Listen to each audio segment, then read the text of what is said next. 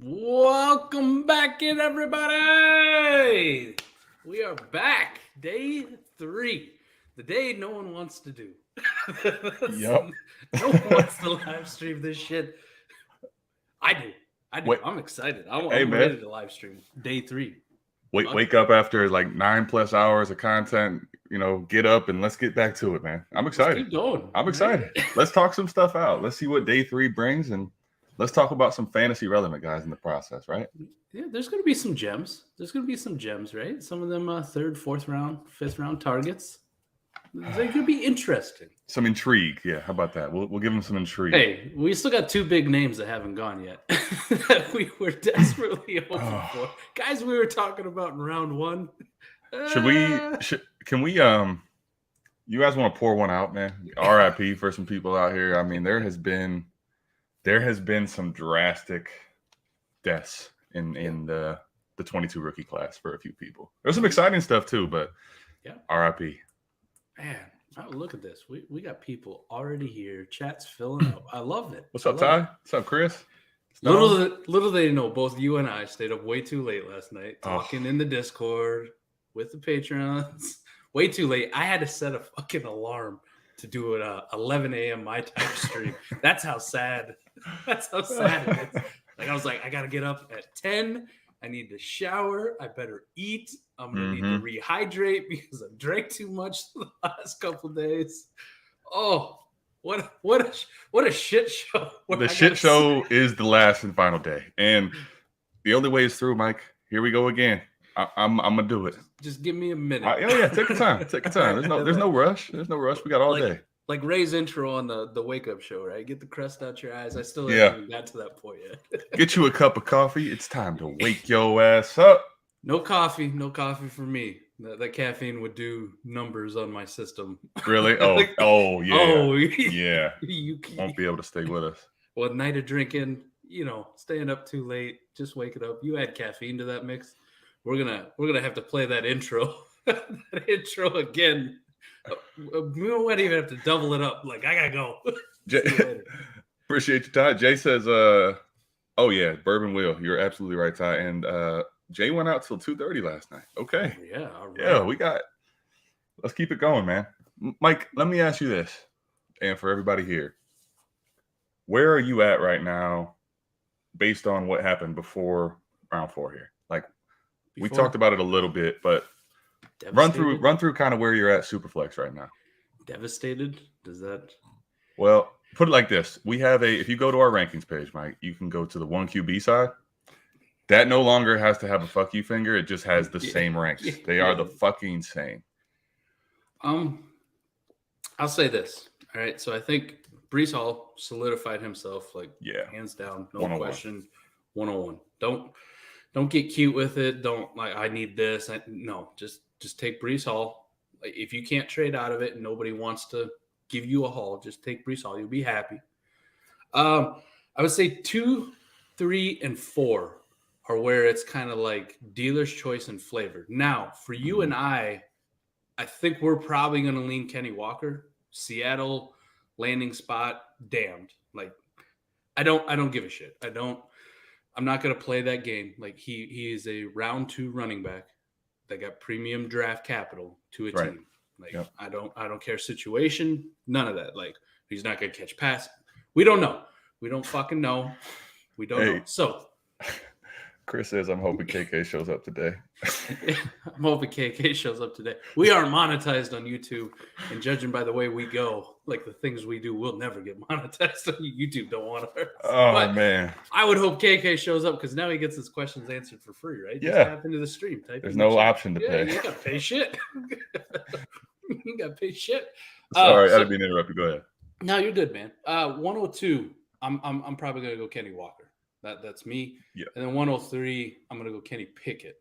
Like, I'm gonna take the quarterback and the running back because in reality, Adam, those are the last 2, right? That's it. You've got 2 running backs and a quarterback. Everything else is wide receivers, man. Yeah. I'm not gonna start my wide receiver dip into it early when the rest of the round is basically going to be wide receivers. So 101 Breece, 102 Kenny Walker, 103 Kenny Pickett, and then 104. You can start your wide receivers, and I think the wide receivers are in a tier. The top 3 guys. So you're going to have London, and this is just my personal ranks. Yep. London, Burks, Wilson. So that gets you what, to 106? Oh, yeah. 107, I'm going to still go Dotson. I kind of like Dotson there. At 108, if you want to go Olave, I'm cool with that. Or 109, you want to go J-Mo. Now, Olave, J-Mo, Dotson, there's going to be a lot of – that's a tier. Does Pickens even equate to you in that mix or no? He doesn't, just because, like, if I'm trying to, like, separate them, yeah, in my mind, I'm going to separate them by draft capital and, like, what the NFL said. Now, I like Pickens. I like him. But yeah, I'm with you. When we were talking about Pickens, we kind of had that, that assumption that he might get late round 1 draft capital. We're thinking early round 2, and that's – I mean, there was multiple teams who needed wide receiver in round 2 that said no to George Pickens. Now, the landing spot's nice, and the history of Pittsburgh with taking wide receiver. So that does, like – I'll tell you what, man. It makes. I don't know if I want to pay for it, right? I don't want to pay for that. We always kind of get told, like, don't scout the helmet kind of thing, and that's kind of what it feels like. Like, hey, there's a receiver went to Pittsburgh in round 2, and you're going like, oh, I know all the history of it. I don't want to pay that premium, so I get it. But yeah, for you, Adam, then that takes us to we're at 109 with the next 3 wide receivers. After that, it's man, if I got to come up with 3 guys for 10, 11, 12, I'll put Pickens in there. You're going to put Christian Watson in there. Are you going to put Sky Moore in there because of the Kansas City landing spot? Yes, I think you have to. And we were talking about this. Jay Rich asked, like, I say too high, and he's like, you say everybody's too high. Well, that's probably true because I don't want to take any of these receivers. Now you kind of have to. But I don't know if I would want to use a first-round pick on Sky Moore, Mike. I just don't know if I would want to do that. Even if it's the 112? No, 111, 112 is where the discussion starts. I just mean I think there's going to be a chance he's going to go higher than that, so that's probably where I'm not going to get much. Very likely. And when I'm naming those off, there's a good chance that somebody falls in love with J-Mo or Chris Olave or insert wide receiver at that spot, and they take him before, like, I'm comfortable doing, which is completely fine to me. I'm just saying right now, if this is just a draft between you and I, Adam, like we're going to be looking at Sky Moore at 110, 111, 112, like in that ballpark, right? Like 100%. I think it's a very fair thing to do. Yeah, no, I'm with you. I just mean that I think I'm okay in that back half of the first for where I think the right call is, but I think because of KC, I think he's going to get bumped up a little bit further than that. He's probably going to be more in that 108 discussion where I'll probably rather have, like you said, plenty of other guys.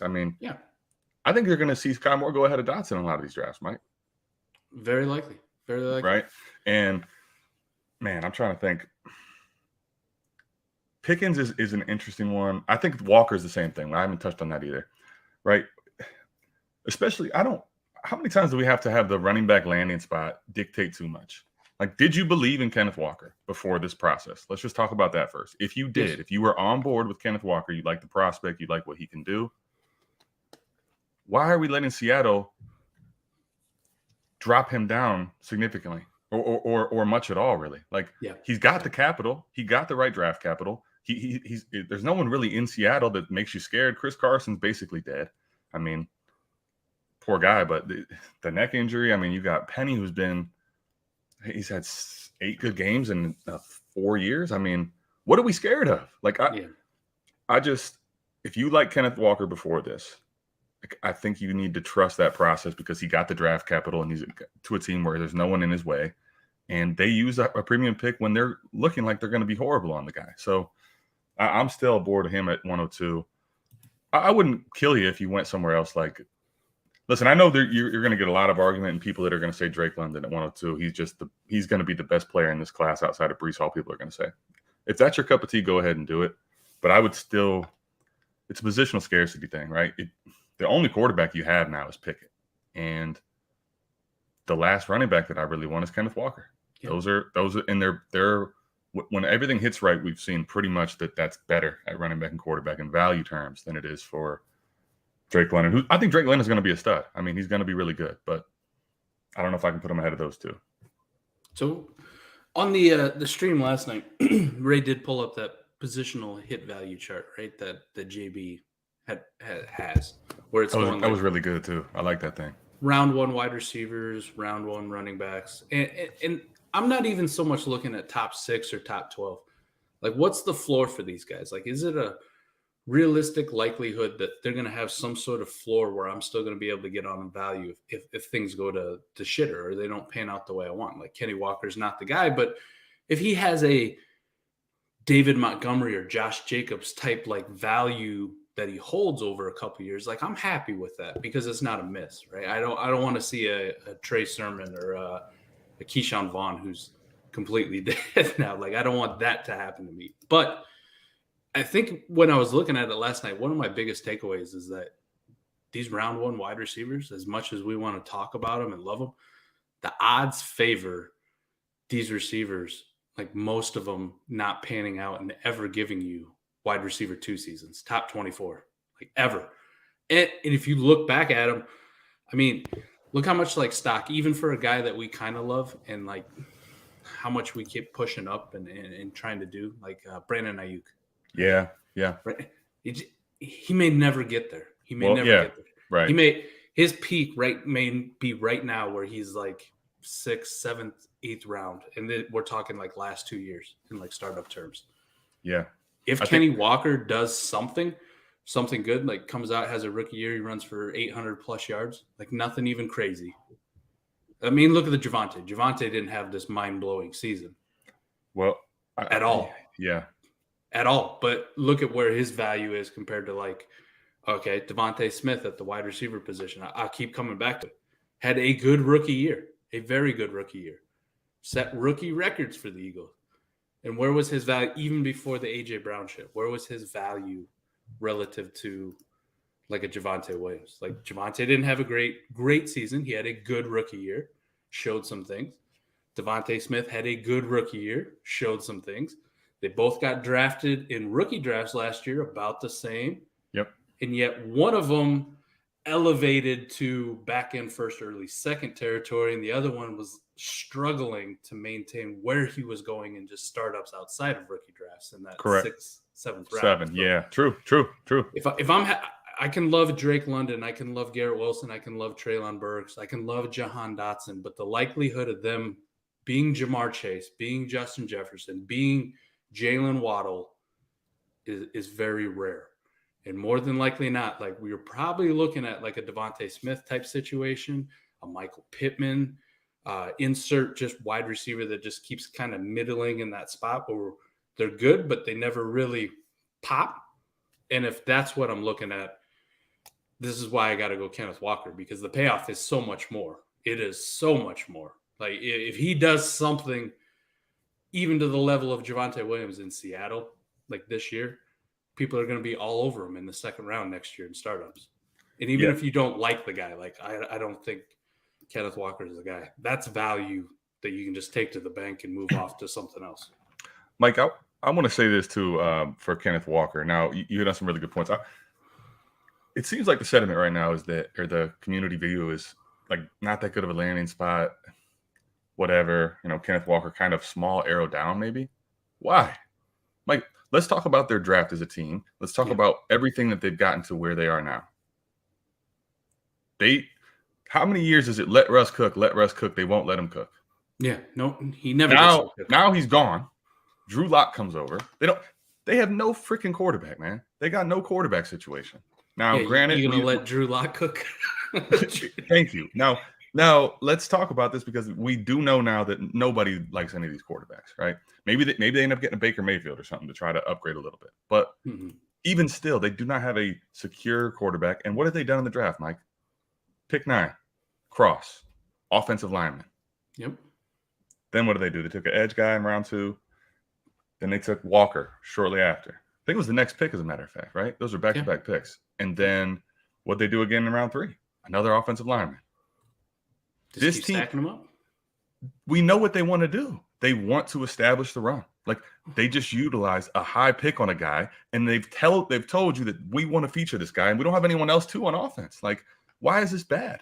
If we get Gene on here at some point, he's going to tell you all about team establish it, right? Yeah, yeah. That's what he refers to Seattle as. That's what he refers to team establish it. Team establish it, right? He wants to establish the run, and he's going to fucking have to this year, right? Do you really want to put your situation, whether you win or lose, in the hands of Drew Lock with 2 rookie offensive tackles? Drew Lock with 2 rookie offensive tackles. Like, woof. There's a good question. There's a good question, I think, by Ty. I think this is for you too, Mike. Are there any other examples? Yeah. Are there any other examples other than the Javonte Smith for positional startup value conversation? Agree, but this isn't an absolute example. So, Jerry Jeudy, decent enough rookie year. Nothing crazy. I mean, he had some drop problems, but he never really ascended anywhere at all. Let's look at that 20 class. Oh, Cam Akers. Perfect. There you go. What did Cam Akers do in the regular season, Adam? I mean, sheesh, man. People were worried that he wasn't even playing a lot of these games. The first game, he came out, they featured him. He had the rib injury. Then it was RIP for a while. And then finally they broke him out late, and he started getting a ton of work at the end of the season. It looked really good. But there was how much concern was there for a while on him, and he's still, where did he go after the season in startups? Right, he had a couple good games in the playoffs. Yep. And he was approaching that round 1 territory in startups, right? Before the Achilles, right? I took him at 112 a couple times. Like, this guy, he didn't even produce on the football field in the regular season. It was just a couple games in the playoffs where people are like, oh, okay. So that Seattle game was like, you're on notice. The New England game and the Seattle game, you're on notice. This guy has incredible upside. It's a very natural reaction to have, though, when you just have to acknowledge it, and you have to acknowledge it and be open to it, because it happens throughout all your leagues. It happens throughout the entire market of the dynasty landscape, because there's only a select few running backs who fit like certain criteria that we're looking for, right? You're young, you're athletic, you're in a decent enough situation, you're getting the work, and like you can approach that possibility of being like an RB1, right? There's only a handful of these guys. Where if you look across the wide receiver landscape, there's tons of athletic young wide receivers. Right. The problem is that, like, if you look at wide receivers 15 through like 36 or 40 now with this rookie class, you're going like, man, any of these guys can be like a high-end wide receiver too, pretty easily. Like, I don't think it's out of the realm of possibility for any of these guys to have a 1,200-yard season with 8 touchdowns, right? It's nothing crazy. I'm not asking them to be Devontae Adams or Jamar Chase or Michael Thomas from a few years ago. Right. But you have, I mean, you're looking at 30, 35 guys where you're happy with. You look at the running back landscape, you start getting past like RB15, RB16, and you got to do a lot of like mental gymnastics to talk yourself into like, oh, I just need a guy who's going to get 15 carries a game. Here we go. Yeah. Like, nobody looks at Josh Jacobs, even though he's been solid. Nobody looks at him and goes, man, I'm happy to have him as my RB1. Super excited. Oh, there's one guy. There is a guy. Yeah. Sean. I don't know if you're tuned in to Sean 12, the sleeper, but yeah, it points to no one's real excited other than Sean. Or David Montgomery. Or, insert some of these guys. Like, you get more excited about the young value ascension type running backs, the Javonte Williams, the Kenny Walkers. I mean, look what happened with Travis Etienne. Broke his foot, doesn't play all year. And at one point this offseason, Adam, the hype around Travis Etienne coming back, like, he's going in the 3rd round. Yeah. And we don't know fuck all about him. Yes, it is. Nothing. Yes, it is, Chris. It's more sounds right. There you go. See, sounds right. We're getting to it. For the other argument, I think it's positional scarcity.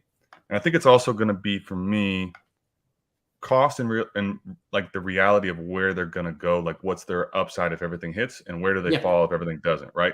Because, all right, let's talk about realistically, if you're taking Drake London at 102, Mike, what you're really paying for that, what that looks like in a startup, and where if everything breaks right, even to the level of Chase and Jefferson, which is, I mean, it's absolute ridiculous. Absolute ceiling, right? What is that? Right? I mean, and what are the odds of that, truthfully? Like, is Drake London going to be that good? Are you willing to bet that he's going to be a first-round startup pick? In the highly unlikely situation that happens, because it's not normal. No, what Chase and Jefferson. I think that needs to be. I've said it on podcasts. I know Mike said it too. We need to at least acknowledge this as a shithead community. Normal. That is not normal, and because it's 2 years in a row, I think there is a lingering view that this is something that's going to happen again, and we need to put that shit to bed because it's very unlikely. If you want to chase it, I mean, go for it.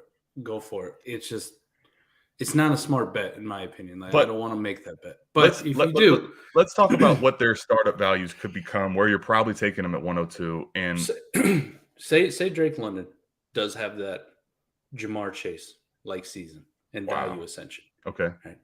Which is wild, but just say it happens. Yeah. You're still looking at a mid to back end first round pick in startup drafts. And what's that going to do to the landscape? Because you have all these quarterbacks in here, the top 8 quarterbacks. You have the top 8 quarterbacks. You have Jonathan Taylor, who's not going anywhere soon, anytime soon. Unless it's a big time injury, he's not moving. You already have Jamar Chase in there, and you already have Justin Jefferson, and now you just assume Drake London's going to be there.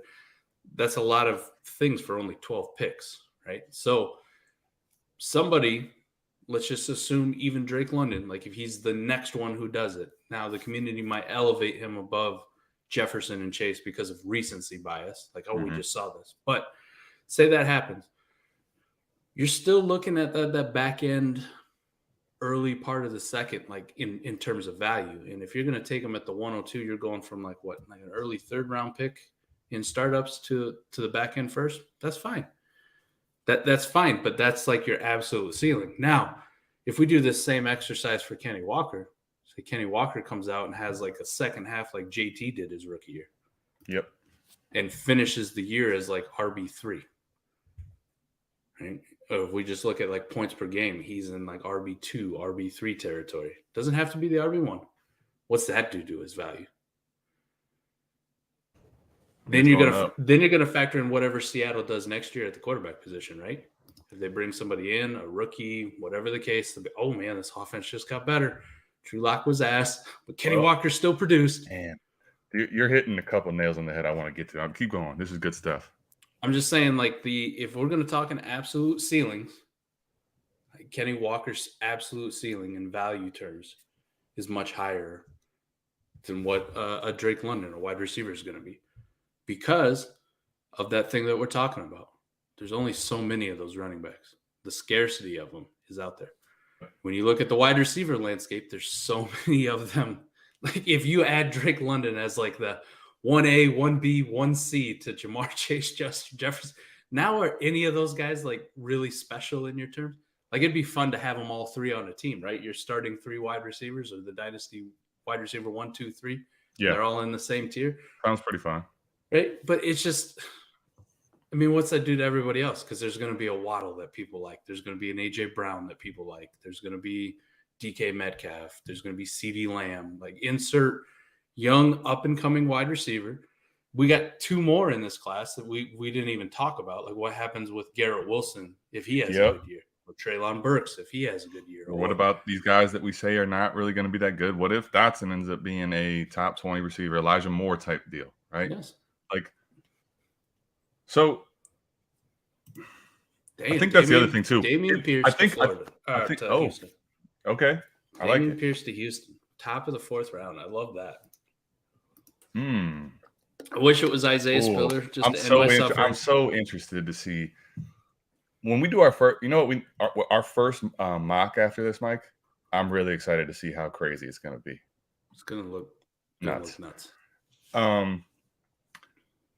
So if it's also that's on the high end, right? I think if it's on the middling end, we've seen like even a rookie, a running back that people are excited about that is looking like the 3-down guy. they tend to hold water much better than the receivers that are middle, right? That's the Devontae Smith argument. And then if it's a bust, you're going to miss either way if it's a bust, right? But even then, you're going to have a better chance to get out of Kenneth Walker more than likely, or get out for more value. Now, I think that's kind of like what I wanted to touch on. Let me say this about Kenneth Walker too. Another I don't want to be the contrarian. I want to just give you the viewpoint that I have when we think about. There's this big argument for Drake London. He's top 8 pick. I get it. They don't have a quarterback, but next year they're going to have a quarterback. Why is that only for Drake London and not for Kenneth Walker, Mike? Correct. Why is that the case? What if Seattle is building, establish the run, and then next year because they're not going to be very good, then they're going to plan next year to have the quarterback. Very likely. What do we do then? Why are we ignoring some of these things for Kenneth Walker? Is my question. Everybody's kind of locked into this, RBs have a short shelf life and wide receivers last forever. Well, I mean, we've kind of done some podcasts on it where we've talked about it, Adam. Maybe in terms of market value, right? I will caveat to that because after year 4, year 5, yes, people dunk on running backs and they're over, they're dead, they're not worth anything. They're Zeke Elliott, right? They're Aaron Jones. Okay, this happens. These guys go in the 8th, 9th round of startups. The value that you can get for these guys is dead. But are they still playing, Adam? Are they still producing? If Zeke is a top 16, top 17 fantasy producer at running back position, are you shocked this year? No. If Aaron I'm Jones, not shocked. I wouldn't bank on it, but I would know. In no way would I be shocked. I'm not going to bank on it, but he's still going to produce, right? He's still going to score points for you. He's still playing. We know for a fact, based on the contract, he's going to get touches. He's going to get opportunity. And then out there, people act like the wide receivers last forever. Now, we kind of know the built-in age cliff of 28, 28, 29, 30 on wide receivers. Right. Their value is going to go in the shitter. Think DeAndre Hopkins and Keenan Allen, right? Only a select few people want to roster those receivers. Michael Thomas. Those guys are on the longer end of the spectrum, right? The longer end of holding value, producing, still playing. There's a lot of wide receivers, Adam, that don't even make age 28. I'm talking from a fantasy production, just dead. One of our favorites that we every year kept talking, at least me, I'll take the L on this one, kept talking myself into. He's bouncing back. I know it's going to happen. The talent didn't go in. Odell Beckham. Yep. Odell Beckham. Yep. I kept talking in, and I kept paying a first round in startups for it to move up to go get Odell Beckham. So his fantasy production died faster than most running backs did. His elite fantasy production, his good fantasy production, that died out. Wide receivers, there are lots of wide receivers, but because there are so many, the ones who shit the bed get lost in the shuffle, we only propel the ones who last forever. And at the running back position, because they're so scarce, when a Todd Gurley dies out, when a David Johnson falls off the cliff, everybody panics and go, see, this is why you don't invest in running backs, because they can just be here today and gone tomorrow. You screwed up again. Not necessarily the case. Now, I want to touch this question. Okay, so other league, I moved back 102 to 109 a few weeks ago. So you moved back from 102 to 109 and picked up your 23 first? It's a pretty nice deal if you did that. Yeah. That's an easy one. Now, this question, though, is all right, shitheads, if you're in here and you're in a bunch of leagues, this is a portfolio and how do I say this? A sequencing issue too, right? So if you just are in a couple leagues and you have 102 and you're like, you know what, man, I want to go the safer route. You think it's safer after all this discussion, you still want to take Drake London. I kind of get it. But from a portfolio and a sequencing issue, right? So, Mike, this is the other big thing that we touched on, talking about a George Pickens and from Pittsburgh, right? I know we were going to say, we want to give the first round guys a little bit of a bump, and we should, right? But let's not act like a guy getting drafted in round 2 is a bad thing.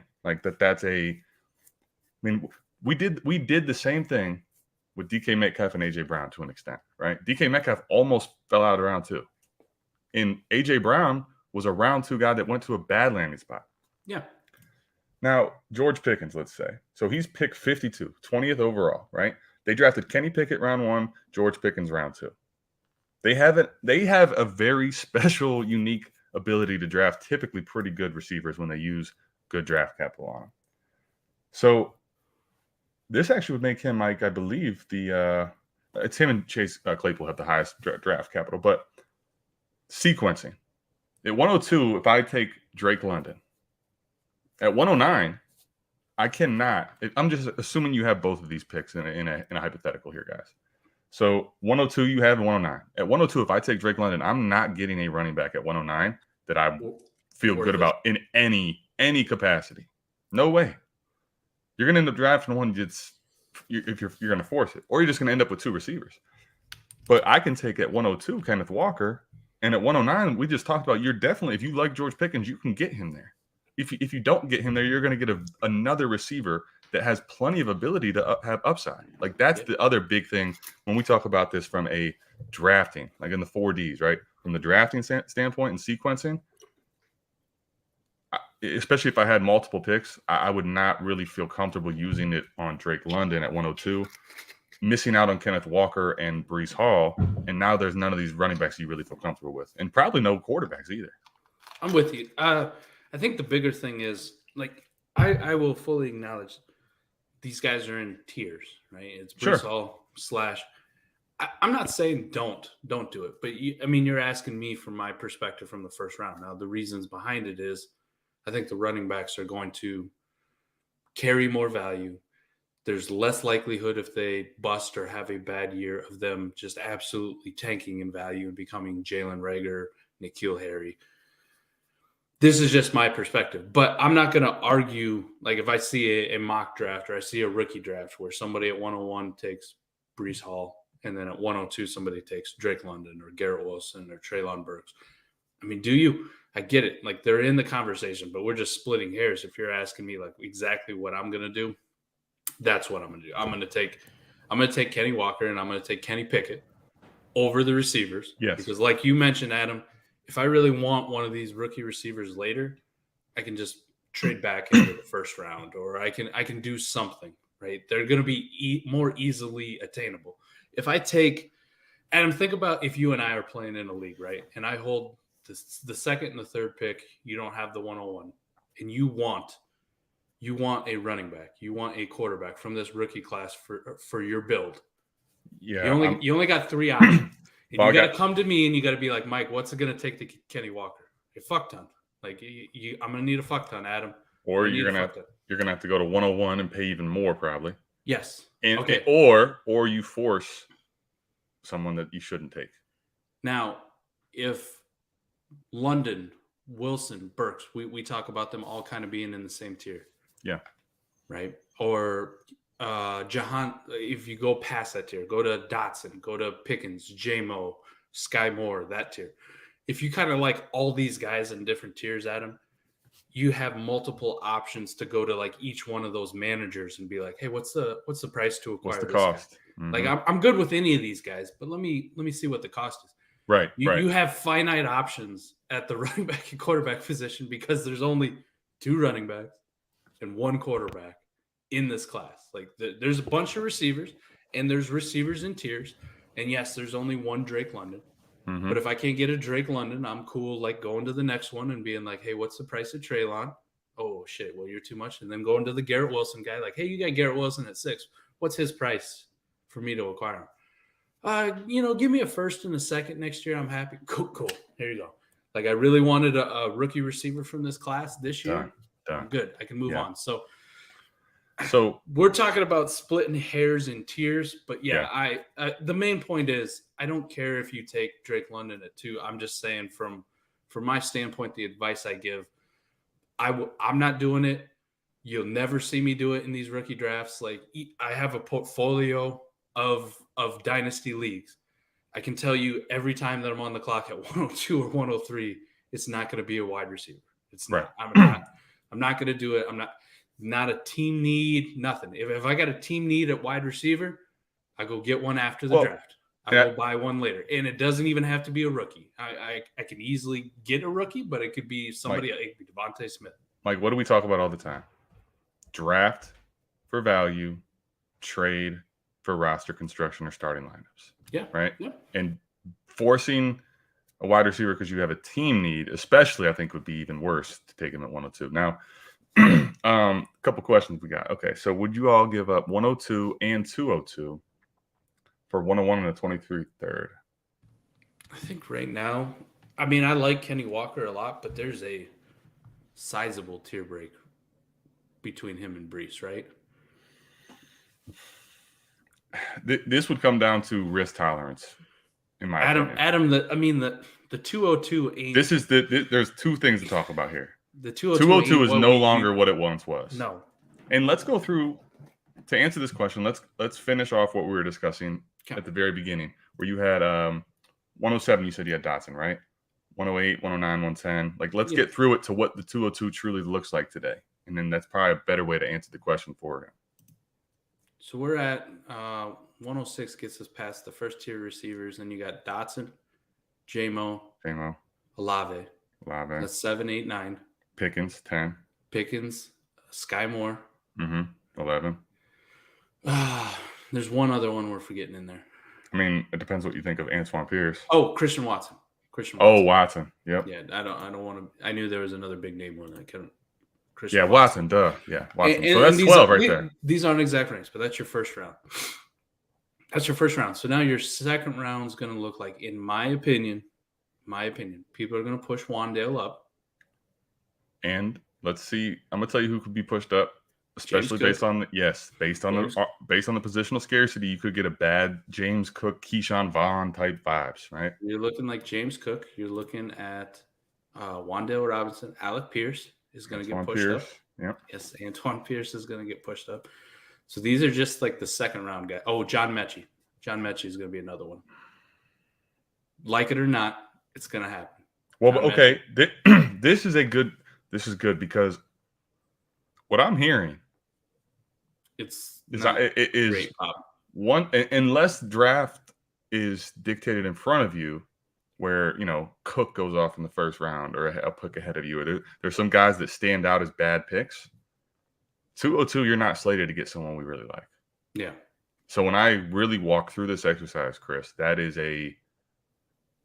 it seems like it's a decent thing to give up, but really this is Brees based on market value by quite a bit, I'd say. Yeah, and Bird is right. Like Rashad White's going to be in that conversation too. Oh, good call. Third round. Yep. No, he will be. You're right. It's still. We'll do the Keyshawn Vaughn thing again. Twice. We'll do it 6 times. I like Rashad White, right? And I was curious to see if he actually got to draft capital. And that might be a guy that I'm like, if we're talking this range, man, and I'm talking Christian Watson's fine, Sky Moore's fine. So like this is kind of the range where, like, if you do like a Rashad White, like, why not? I can't get behind it for doing it for James Cook, right? Because James Cook has like no 3-down possibilities in his future outcomes at all. Like, the guy gets. If you weren't on the live stream yesterday, he gets tackled by Stiff Breeze. You don't. We talked about it at length, and it's just, don't fall into the trap of, okay, he's you're scouting the helmet, he's going to Buffalo, and you're. I wouldn't do that. Now, Rashad White, Mike, especially for where we're in a lot of these best ball leagues, Mike, I think Rashad White's a little intriguing in best ball, especially. Don't have to insert him in a lineup. You have the if you fail, you fail where you're gonna have to take him. But his skill set, Brady, that offense, who's to say he can't have some really nice PPR weeks, right? Like, I could see it. And you don't have to worry about starting him at all. Yeah, why not? Oh man, the tight ends. We got 2 tight ends already off the board in the 4th round. I love this. Oh, really? I need to catch up. Hold on. Cade Otton went to Tampa Bay. Okay.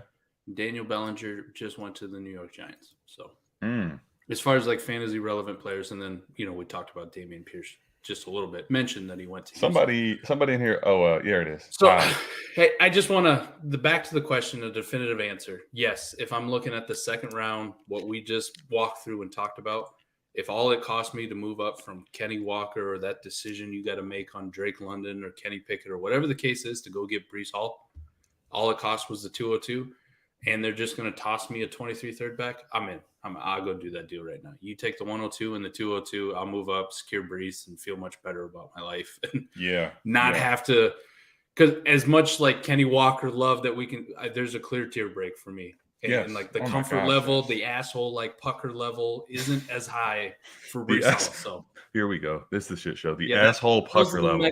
Those are the metrics y'all came for. Like I'll put a spreadsheet out with asshole pucker level. We got to get that on a spreadsheet somewhere. Asshole pucker level. So Adam, the early part of the second round is just kind of. It's not what it once was, Michael. It's just not. It's not. The mid to back part of the second round has now moved up. I actually, man, when we start thinking about this, we'll see. We'll see how it shakes out where ADPs lie. But based on the guys we like the guys we like with the draft capital and the way that things have fallen with landing spots, I only feel like there's a comfortability for me in the first round. Yeah. Now, the reason that I think the early seconds will probably become a value still is that there will be you see it in the chat. Lee's talking about B-Rob's going to get pushed up. There's probably some people that are going to be pushed up to where there will be some guys we like that fall into that spot of the early second. But yeah, from a like if you're telling me I'm drafting with Mike and myself back and forth, I don't want really anything after 112 really. Yeah, I get you there. There's going to be some guys that like I want to take a shot on in the second round, but it's going to be it's not agreed. But it's not. There's not the like. I'm Adam Pickens, right? Do you remember me like actively trying to move up in the second round? Like so in that Michael Carter trade. Like we'll talk about that one. Oh yeah, Now the first part of the Michael Carter trade, moving up from 105 to 103, and then moving up from 205 to 203 and dumping Michael Carter. Getting rid of Michael Carter was the right move, and getting to move up into another tier. But part of that appeal of that move was like, 205 to 203. The 203 is a much better pick. Well, now it's like the same dog shit. Like 205 would have been the exact same. Because there's gonna be a few guys that fall, and let's admit, what is it about you in these deals that somehow just magic?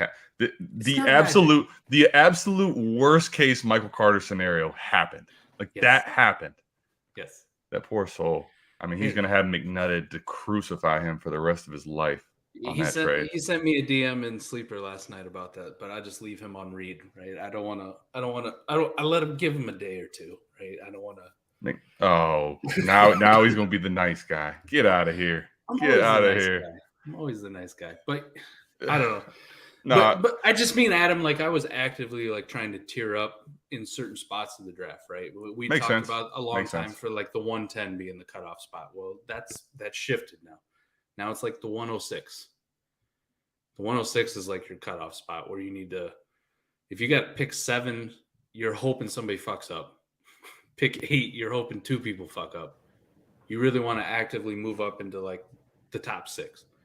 And then if you want like a quarterback or a running back, you need to make sure you're in like the top 3 to assume that happens. But I remember there being a cutoff in the second round where it's like, we got Dotson, we got Pickens, J-Mo's like a back end first, stuff could happen here.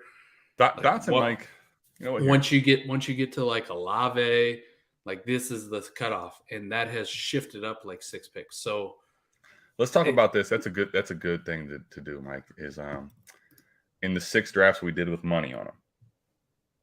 Jahan Dotson, one of us, I believe, took him in the first round. Not sure which one it was, but every other of the 5 drafts, other than when he went 12. So Dotson in 6 different drafts went 16, 12, 16, 14, 16, 14.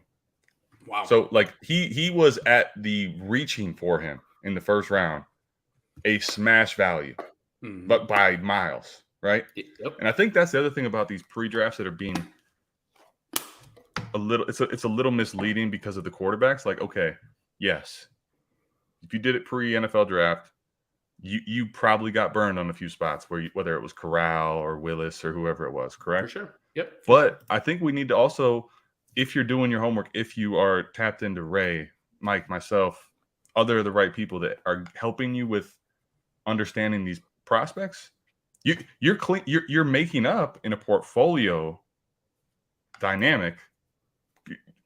You got Watson in the mid-second in some of these. That is a drastic value bump now. Huge. And now you lose out on Corral or Willis in certain spots, but you're going to have other people that you ended up cleaning up on too. So, Brian Robinson, we'll touch on Chase's question here. Oh, yeah, it's been up here for like 5 minutes. We haven't had it yet. Does B-Rob going to Washington concern you in terms of the impact and Gibby? We touched on it a little bit on the stream last night, so I don't know if you caught that, but the end part when it went, I was in shambles for about a minute, and I don't know. I've talked myself into like Brian Robinson is just the replacement for Jared Patterson in case Gibson gets hurt. Like, we don't want Jared Patterson in here, so we're bringing in B-Rob. Now, right or wrong, I don't think it impacts Antonio Gibson, me personally.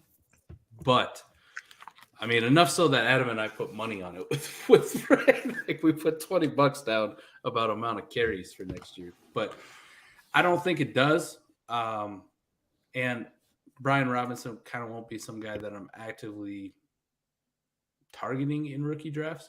He's fine. But all these guys that you're kind of talking yourselves into, like Rachaad White, right? Oh, we kind of like Rachaad White. Well, who's the guy in front of him? Okay, Leonard Fournette. I don't think Leonard Fournette is as big of a threat to Rachaad White playing as Gibson is to Brian Robinson. No. Or like, I don't like James Cook, but if you look at James Cook, it's like, who the hell's around him? Okay, well, Devin Singletary, turd. Zach Moss, he's dead, but who cares? Like, you can talk yourself a little bit easier into some of these other running backs. Like, we just saw Dameon Pierce go. If you want to talk yourself into Dameon Pierce, you're looking at it and going, Marlon Mack or Rex Burkhead. Like, Dameon Pierce might actually play before, but I don't know. It might be a little bit of take lock. I'm happy to admit it, but it doesn't affect me too much. Like, I'm still in on I would say Gibson. My little tidbit I'll add of the people that could have – of the people that Washington Commanders could have taken day 2 in what spot? Like, is there a reality where Gibson's upside maybe is slightly capped? Yeah, I would admit that, and I have to be real. But of the options they had, who they could have drafted there, Robinson, I think, is one of the less scary ones to me, right? Like, They could have taken someone that makes it a lot different. I'm not that scared of B-Rob personally, but yeah, we'll see. He'll definitely drop down in like my rankings. He should. He should. That's true. He's gonna drop down in the rankings, but it's not gonna be so far. And part of that's because 1, I like Gibson. 2, we were kind of going over it on the broadcast last night when we were playing like who would you rather have. After like a certain point, man, it's pretty fucking uninspiring for these running backs. And there's not a lot of people who have the talent, the size, the speed, the ability, the usage, because he did get a lot of usage, the usage that Antonio Gibson presents at a relatively young age, right? The other guys are older.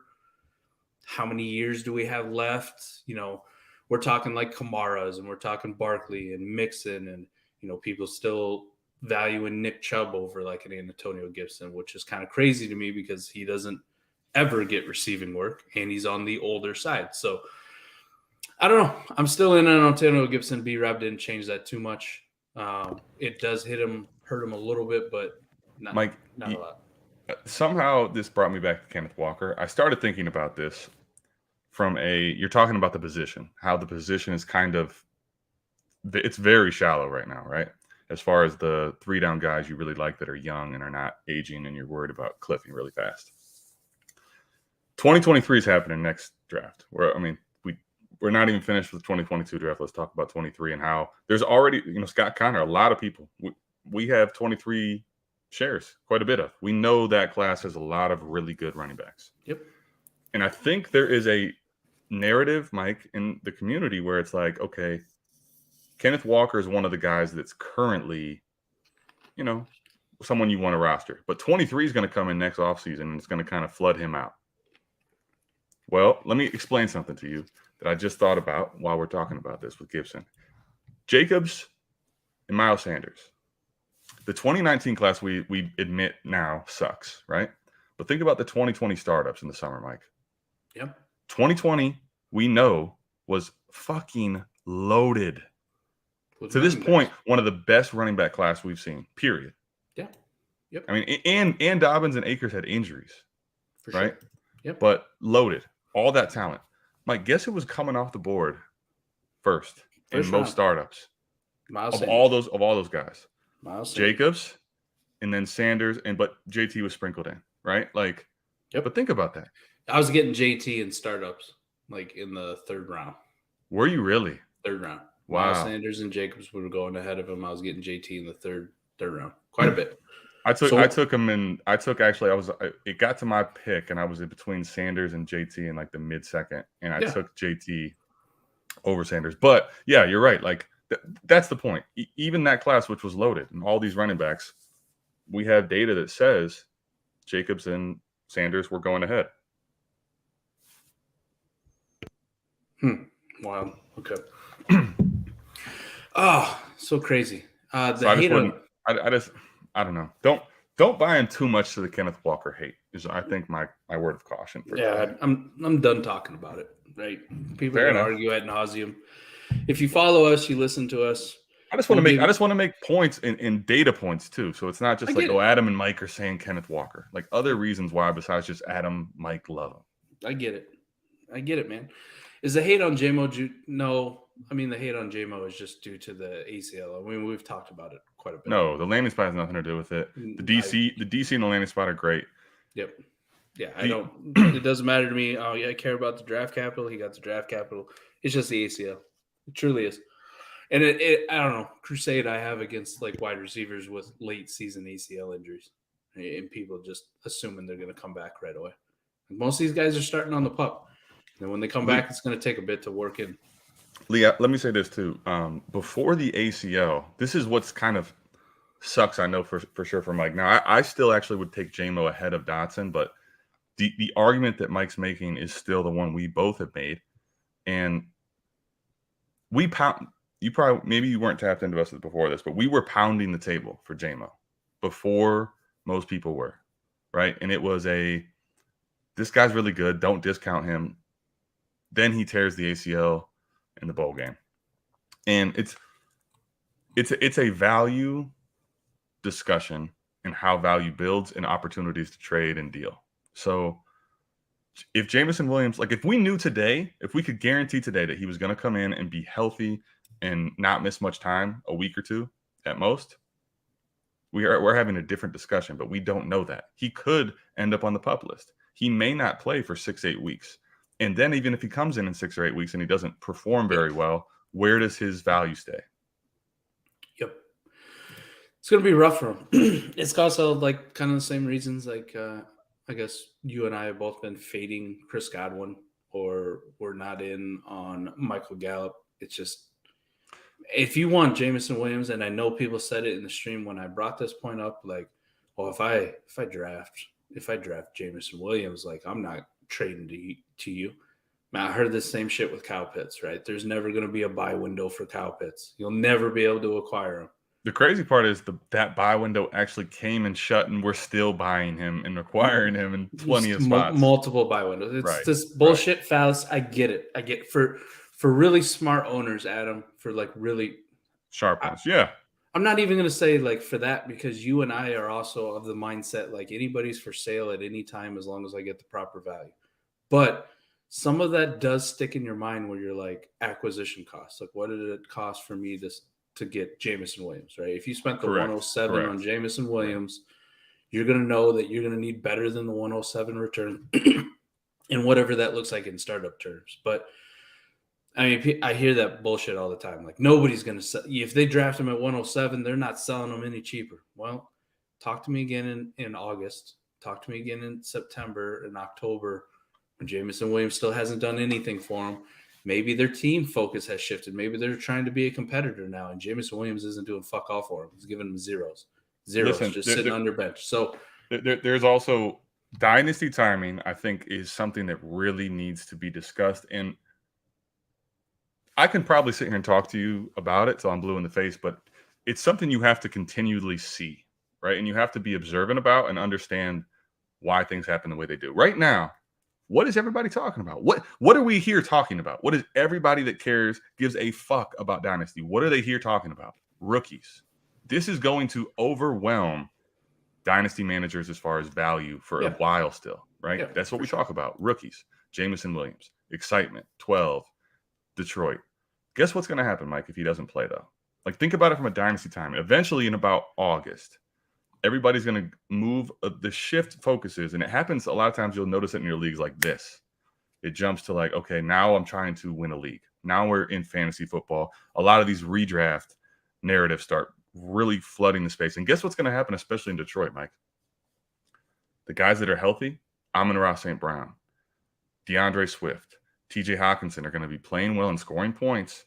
And there probably could be little narratives of like, where does Jameson Williams even fit in when he comes in?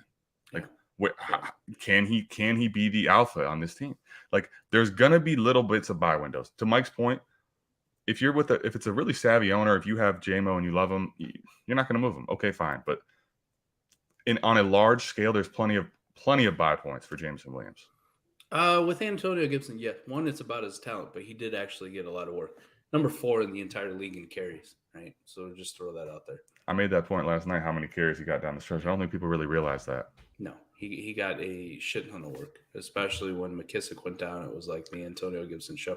And some of that's McKissick going down, but that's also some of it. Antonio Gibson got a lot healthier as the season went on. Right? And he started off so bad, so banged up. So we also made Mike make a bet to $20. $20. How about Tyrion Davis-Price? Are you excited about TDP? I'm torn.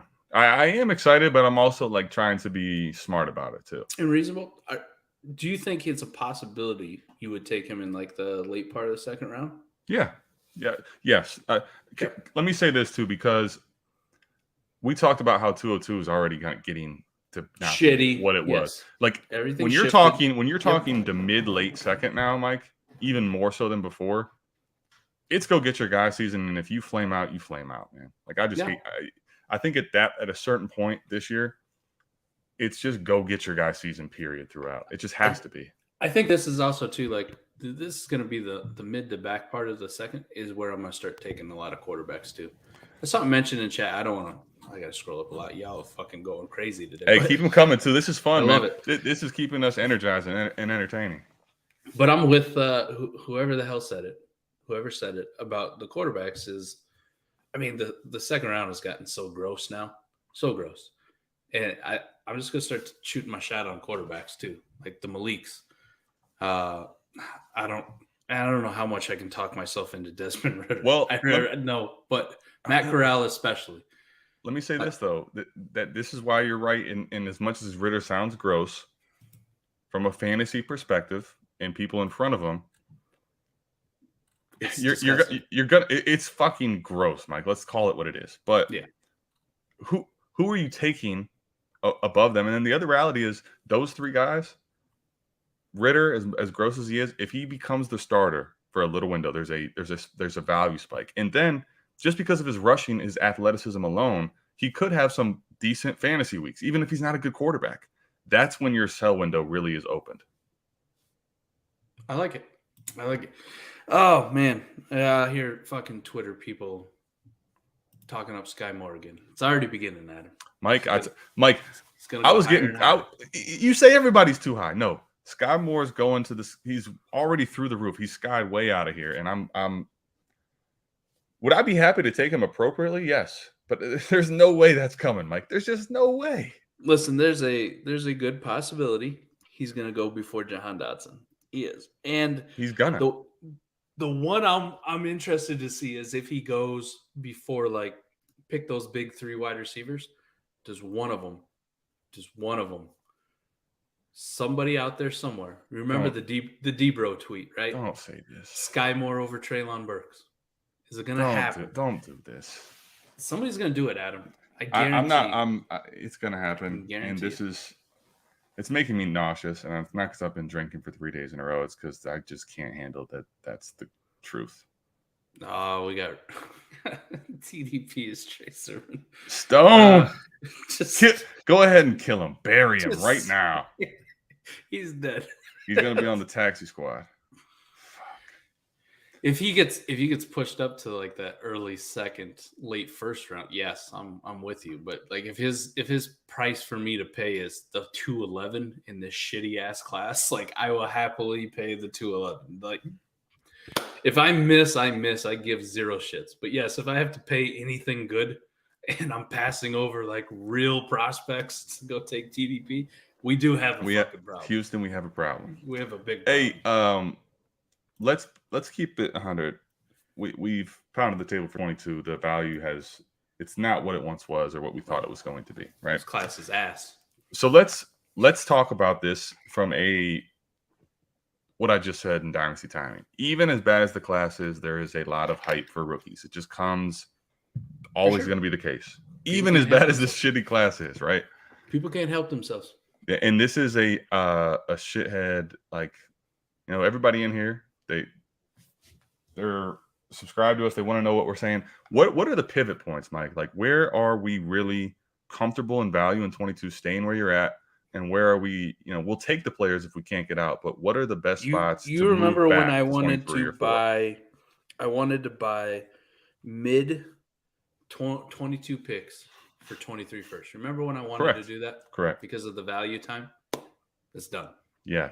Well, this is a discussion we need to have and make sure that everybody out here is cognizant of, because 22 value is down, but there's going to be so much excitement about random people. The 104 onward, I will ship off for 23 first, 24 first in the second. Really? Yep. It's out of here. The 104 for a 23 first period? Oh, you mean 23 first plus? Yeah. Well, I'd take a 23 first. Like, I'm good. A random one? Yeah. Let me just pivot out of it. At 104? Yeah. Yep. Because you're going to, even if it's Drake London? Yeah. Wow. Okay. I like Drizzy. The reason I say that, Adam, you've been pounding on Drizzy. Now all of a sudden it's just a random 23 first. All right. I'll hear it out. I get it. His value is going to be higher than that, and you might be able to extract it. But I'm ready to just move on from this class, hit the reset, and go to 23. Fair. One of the things I want to say too about the 23 class, and we talked with the patrons a little bit after day one, is that 23, we talk about the running backs. But what's going to happen with the quarterbacks? Like, the NFL just had a really bad year for a draft class for quarterbacks. They told us that. That's an understatement. What do you think is going to happen next year in 23? Like, they're going to rebound fast and furious. You're going to have 3, 4, maybe 5 quarterbacks who are going to go in the first round. Yeah, now, I think that's a good point. What that does to the rookie draft with already the running backs that we like, the receivers that we like, and, Jackson Smith and Jigba, right? Keyshawn Botte.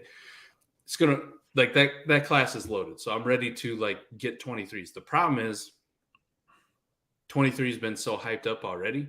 Like, you're buying at peak value. That's why I also say, like, if I can get a 24 first and second, I'll send it away. Now, I wanted to buy this class for the time aspect with 23 picks. Like, if I had what I thought was a late 23 pick, I will sell it. Let me move into the mid part of this class, right? 22. Let me move into it. But I want to move in there because the value ascension pieces that you could get, what we thought was going to happen with the quarterbacks, all of them. Corral, we thought like Pickett was going to be a mid-round pick. Malik's going at 102. There's a possibility Sam Howell goes here. And then we thought Isaiah Spiller was going to be there, right? Kind of in that mid part. And you have this time for value ascension. We just talked about the wide receivers. The likelihood is most of these first-round wide receivers are going to bust or disappoint. There's probably going to be ones that are just do nothing and don't really increase in value. And in the unlikely event, like we're hoping for a Jalen Waddle, Jamar Chase, Justin Jefferson, like value ascension from a Drake London, a Treylon Burks, a Garrett Wilson, a Jahan Dotson, insert first-round wide receiver, it's not likely to happen. So if I'm looking at like what's going to increase most in value from April 30th, 2022 to April 30th, 2023, it's going to be that 23 first, Adam. It's going to be Because if I have to use it on a wide receiver, I know my odds aren't very good that that's going to happen. Now, it could. I could be missing out on a Jamar Chase level or even a Jalen Waddle like ascension, but the odds aren't very good, right? The odds aren't. So if you ask me right now with this class what I want to do, I want to get out of it at 104. I'm just, even if Drake London's staring me in the face, I would rather just and let me let me make the argument for 104 then too, because I think what we just talked about, where we're arguing people over Drake London, Mike, is where I think 104 is if you and I were drafting ahead of us. That's what you'd get, Drake London. Yeah. And this is where I would just at least say that one I would be cautious about moving. Not saying that you're wrong in a theoretical standpoint, but I think 104 truthfully is going to end up being for us in a lot of drafts a Kenneth Walker or a Kenny Pickett. Okay, that's where the caveat would be. If you're on the clock at 104 and one of those Drake, guys is yeah, okay, all right, fair enough. Let's just different discussion then. Okay, so, different discussion. We can put it like 104, 105. But say you're on the clock with your first pick. You got one of these picks. Yep. You're on the clock, and these guys are not available. What are you doing? So you're telling me that Walker's gone and Pickett's gone? Adam, yeah. Walker and Pickett's gone. You're on the clock, Adam. Drake London's there? You're faced with Drake London, Wilson, Burks. Like, these are your choices. It's I London. Come to you. Okay. I come to you and I say, Adam, I'll give you a 23 first. Straight up? Just generic. It could be mid. It could be early. You don't really know where the hell it's going to be. I'll just give you a 23 first. What do you think? Like, are you taking that deal? I would say I would not. Now, if you throw a second in there, I would do it. Now, and I'll tell you why just specifically for that one. And I think the pivot point and why we're discussing this, why this is good, is because as you go further down, it's going to become quickly a absolute smash, right? Now, Drake London, I think for me, as much as I'll argue against Drake London and the ascension of what he's going to become and where you're utilizing the spot, the market value on Drake London, I think, is where, for me, that's more than just a generic 23 first. I think in a normal situation, you're 100% correct. Like, I thought about this one. If I just think a generic future first, and I know like you and I have been cautiously optimistic on the 23 class, but that's kind of why I prefaced it with saying, like, look what happened with the quarterbacks. We like that class not for the quarterbacks, but we like that class for the running backs. And now we're going to add this crazy amount of thirst from the NFL. Like, I am fully on board that if you got 23 picks, like, you did it right? You need to hold them like fucking diamonds, because this could be something crazy that we've never seen before. You couple with really elite running back talent, you couple with really elite, like, 2 wide receivers in that class, and now a crazy amount of quarterback thirst. Like, 23 is going to be so ridiculous in value. I'm looking at it from the standpoint of, Adam, I have very few windows left to buy 23. Very few, like very few opportunities. Yeah, I'm with you. And if one of those windows means like I got to take a little bit of a value hit on a wide receiver like Drake London or Burks or Wilson or whoever the hell that they want at that spot, I'm willing to do it. Because at 107, like at Jahan Dotson territory, is anybody going to offer you just a generic third? Well, generic first? No, okay. This is the way the discussion I think is good, because also there are other things that come into play than just a single trade, right? And we've talked about how, if you're leveraging 23, if you have a significant portion of it, like if you had a significant portion of 23 and you're telling me, all right, this is going to be my 4th, 5th, 6th pick in the class, and you're going to have to lose a little bit of value probably on Drake London, okay, I get it. But from just a singular trade, I would maybe give a little pushback just for that Drake London, I think, from a market standpoint, for a little bit has a lot of value. Now, when you start getting to even 105, 106, I think the conversation is different for me, Mike. And I'm 100% on board with you. Like, okay, as much as I will tell you that Treylon's awesome and he's going to step into A.J. Brown's role, I don't know that the market tells us that right now. And that's where I would totally be on board. And who's the other one I missed? Oh, Garrett Wilson. As much as you know I love Garrett Wilson. I argued him in the discussion for wide receiver 1 in the class, but those 105, 106 and beyond, a single 23 first at bot, like if I knew that's the most I could extract, I'm doing it. I would, so to answer 3 Putts question here, I would I would hope that somebody's going to bite on like early second, right? They look at the number and they think that it's still good. I'll give you the 105 and an early second to move into top 2 this year, if that's a possibility. Oh, 105 plus a 202 Yeah. to go to 102? Yeah. I'd do it. I'm with you on the aspect like 101, of course, 102, 103, like Pickett, Walker, like those guys. I would rather have over a generic first. But when I look at the wide receivers, as much as I love Drake London, I think we're both at it like from a similar standpoint, Adam. Where we're not in a super disagreement here. We agree, I think, in theory. But if they added a second to that trade, you're in. Yeah, I'm in.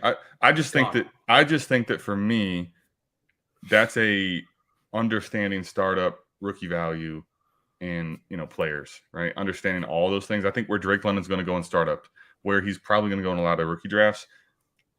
I think I need it first and a second, and I would be okay moving off of them. But just a generic first for London is where I would push back. And then the other point about 104 especially is if it becomes London goes ahead, and if it's Walker or Pickett, hell no.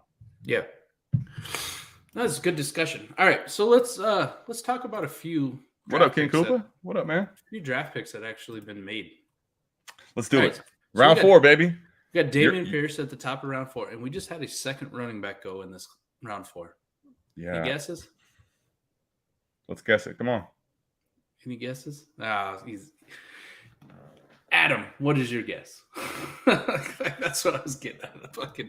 At this point, man, is it? I would hope you'd be more excited if it's Spiller. So I know it's not him. No Spiller. I don't know, man. I'm trying to think of running backs that we like still, Mike. That are, or maybe we have any. I don't know my level of excitement. I'm trying to think of who has not been drafted. Ty Chandler, Zamir White. Zamir White. Yep. Zeus. Okay, Zamir White. Zeus just went to the Raiders? To the Raiders. Yes. Really? Sir. Yeah. Interesting, right? Interesting. They just declined his 5th-year option. Jacobs. Yeah. Yeah. This is kind of piques your interest a little bit, right? I'm not going to get too wild. Don't get over your skis, shitheads. But it is a little intriguing. I mean, are we talking like another guy just to add to that middle clusterfuck of mid-second round picks that you're going to be making? Man, I think now, like especially we talk about value loss. If you can't get out of these second and thirds later, no sharp dynasty manager is going to give you shit for those picks, right? You just got to take your shots, especially in best ball. Like, fuck it, man. I'm going to take Zamir White, hope for a value bump, and that he gets a role at some point, and then maybe trade him or just let him ride out. Isaiah Spiller's kind of an interesting one. We were talking last night a little bit with a couple of the patrons. Hey, man, this is getting really bad for Spiller, bro. All right, let's just assume, Adam. Let's play the game. Isaiah Spiller goes somewhere in the 4th round here, right? We're talking early day 3 capital for whatever the fuck it's worth, okay? He goes somewhere here to a decent enough situation. I said last night that I'm still comfortable, even though it's day 3, right? Because of the love I have for the player and like how much I've watched Isaiah Spiller versus like what I know James Cook is, to trade Isaiah Spiller like on the teams I already have, or trade James Cook if I have any shares for Isaiah Spiller, like straight up. Let me just do it. What are your thoughts on that? Like if you've got James Cook, assume Isaiah Spiller goes, holy shit. Okay, now I'm excited. To Isaiah Spiller to the Chargers. Okay, now let's have a fucking conversation. All right. Now I need to pour up a little more because it happened. Look at this. Talk guy. to me. Talk to me, Michael. Hold on. Michael's all excited. Look at that grin. I got him back. Look at that. Hey. What's going on? And right in time for Spiller, baby. I did come just in time. I did. 2 running backs in a row, back to back. But look at how excited he is for a 3rd day of content. This guy is meant for this, man. Look at him. For those of you who don't know, let me be remiss if I didn't actually introduce, in case you don't know. This is our good buddy from Destination Devi, one of the hosts, one of the creators of Off the Line Fantasy Football Podcast. This is Gene, our good buddy Gene. He was on 4D Chess. Holy shit. Look at this. Oh, my goodness. Look at this. Oh, look at this. Affirmative ladies action. and gentlemen, Spiller came off the board, and we got a party. Let's go. Oh man! And Jay Rich got out of bed for us today. I did. The old studio was back. I'm like looking at my TV. I'm like, what the hell? No way. We got to talk about this. We were just about to discuss it, and like chat's going wild. Like he's gone. Right. He's off the board. Jay Rich, Gino, the floor is yours, man. Let's talk about this. Isaiah Spiller to the Chargers. What are your feelings? I'm excited for Isaiah Spiller. This is a good spot because Eckler. I mean, he could be replaced after this year. They have kind of similar build, not the fastest, but they have 3 down potential. So I like this spot for him. It sucks is in the 4th round, but this is a really good value for Spiller. Zamir, I think Adam, right before I came on, you mentioned that Jacobs, he didn't get the 5th-year option picked up. So, and I think McDaniel's coming from, the school of thought. Oh, Maddie. Let's go. What up? Whoa. Matt, what's going on? Oh, my goodness. It's definitely a party now. So what are you guys talking about? NBA playoffs? What's going on right here? No, I was just talking about the 2 running backs that just came off the board. Zamir White.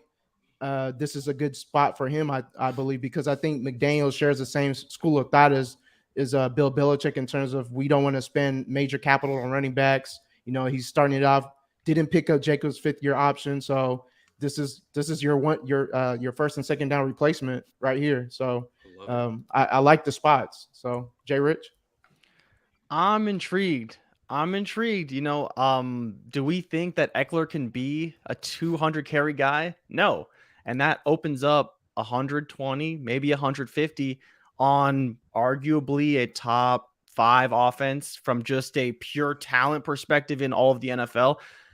This is crazy, man. Isaiah Spiller could, he could just maybe get some opportunities from Eckler. I think realistically, he's probably between the 20s type of guy. They're going to keep utilizing Eckler heavily in the red zone. He'll probably still be a big touchdown guy.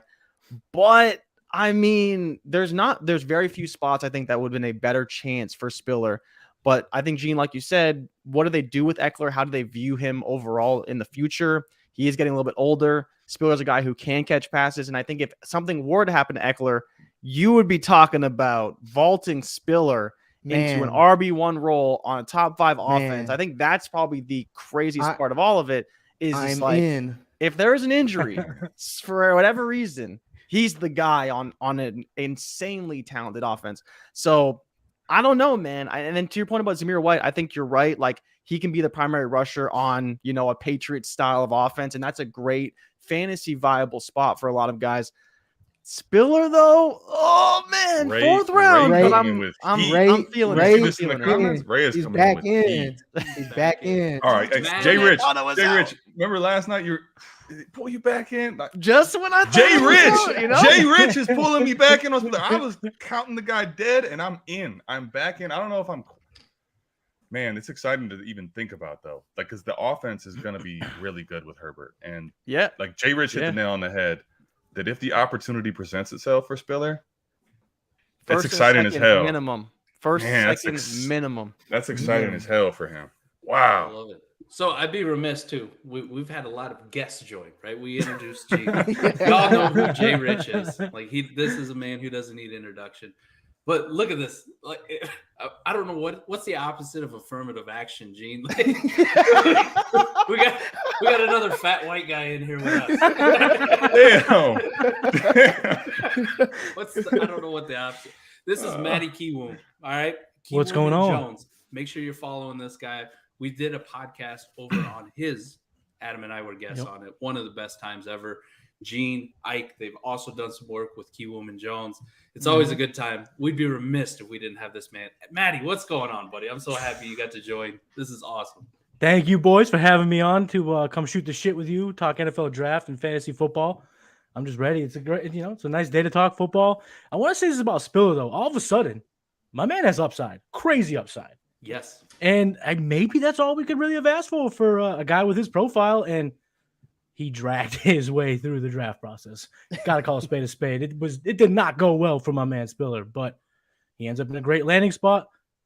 4th round pick isn't great. It's better than 5th, 6th, and 7th. And yeah, I mean, he's an injury away. We some people believed in Larry Roundtree once upon a time. Well, You can do that. Why not believe in Isaiah Spiller in this offense? Oh, we believed in Joshua Kelly once upon a time too. There were- You sure and did. let's talk about a guy that just died but had a bunch of value up until Breece Hall got drafted. Michael Carter, 4th round pick, right? Just come right from my heart. Is it crazy to say that Yeah, Isaiah yeah. Spiller could be worth more than what Michael Carter was at his peak? No, not at all. Not at all. Is it a question for any one of you? Ray said he's still my top 3 running back. Is it a question for any one of you that you guys would take Isaiah Spiller in your rookie drafts over Rashad White, TDP, Zamir White, B-Rob, James Cook? Like, I got to throw his ass in there. Is it a question for any one of you? Anybody disagree that Isaiah Spiller should be going ahead of them? Or do you still like whatever the profile is of like a James Cook or one of those guys ahead of him? I mean, I think for me, the question isn't whether or not he's top 3, because I think it's just we have a top 2 and then we'll see from there, right? I think the better question, Mike, is like, where would we actually take Spiller? Because he's not a day 2 pick, he's a day 3 guy. But I think there's a really good chance he still ends up a back end 1st round pick in rookie drafts, because the QBs aren't going to get drafted high. The receivers were kind of met on after about 8 of them, let's say, and 8 is a lot. Like, that's pretty deep, even at receiver, with 1 quarterback, 2 running backs, 8 receivers. That leaves in 1 spot, for a James Cook or an Isaiah Spiller to just slide into the 1st round. But is that still a place of value? And kind of what are your thoughts on that, with kind of what we've seen so far from the guys who've been drafted and where you may take Spiller? Because I think top 3 is just, it sounds very high for a guy who got drafted in the 4th round. But I think it's more so, where does he fall in within some of these other receivers, and kind of where would you take him? I will say that top 3, like, it does sound cool. It does sound cool. But it is fact. What he's saying is fact, though. He is a top 3 running back in this class. But to your point, I'm thinking like maybe early part of the 2nd round is probably about the right spot to take him on. Adam and I went through the exercise this morning. No, just my like off the cuff who I would take. And, once you get past 6, you're looking at Dotson. You're looking at George Pickens, Olave, J-Mo, Sky Moore, Christian Watson. And that kind of fills out your 1st round. Yeah. In the 2nd, it starts to get gross, where you're talking John Mechie, you're talking Wandale, Rashad White, James Cook, B-Rob, like Zamir White, Damian Pierce, right? And these quarterbacks, if you're going to take a shot on Malik Willis or Matt Corral. So I think it's a very fair thing to we'll just put Isaiah Spiller at 201, because that's the direction that I would like to go. That is. I think the conversation is, do you want to take an Isaiah Spiller over a guy like Christian Watson, or over a guy like Sky Moore, or over a George Pickens? Like, that's where you're talking back end first, that's the flashpoint. That's the part where you're going, oh, man, do I really want to take a round 4 running back over a round 2 wide receiver? And that's going to be tough. That is going to be massive. I couldn't do it personally, but the question I want to ask you is Isaiah Spiller our number 1 dart throw player in this draft class right now? For sure. The entire 2nd round. Yeah. The entire 2nd round is really nothing but darts. He's going to be in the top of my list. I think he's pretty close. Yeah. Because like we said, and I think to your point, Mike, I would take Christian Watson, Sky Moore, George Pickens ahead of Isaiah Spiller. I think I'm just going to lean on the profile, the draft capital, all those various things. Right. But then when you get past those guys, and we're in what we're talking about, especially in the Heisman chat, as this dart throw territory, where we don't really like any particular guy, and we're just the guys you like, your TDPs, your Isaiah Spillers. Are you going to be? I think Isaiah Spiller, for me, may even be ahead of some of these quarterbacks as my number 1 dart throw type of guy that I'd be going after, like you're saying, at the top of that 2nd round. Gene, you seem to be opposing that a little bit. Well, what are your thoughts on that? Okay, so my thing is, like, we like the landing spot for Matt Corral specifically over any of the other quarterbacks that got taken outside of Kenny Pickett. So are you telling me, with the situation that with Tannehill, that he's probably gone after this year because of no more guaranteed money, you would take and Sam Darnold, the same things. The first person is Tannehill. Second person is Sam Darnold. So you're telling me that you would prefer Spiller over potentially these two quarterbacks that next year they could be walking into starting spots, while the same thing for Spiller where he might be the starting running back after this year, because I saw Eckler's cap hit is at 1.5 million for next year if they cut him. So that's where I kind of oppose. No, and that's a good point. And so the point that Ray brought up is kind of what we've been talking about a lot, is all about hit rates, right? And these even second round QBs have terrible hit rates. Third round QBs have terrible hit rates, right? Even lower so than these day 3 running backs, which I believe are somewhere around 10% for top 24 or something like that, something like 10, 15%. Receivers are about half that at 7, 8%. And so I think that's where you're leaning on the data if you do choose to go after Isaiah Spiller, on top of already liking the landing spot. But Gene, to your point, if you do want to wait on one of these quarterbacks and say, you know what, once he gets a shot at starting, I'm flipping him for probably more than I might get for Isaiah Spiller. I think there's a case to be made for that. And so that's where I kind of agree with you. I'm not sure about Malik. I don't really know how they're going to utilize him overall. And part of me thinks they're going to reinvent the offense for him. And I want to use Lamar Jackson as a comp, but not for how the offense will actually operate. Just they will have to reinvent how the team plays because they're going to a completely different style of quarterback. So you talk about Lamar Jackson, Joe Flacco. Baltimore changed the entire offense to fit their quarterback, and I could see Tennessee doing the same type of thing, which I think would be great. Versus Matt Corral, who I think can kind of fit into what Carolina does now very, very well. So I think to your point, you may get a larger return and faster on the Matt Corral and Malik Willis over hoping Isaiah Spiller gets the job next year and beyond. But if he did, obviously that would be worth a lot as well. Yes. Can we address this here real quick? Because King Cooper, I don't want to let you leave here without this being destroyed. Personally. you tapped in. You deserve to have this be. Someone else field this, because I don't want to be too harsh this early in the day. Maddie, you like shit. Listen. Defend James Cook. I can't do much more defending than what King Cooper said. Draft capital and offense. They've made Matt Breida irrelevant for a couple of weeks. If this is the dart throw you want to take in a PPR league, I can't sit here and definitively talk you off that ledge. I'm going to try, but at the same time, he's not wrong. The draft capital's there, and he is a pass-catching back in a super high-octane offense. And he's really not blocked. I mean, Devin Singletary's he's a kind of a plotter. Zach Moss is everyone's favorite disappointment.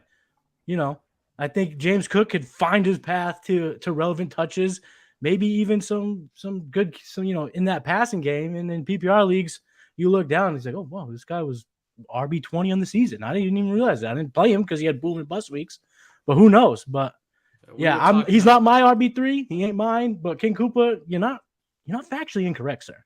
We were talking about hit rates in regards to draft position, right? Draft capital spent round. There's also hit rates for running backs based on size, and it's not very good for those sub 200-pound running backs. It's not, and he's one of those. He's also a guy that, I mean, absolutely, it seems like a stiff breeze will knock this guy over. Like, he'll go down, you blow on him, and he falls down. So I get it. The pass catching upside is tantalizing, but how much is that really worth in fantasy? I mean, we're talking. Does that even get you into RB2 territory? Like, you got to be like an Eckler or a James White outlier type season to be really fantasy relevant. I guess maybe in like a best ball league, Adam, like a lot of the stuff we're doing, like he becomes a play where you don't have to worry about ever starting him. But are you going to ever start James Cook? There's two big points. You're hitting on one. And okay, this line here, let's think about this. Second round draft capital to the Bills. For people that don't really dive into some of the deeper stuff, I think that alone is going to push his value above where I'm willing to take him. Right. So if he's going to be drafted above Spiller, I'm never going to have Cook, period. Look, before we even get to lineup and best ball. Now, to that point, if it's a lineup league, there's no way I want James Cook. I'm good.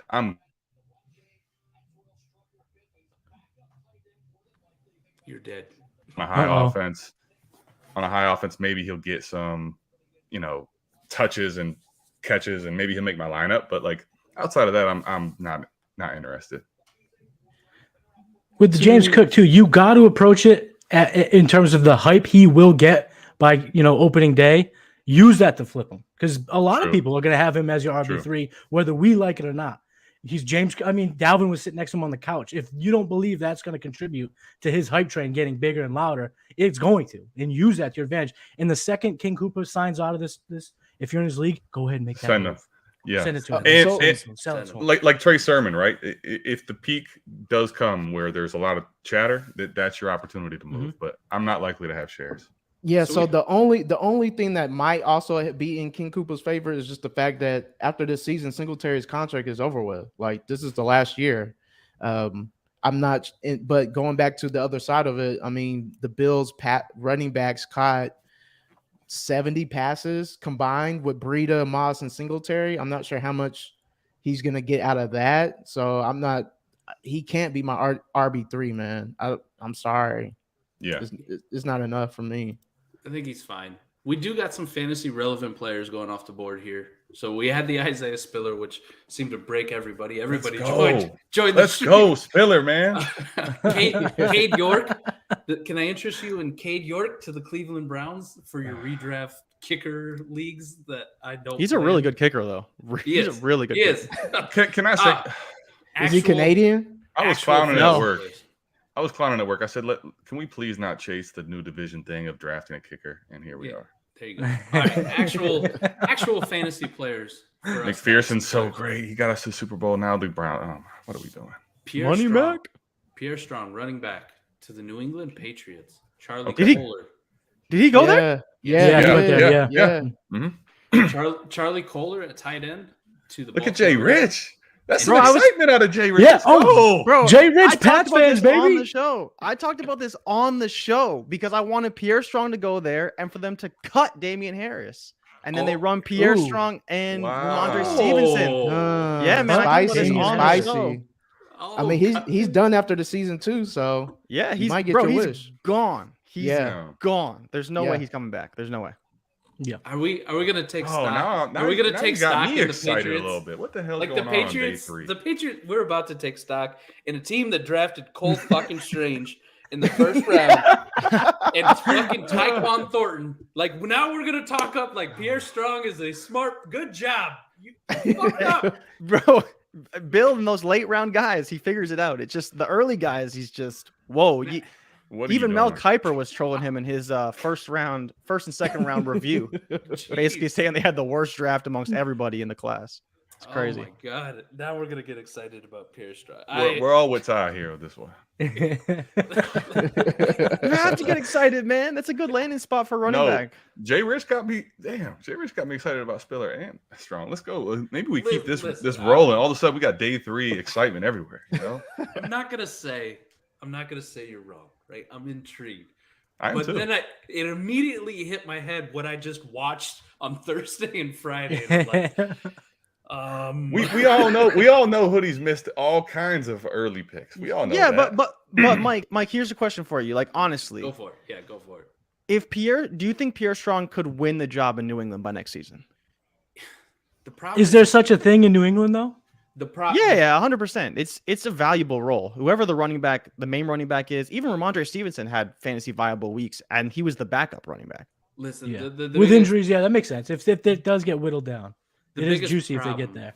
The biggest problem is he's such a black box prospect that we don't know a lot about coming in. Like you can get the numbers, but how much film has anybody watched on Pierre Strong?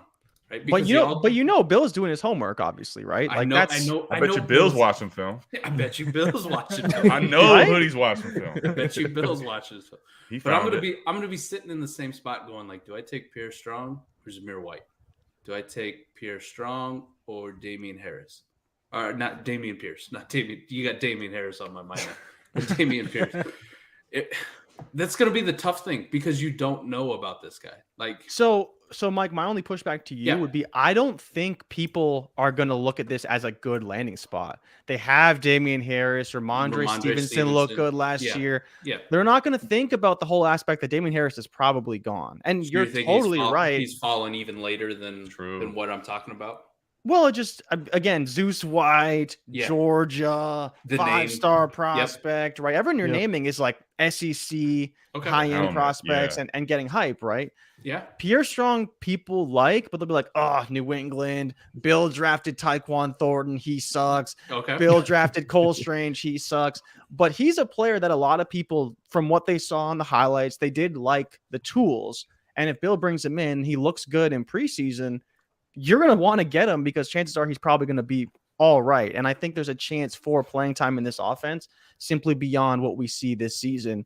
And so for me, right, I'm looking at a player like James Cook, who I know what his role is going to be and probably what his ceiling could be, versus you could get a Pierre Strong potentially like way later, or even a Tyrion Davis-Price, who I'm going to be drafting as well later. I don't think people will realize that these are good landing spots for running backs because these are teams that perennially put out RB2s over and over and over because they like to run the ball.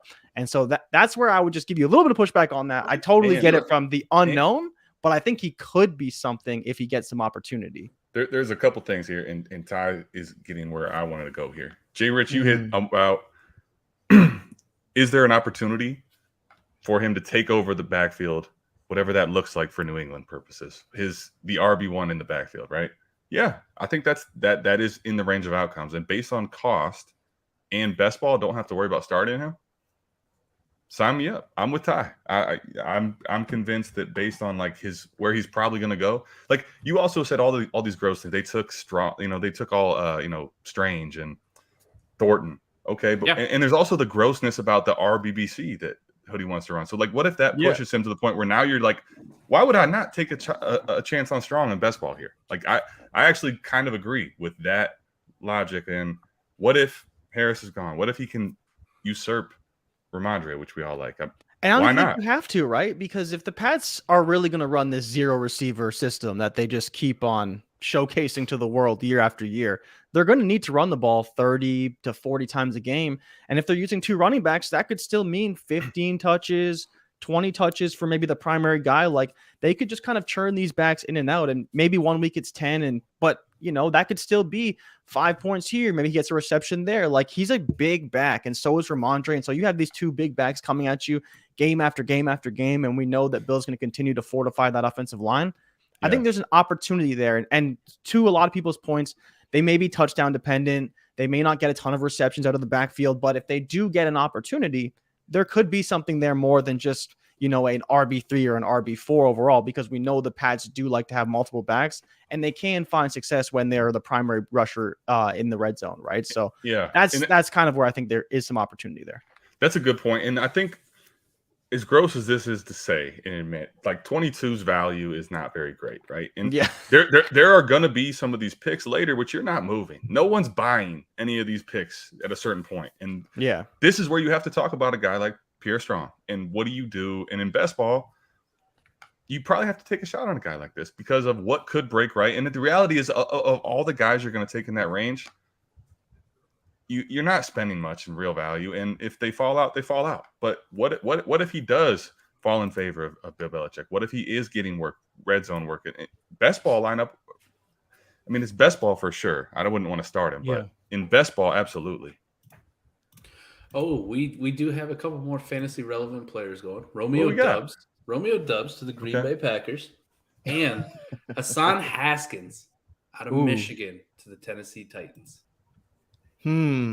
Talk about a big turd behind Derrick Henry. Come on. Is anybody excited about Hassan Haskins backing up Derrick Henry? I don't want anyone to try to talk me into this guy in best ball this time. No, come on. We talked ourselves into Haskins? Oh, man, I don't know. I don't know. All right, good. We're all on the same board. Do it. Let's do it. We got a shit show agreement. Yes. Nobody's excited about Romeo Doubs to the Packers? No. Nope. Not really, no. Nope. No. Nothing. All right. Could I interest you in Jake Ferguson to the Cowboys? No. No. He's just a blocker. I don't know. No. Chris says hot chicks. All right. So I guess we're on the Pierre Strong. A good question that was brought up in the chat. What are some good landing spots left for like these guys that we liked round 4, round 5 type running backs. For the Algiers, the Kevin Harris's, Chandler, Ty Chandler's.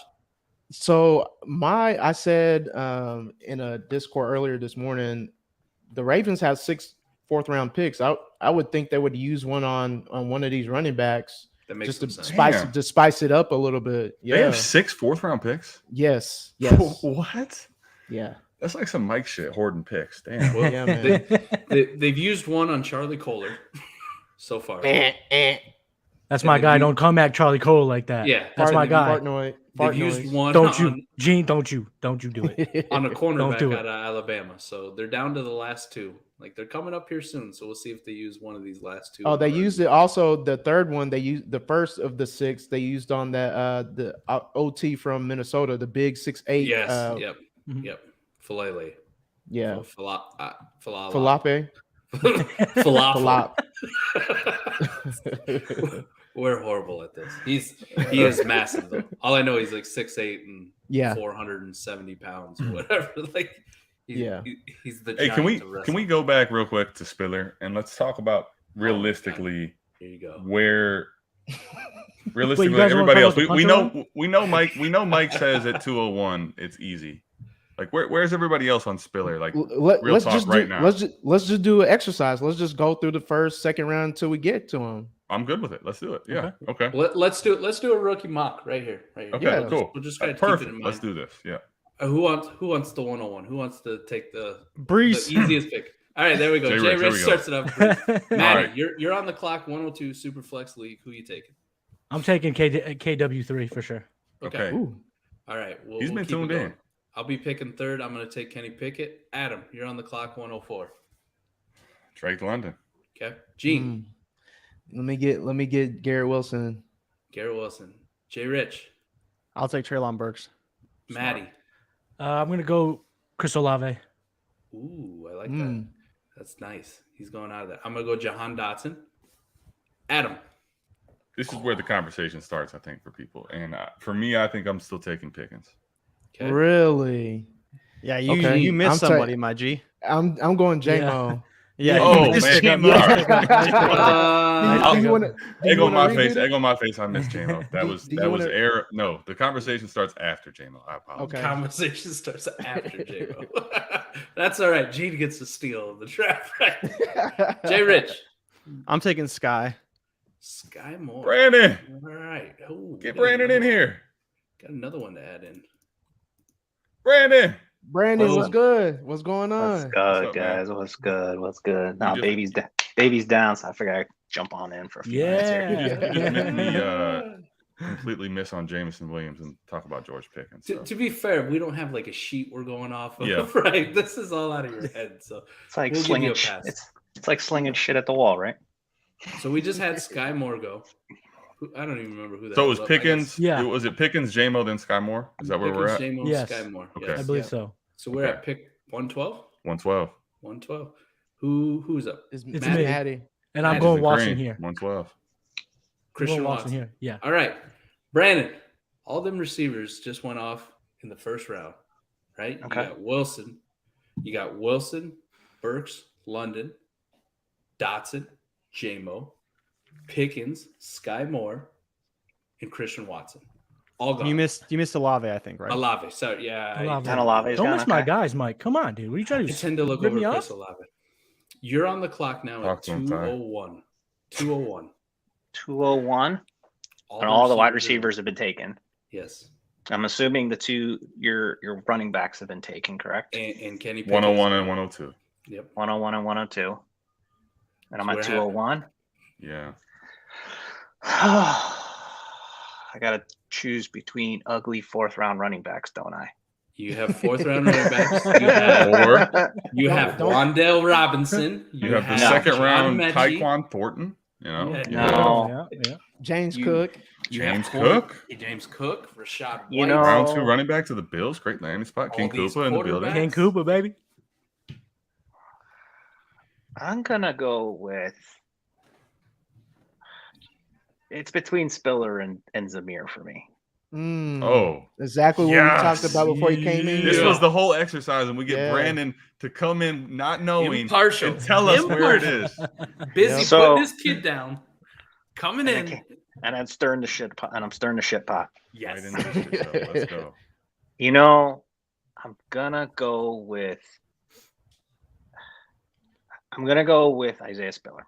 Ooh, there it is. There it is. And the reason why I'm going that way is because he can easily beat out all of the crud that is behind Austin Eckler right now. Yep. Mm-hmm.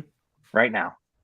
And he probably walks into 125 to 150 touches this year. They've already said Eckler does not want to be 300 touch.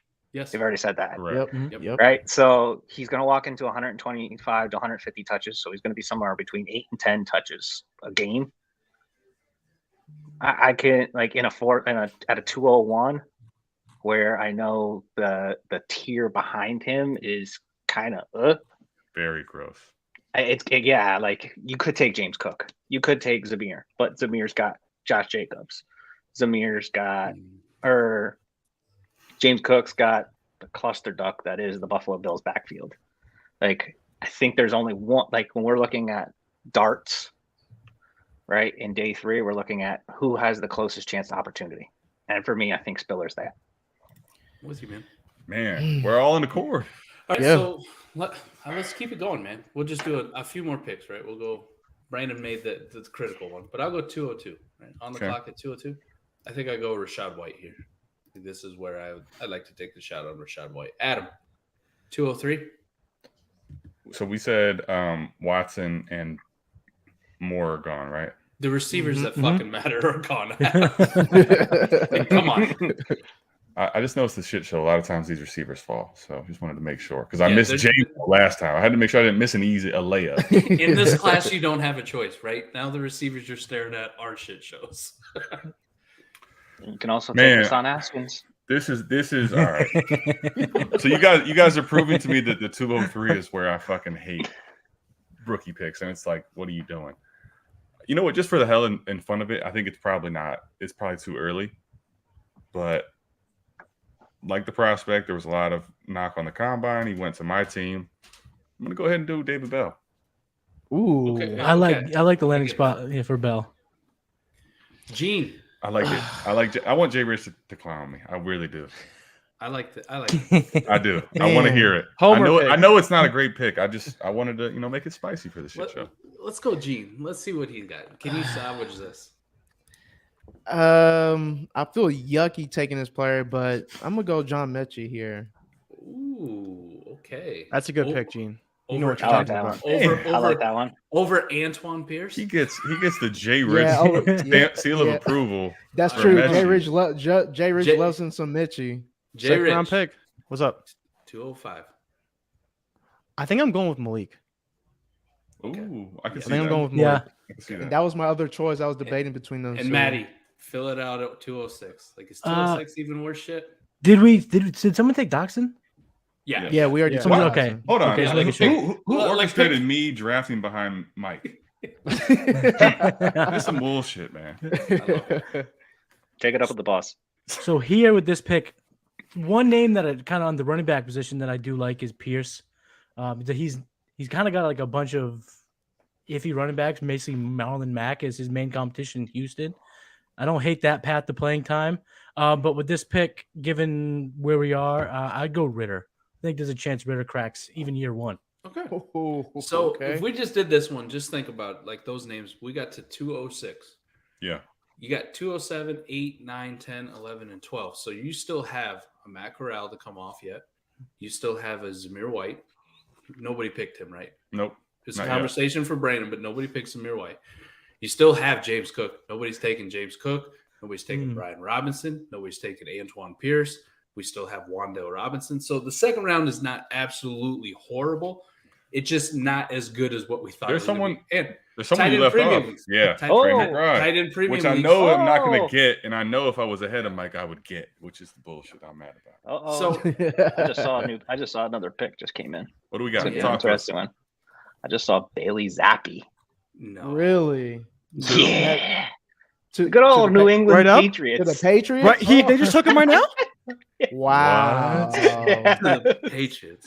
That's what I just saw. What? R.I.P. well, Mac Jones. What is confirmed. Hoodie doing? man? What is he doing? That noodle arm ain't gonna cut it in New England. Oh, He's and got I to just lock saw down another the pick. backup spot. Wait, hold on. And I Brandon's just saw got another another pick. pick. Brandon's got another pick. And I saw the Steelers have selected Calvin Austin. Oh my goodness. Oh, Wide see, I don't receiver. Weapons are love us. that for Pickens though.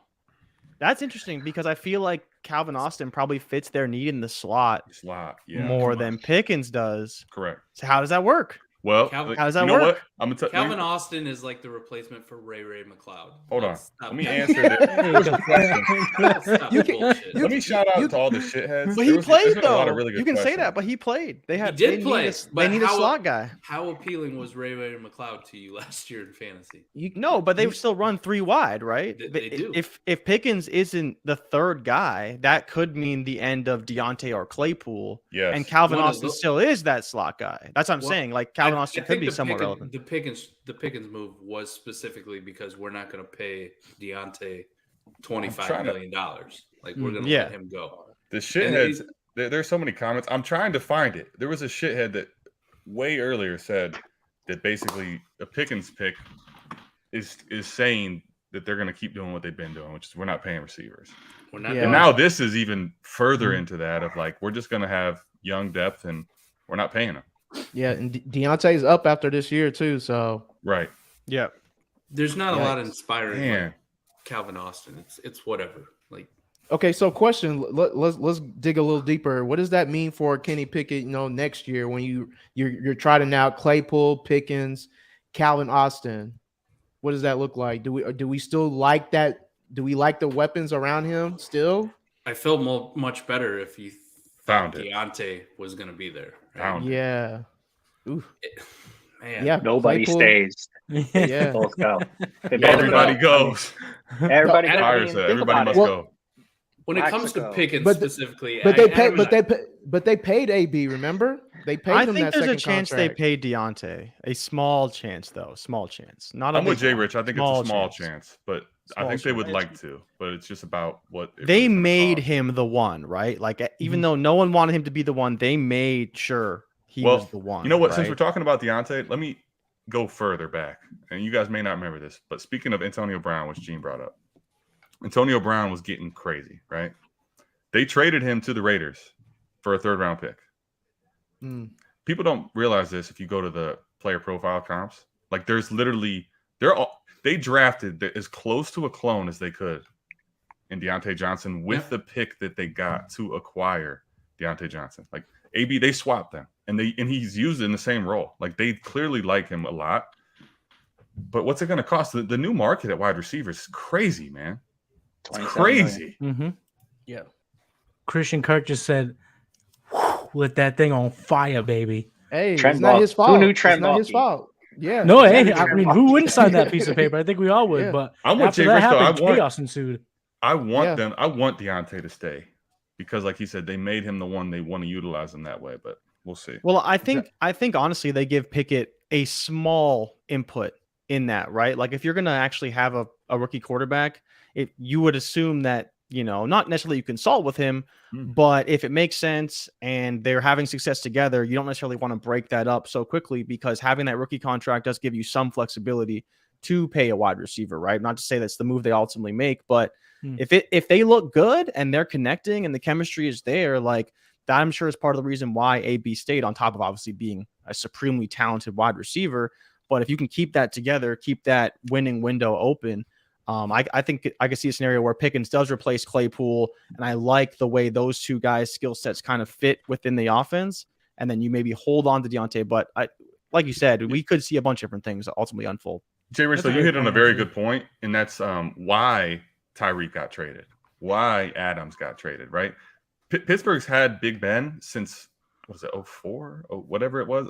They've had to pay him this whole time, right? Yep. Now they have a rookie quarterback contract with the 5th-year option. They maybe for the first time in 15 plus years can pay a receiver. And when you're seeing AJ Brown go to Philly, it's because they have a rookie quarterback, right? That rookie contract gives you flexibility to pay positions you normally would not like to. Yeah, and let's also look at it like this: they got 2 wide receivers now tagged to Pickett, and you just Pickens is basically the clone of Claypool. So if you don't I think play so, too. Deontay this year, this coming off season, you don't have to play Claypool the next coming off season, and you already got Claypool's clone on your roster. So there's also a point there too. Yep. Now, one of the things too, like just to keep in mind, as of right now, according to over the cap, like Pittsburgh's going into 2023 $76 million in cap space. Like a lot of their big deals have fallen off. The whole like Big Ben bullshit is falling off. They're going into that with a shit ton of cap space. So it's not out of the realm of possibility, like you guys were saying, that they keep Deontay around. And Jay Rich, to your point, what you were talking about is, like, I'm not saying that Kenny Pickett's going to be the deciding factor, but if you have a rookie quarterback who builds a good rapport with Deontay Johnson, like that's his kind of like his binky, his security blanket, they're not going to let that man go. They're not going to do it. Even if it is, hey, we're just going to franchise tag you for a year and you're going to play under the tag until Pickett gets a little bit more established. But I'm a little bit worried about Deontay Johnson from that standpoint of like him possibly moving on from Pittsburgh. But for sure. But I think there's still enough of a comfort that they'll figure out some way to keep him there. So I like it. George Pickens. You really think his skill set complements what Chase Claypool does? I know you brought that up, Jay Rich. Like when you're looking at it, outside of them just being 2 big-bodied receivers, like what do you like about it that they offset and they complement each other in what they do? It's not even. I think it's just hand in glove fit replacement, right? When you talk about what Claypool does well, he gets down the field really well. He's not the best separator. He runs good crossing routes. He's able to use his body, his physicality on the offensive side to really create separation and make plays above the rim. And we've seen that with George Pickens as well. We've seen how physical he can be at the line of scrimmage. We've seen his release package isn't quite as developed. And we saw that with Claypool as well at Notre Dame. That's part of the reason why they wanted him to move to tight end, because he could get more free releases and you wouldn't have to worry so much about him separating at the line of scrimmage. So we'll see what happens. But I think for me, like I'm projecting a receiver who could fill in a role on this Pittsburgh Steelers offense. It's going to be George Pickens replacing Chase Claypool. I don't think George Pickens is ready to run all of these short crossing routes and do all the yak stuff that Deontay is asked to do on a regular basis. I think he's more fit to be a guy who can go downfield. He can maybe run some drag routes, get some run after the catch like we've seen Claypool do, and just kind of fill that role overall instead of trying to make him into the alpha in Pittsburgh, because the alpha in Pittsburgh is a guy who needs to do a lot on that offense. And I don't think Pickens is quite there yet. He could get there, but I think he's a better fit to replace a Claypool than a Deontay right out of the gate. But ultimately, I'm interested because Pittsburgh is interested, right? When they draft a receiver, you have to pay attention because we've seen them draft. Chase Claypool is a perfect example. We thought he would be nothing, and he turned into something, more than a little something, right? So we don't even know how they may develop Pickens overall, who they kind of mold him into be. But I think based off of what we've seen from him as a college prospect, he projects to be someone who could replace Chase Claypool in the future. I like it. I think it is a good fit in the future. I think the one you'd be worried about not being on Pittsburgh in the future is Chase Claypool and not so much Deontay. But like I said, the wide receiver market has been fucking dunked on ever since Christian Kirk got $1 billion, and everybody's just fucked after that. There's got to be some sort of going to be cheap. Mike, can we talk about the 4th round for a second? And ever since Gene put me hip to the fact that Baltimore has all these picks, man, I want to make it known now that while having Mark Andrews, they've drafted 2 tight ends and a punter in this round. Mm-hmm. Listen, you remember what the hell is going on? You remember when J.K. Dobbins was dead? Yes. Do you remember that? Yeah. That was what was it, for a couple of days? Yeah. Now what they're doing is they're drafting a massive offensive tackle who I don't think anybody's going to confuse for like this elite pass blocker, right? You look at Mauler. You look at Falafel and you go, he's a mauler. And now they're adding multiple tight ends in the 4th round. Like they're going back to team establish it with trading away Marquise Brown. Yeah. Like they're telling you what they're going to do. Yeah. They take Linderbaum in the 1st. like a beautiful pick, not only because I'm an Iowa fan, but just what it fits with that zone scheme. Like Linderbaum is a hand in glove fit for Baltimore. They're going back to team. We're going to pound this fucking thing and we're going to go for it. And Bateman and Andrews are pretty much the only receiving weapons of consequence. And the rest is going to be whatever they do at running back with JK, who's going to get the bulk of the carries if healthy. And then their consortium of Gus Edwards and turds after him. They have passed on running back 5 times now in the 4th round. They took a punter while running backs were coming off the board, and they were like, "Nah, this guy can boot it." Maddie, hey, what do we need with our 5th one? Let's go another tight end. Maddie, Brandon, Jay Rich, Gene, where are you guys at right now on Bateman? Like, how are you feeling based on everything that's happened the last couple of days on Rashad Bateman in Dynasty? The thing about Bateman is, regardless of everything around him, I've just always felt the same about him. I love him as a prospect, and I think he's just going to get it when it's his turn in this offense. We've talked about them establishing it. They're clearly going to establish it, but he's going to be the guy who's the primary pass catcher in the running back. I mean, at the wide receiver position. Brown had, 140 targets last year, 145 targets. He got a ton of targets. So you talk about those being vacated. They're not going receiver. They're going with tight ends, including – Charlie Kohler was 6'7", so that's another massive human being. Imagine that presser. Falafel and Kohler in the same room. Like, is the NBA playoffs in town? What's going on? These guys are humongous. But, yeah, and then they get Isaiah Likely, who's a little bit of a clone of a Hayden Hurst. Not necessarily exactly, but same kind of size. They liked Hayden Hurst. I think they grabbed him in the same draft as Andrews. So they are known to build the tight end room in spurts like this. So I don't hate it. And Rashad Bateman is going to benefit from all of it because they haven't went receiver. True. What do you got, Jay Rich? B? Gene? Who wants next? Man, I don't know. I'm iffy on Bateman. I think I have to actually see how I got him into the offense.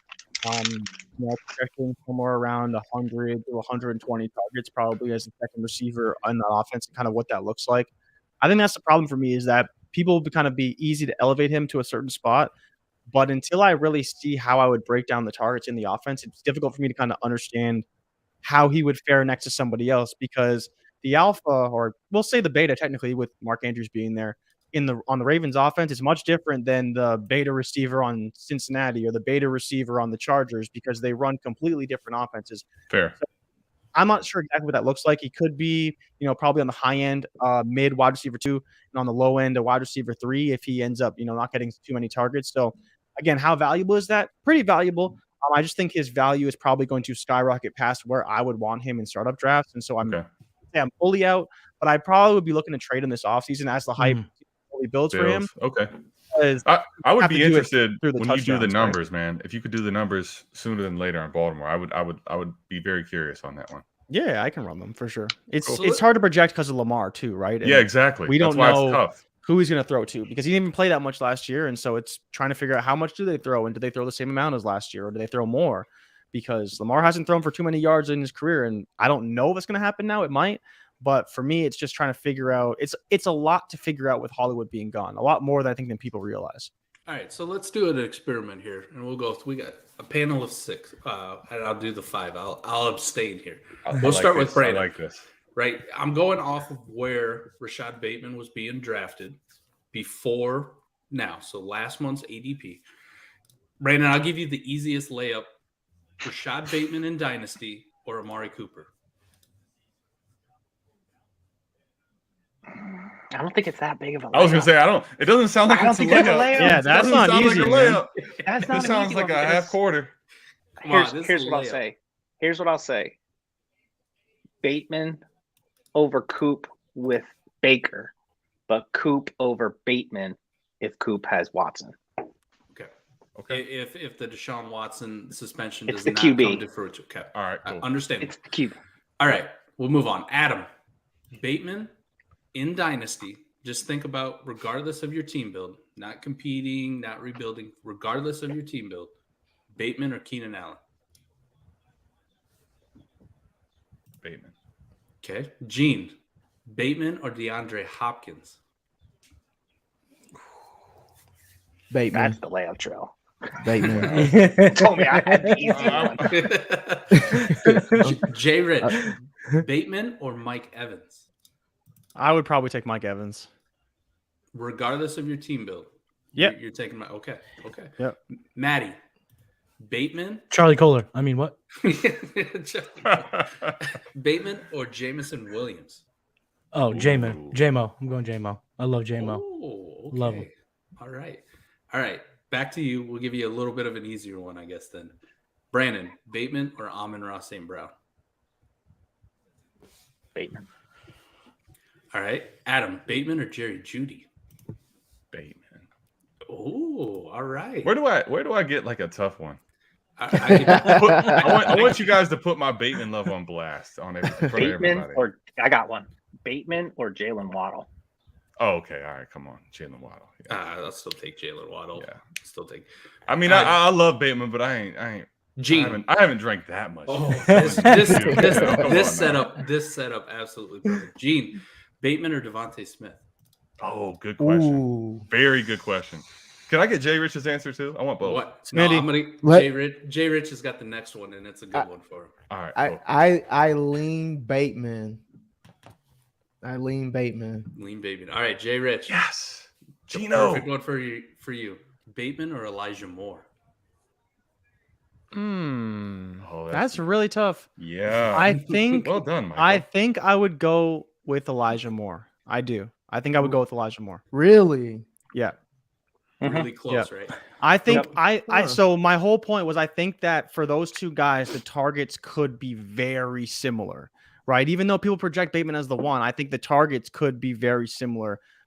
Projecting Garrett Wilson to be the one, Elijah Moore to be the two. And on top of that, I think Elijah Moore is going to be really, really good in the red zone. We saw that already this season. He had 5 touchdowns and he was only healthy for like 8 games.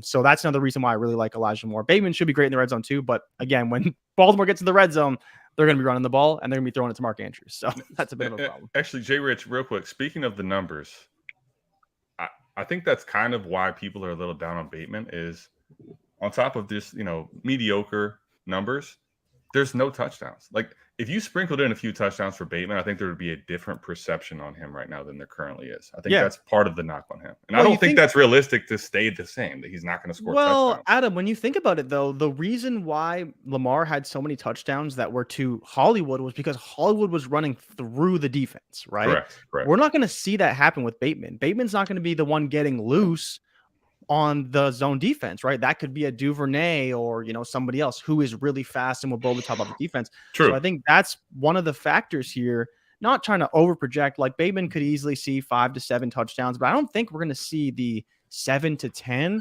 unless we see a change in philosophy for this offense, because it's been on the ground with Lamar, or it's been to Mark Andrews, or it's been a long touchdown to a Hollywood Brown or a Duvernay, someone who can blow the top off a defense, which I don't think we see from Bateman. I agree with you too, but I don't think he's like a 10 touchdown guy. But my only point is if there was just even a few sprinkled in, there's a different sentiment. I think right now there's like a over concern about red zone use.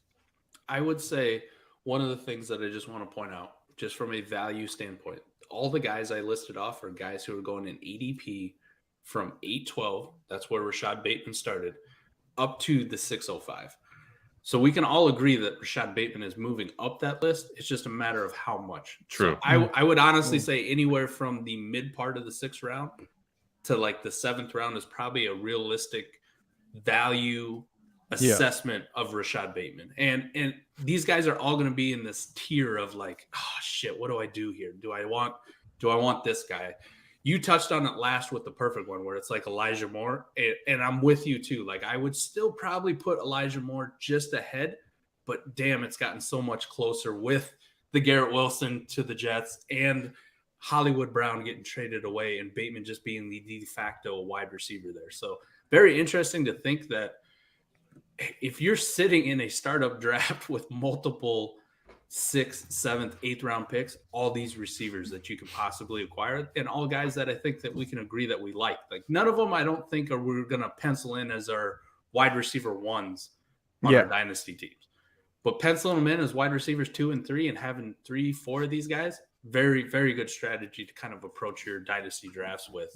Like, hey, let me load up on these guys. And especially in the best ball leagues that we keep playing in, Adam, the more and more we get into those, it just give me all of them, and we'll see who pops on a week-to-week basis. Give me all of them. Are you talking about the quarterbacks in the startup we did? Oh, I'll pen. Well played, Maddie. Well played. yeah, very. Hey, how many So of those Titans- quarterbacks have you moved since then, Mike? None. None. None. The real question is how many of them are dead, right? Desmond Ridder, Oh, no. dead. Dead. Let me get him then. Let me Damn. get him right here on the air. Let's make a trade. I need one of those QBs You gotta because I had Trubisky, so he's dead. you got like a mid second round pick that you want to send me, right? In value? Because that's where you took them in their mock draft. Hey, where's JB? Well, Is I there got a ever second been? rounder. Oh, Has there ever been a fourth round where there's been a kicker and a punter drafted in the same? Like, is that normal? Dude, Two punters. There's been Doesn't feel two normal. punters and a kicker. 2 punters and a kicker. And neither punter was this kid from. Wasn't there a San Diego State kid who was like a Yep. sensation? God. Yes. And they Yes. didn't take him. Oh God, yeah, he's still on the board, Still there. just like Sam Howell, still sitting on the board. Man, this is- Titans just this is- Titans just passed. This Titans is just making the passed on Sam 22 Howell again. value, like the 22 class as a whole in the NFL landscape. There's been 3, both punters and kickers gone in the 4th round because we don't want anybody else. Does anybody have the correct pronunciation of the Titans' latest pick at tight end Chig. for That's Maryland? it. He's That just you're Chig. That's the Just easy way Chig. out. Let me get the full name. Anybody So got he's the not. full name? He's Nigerian. Okay. Okay. Okay. Chidosium. Yeah, that's how Chidosium Okonkwo or Konko. Yeah. Okay. I'm just gonna call him Chig. I'm going. Yeah. So his Chig. nickname is probably Chig or Gozy for short. Yeah. But I like it. Hey, raw upside guy. yeah. We are actually on to round 5, man. Round 4 took a little longer than I thought it was going to be. We've been on the street Bla- for Oh, there we Bla- go. We got it. Blame the Ravens. We got it. There we go, Mike. We What got we it. got? happened? We got one. Sam Oh, Howell, he Sam drafted. Howell. Oh, let's go. Hey, remember when Sam Howell was the first Where'd he round? go? 5th round. Washington. Commanders. Oh, I might have had that. Oh my gosh. Washington. Really? Actually, You go really back. wanna Hey, check. I might have truly, had Jay that. Rich? Do we have the draft challenge up? Can you Dude, pull Jay it Rich, up? pull it I'll up. Pull it up. Yeah. Hold up, I got you. Brandon, Give me a have minute, you 'cause edited I- it for Ray since? No, contrary to popular belief, I know that was the running joke last night and Thursday night. Do I get access to the file after it's over at least? You had access, real talk. You had access the whole time. So me and C. Robert both at 10. Whoa! Yeah. I did have him to Washington. Damn. Do I have Wow! nine? Look at Jay Rich has been. Is that it? happy on this Are we like are we 3 done times. now? There's no one No, else. Carson right? Strong is the last one. Carson Strong. Carson Oh. Strong. Am I at 9? Jay Let me Rich. see. Jay Rich, for the audience, everybody viewing, so that everybody can be on pins and needles with you. Who do you have taking Carson Strong? Indianapolis. Yeah, Indy. And I'm looking right now, and the other gentleman has. Please let me have 9, please. Where are you? What the heck Gene? is his name? C. Robert. Listen, it's okay. You can he's add a line couple to 38. Ray while you're supposedly looking for this. He's got Washington. That. So that, Oh, no, so he's screwed. Oh. He's screwed. He's Ah, screwed. damn. Nice. So Jay So Rich, Jay you're in a Rich- tie at minimum. Jay Okay, Rich tiebreaker. could win. Tiebreaker.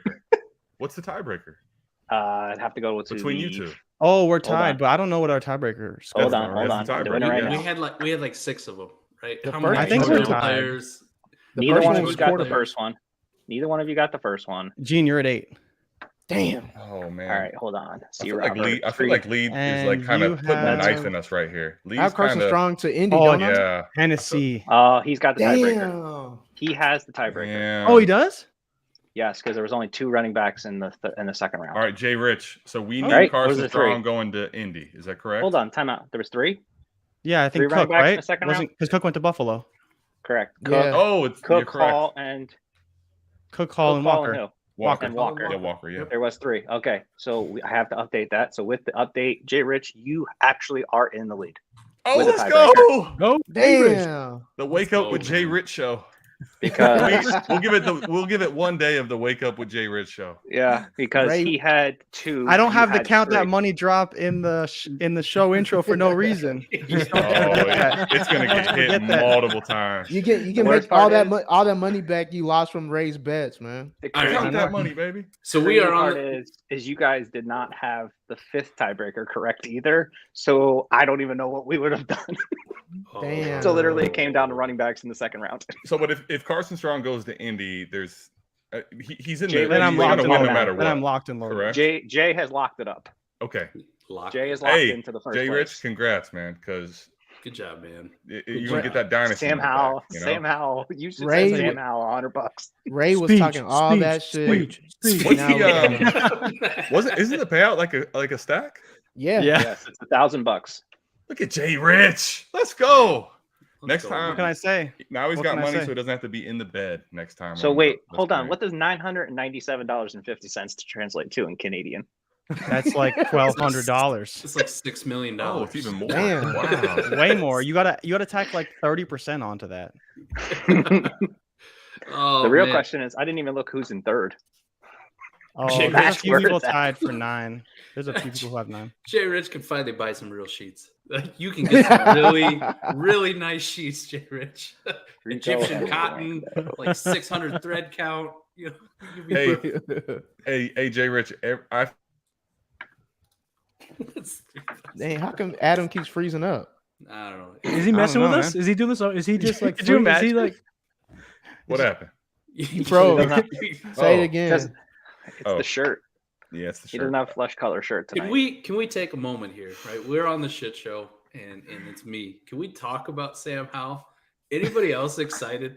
Like, Oh, I'm salvaging. No. I'm Like, don't do this to yourself. Come on. Hey, can we do this? Can we do this? Over under week 8, Sam Howell starts. Oh, shit. No Over. way. Shit. No, over. Way over shit. easy. Way over. Over easy. Over, yeah, that's what he said. Give me week 18. I'm still taking the over. Now hold on. I don't know. Mike's considering the Can we- under. Can we talk about before I answer the question? Can we talk about why Mike's so excited? Yeah, maybe let's talk his about two maybe his 2 favorite quarterbacks in the entire NFL now play on the same team. He wins either way. He is the Wow. ultimate draft winner. Jay Rich is gonna walk away with a grand, but Mike wins the draft. Right? If Carson Wentz plays well, I'm like, see, I fucking told you. And Mike if is Sam gonna Howell be in your takes over DMs for either Carson fucking Wentz, way. I'm like, see, Wow. 4D I chess, fucking ladies and told you. gentlemen. 4D chess. Let's go. Sam Wait, Howell, man. so Mike, are you on the boat that of when Wentz played for the Eagles that you thought he was better than Dak? Oh, Yes. don't. Even when Dak was 7-1 versus y'all with Wentz at quarterback? Gene, there's people watching. Don't ask him this in front of everybody, please. And gonna kill our Adam, viewership. you didn't even mention that Jahan Dodson also Oh! in Washington. Oh, my Oh gosh. yeah. It's- Jay Rich, great call. Yeah. Man, it's the McNutted stack. It is. Yep. Got them all. Got them all. It's Got 'em the- all. The Nut Commanders. Hey, we need to get that in a Discord somewhere. The Who Nut knew? Commanders. Who knew? Hold on. Who knew that Mike was foretelling where Sam Howell would go by be calling himself the shit commander in his Discord? Yep, he See? was. See? Hey, He knew. He was foretelling. Bro, it's It all way comes too full early in the day circle. for this much. Oh my god. By the way, the Browns have traded Troy Hill to the Rams. Whoa. Oh, back to the Rams? really? Damn, back? Do we have details? I'm working on it. Oh man. Wow. This is what I do. This is what I was doing behind the scenes the last 2 nights. Like try to find everything and shoot it Wow. Brandon Future Schef- picks. Brandon Schefter over here. Yeah, we got the Brandon Schefter. Brandon in. It's future picks. Of course, fuck them picks. Of course, because okay. it's less What's- need. But what's Cleveland Yeah. doing? The Nut. That's a Man. good question. Let's ask Adam. Adam, what is your team doing? Listen, Mike is telling. He's a 5th round pick, and Mike is still professing the Sam Howell love. The Browns are drafting gotta- kickers and trading. He's got to like This is not quadruple good. down, This right? is not good for viewership in any way, shape, or form. Oh gosh. I don't know The what to Bears- say. I don't know what to say. Oh, You man, gotta I hold need to on, stay and then up. eventually maybe just the ball bounces your right way, and you could just victory lap with everybody. Hey, speaking of Cleveland, I know you guys all said that was too early. Jay Rich, how do you feel about David Bell being a day 2 pick going to the Cleveland Browns with Deshaun Watson as the quarterback? I think I feel the same about him as I did before. Like I don't think the skill set is going to be great for the NFL.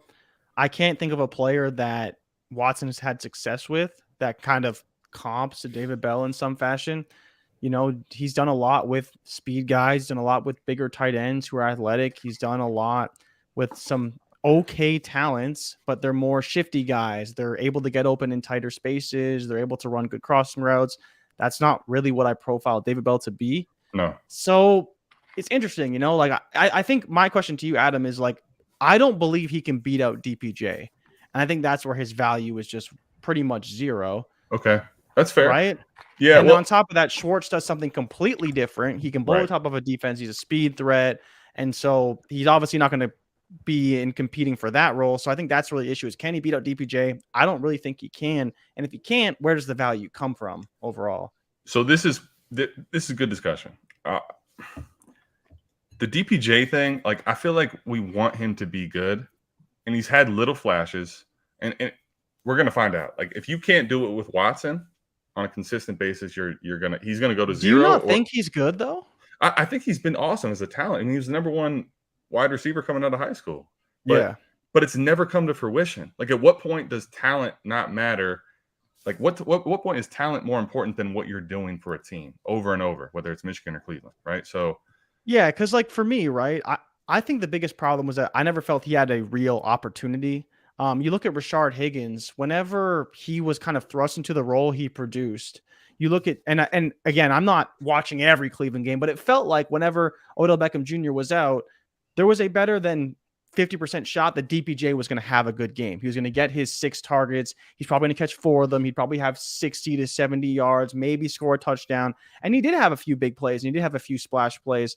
So that's where I'm like, if you can kind of give him a more consistent quarterback, some more consistent touches overall, I don't know if David Bell can beat out that guy. Because again, DPJ is fast. He is athletic. He is big. He's like everything that David Bell isn't. But David Bell just produced at a higher level in college. Right. Yeah. So it's kind of what are you rolling with? They're totally different prospects, right? I mean, DPJ is tantalizing. He is, if you could make him produce, it's everything you want, right? And David Bell is this crafty, just produces, but there's no like athleticism. It's not there. And so I think the other thing too is that they're talking about going to less 12 personnel this year, right? Stefanski loves 12 personnel. Yeah. With Watson, maybe open it up a little more. I think that's where the conversation for me is interesting, is what happens. Is Schwartz going to go into the slot? Is David Bell going to go into the slot? Is DPJ going to play on the outside, or do they want David Bell to play on the outside? I think these are the questions that really are going to amount to what any of those guys become. Because I don't know. Do you guys think that David Bell can win on the outside in the NFL? That's where I'm scared about. No. That's the problem. Really That's the right big now. problem. That's the big problem for me with David Bell. He's got to be in the slot. Listen, I will say this. If you're looking at Bell versus DPJ, I don't know the exact numbers, but guys like DPJ who have these tantalizing athletic traits that we keep projecting that didn't produce for shit in college, how many of them have gone on to be anything in the NFL? Stephon Diggs. He produced in college. No, he produced more than DPJ. Yeah, but he was a late round pick, great athlete. I'm not talking about late round pick. I'm just college production. Okay, college production. Gotcha, you didn't do fuck all in college, but you have these elite athletic traits that people salivate over. Got it. Okay. I can't think of a lot of guys who've gone on to actually be something. The case I will make for David Bell is these elite college producers with subpar athleticism. We've seen receivers like that go on to the NFL and at least have some sort of success, right? I'm thinking Keenan Allen.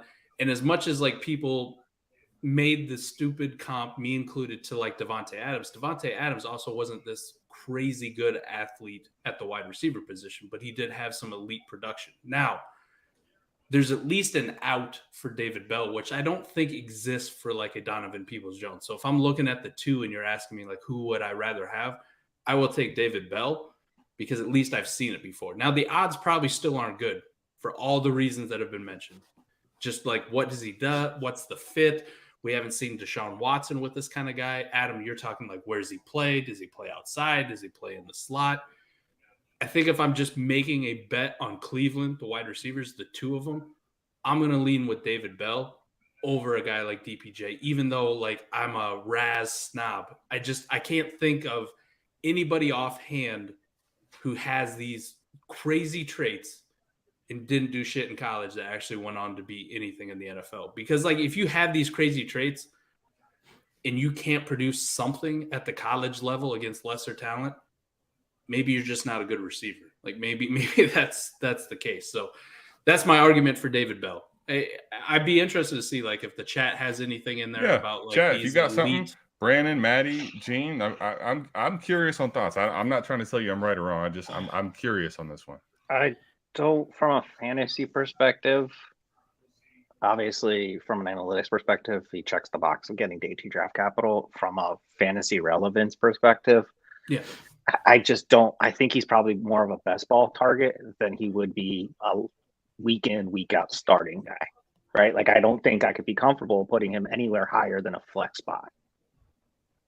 I think that's just the reality. Point. That's another. I think that's good just the point, reality, Brian. right? Like, when we're looking at it from a fantasy perspective and we're giving advice, I can't give somebody advice and say, yeah, put him in your wide receiver 2 slot. He's gonna get 8 targets a week, and he's gonna. He's not gonna. Like, he's gonna have. He's gonna just be too volatile. So I think he's gonna be. I think if you look at best ball ADP, he'll probably end up being upper teens. But I think if you were doing like a lineup ADP, he's probably, I wouldn't take him before like what, round 14, round 15. Yeah. Good call on the best ball. And you know what I mean? Like, I feel like that, like, he's going to have one of those like weird ADPs where they're going to just be so different. Yeah. Valid. I think with the DPJ, you have people like Miles Boykins. They're kind of like athletic freaks that didn't do shit, or maybe even like the Chase Claypool he kind of did something for 1 year. They fit that mold, and I don't know, people generally they just don't work out. Like, the only thing that saved Claypool is that he had 10 touchdowns his rookie year. Outside of that, he hasn't done shit. He didn't do anything last year. So, relatively speaking, being the number 2, but I mean, unless Bell is playing the slot, I don't know if I even want him, honestly. Like, to Brandon's point, like, best ball might be your best bet, hoping that he does something for a week or two. But I mean, outside of Cooper, you got a whole bunch of question marks that you probably don't want to deal with, honestly. Not to mention, it's still going to be a run first offense. Yeah. That's where I think it's so interesting, is like, with Watson at the helm, how does the offense evolve? Gene's right.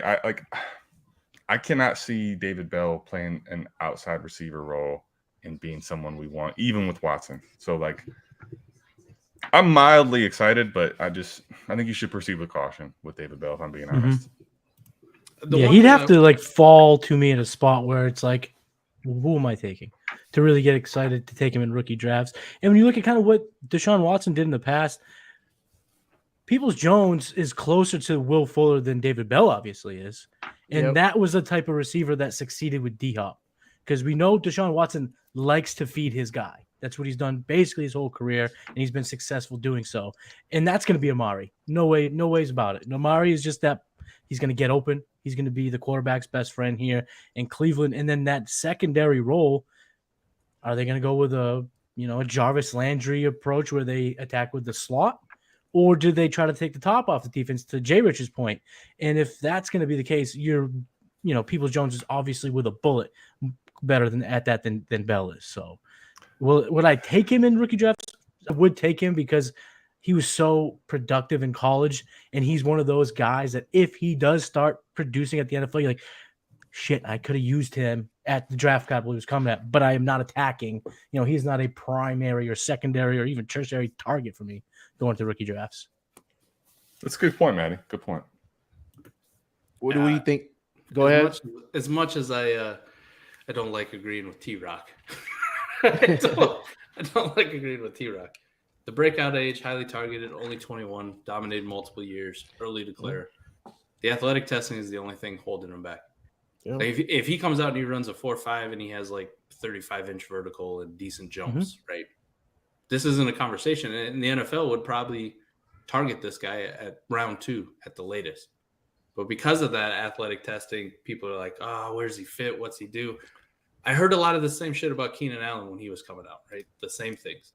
And he has some even worse athletic testing numbers than David Bell did. But I'm just going to kind of trust the college production.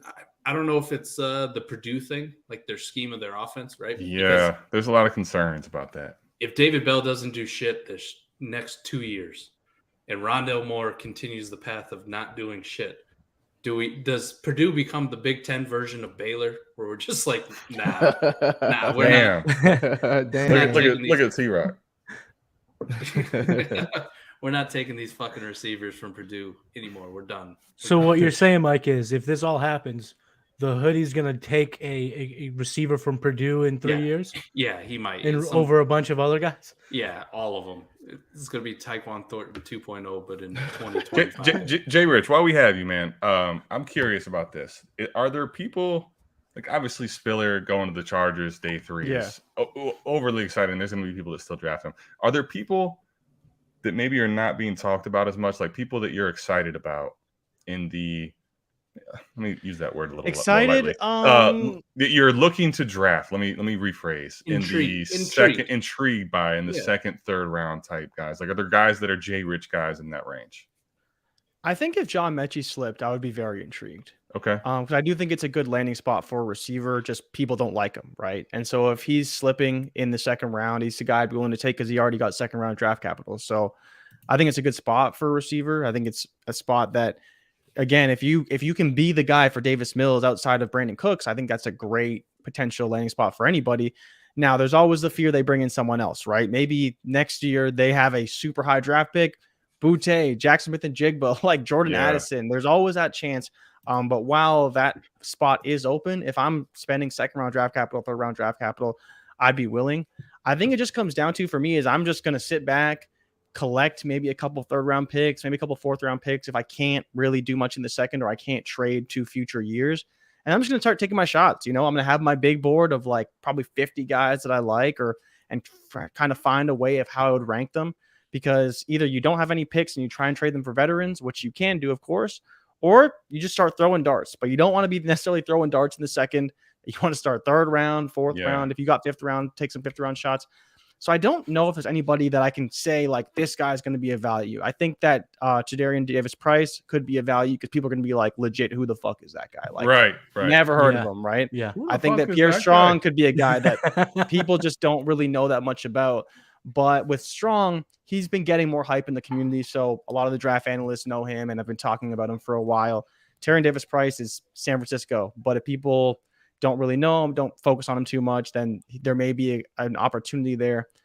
Outside of that, it's hard to say. Maybe one of these receivers, but wide receiver hit rates are so low. You really want to take the B-Robs. You want to take the Zamir Whites. You want to take the Strongs, the TDPs. Like, even if Tyler Algier gets drafted in like the 6th round somewhere to a okay situation in the 3rd, maybe you want to take a shot because, again, the hit rates are just higher. Like, there's no point of taking a receiver here that get drafted in the 5th round over a running back because they hit half as often. So for me, it's just about, trying to just wait back and see what comes overall. Mike, I see you getting excited. Wait, where'd you go? Tyler Algier to Atlanta. Tyler Algier. That's exactly what you were just talking about. Again, Tyler Algier. The draft king is here. Yes. Count that money, man. Every fucking time. You know what? I'm just going to start giving the mic to Jay Rich. He pops on, we get Spiller. Like, just here. Good things happen when he's talking and he's calming everybody at the helm. But yeah, Tyler Algier is it's a spot, right? There's an opportunity there. It's an offense where he can find a role, right? Mm-hmm. And so could he be nothing? Absolutely. But the problem with a spot like Atlanta is he's probably going to get propped up into the second round, right? Back end second round, mid-second round. That's where Tyler Algier is going to go, unfortunately, because, again, he could have an opportunity. He could be the RB1 in Atlanta. And he could, of course, but I think that the draft cost will outweigh the true value of Tyler Algier by the time we actually draft. Like, if you're drafting tomorrow, it's Isaiah Spiller, Tyler Algier, maybe TDP if people are even on him yet, Pierre Strong if people are kind of on him, Zamir White, like Gene talked about. Josh Jacobs got the 5th-year option declined, which makes sense because they're not going to pay him that kind of money anyways. Nope. So again, I think that, but Tyler Algier in Atlanta is a good spot for anybody. We talked about Spiller. So I think, he may end up mid-late second. And at that point, are you guys in? Are you out? Where do you guys feel? Well, Mike, let me take you on a real quick. Let me take you on a little magic carpet ride of the OG Bomb Squad. I took in way pre. This is how long ago did we draft that? 2 months ago? February, random day in February. I took Tyler Algier, my only pick, at 207. And then it's like, I liked it. Then it was okay. It's way down. It's like a roller coaster ride. But you have life? But now it's like, okay, all of a sudden the class is so gross. Is 207 a horrible spot all of a sudden? Like, and did we? It was at like an up and down just to get right back to where I got just normal value.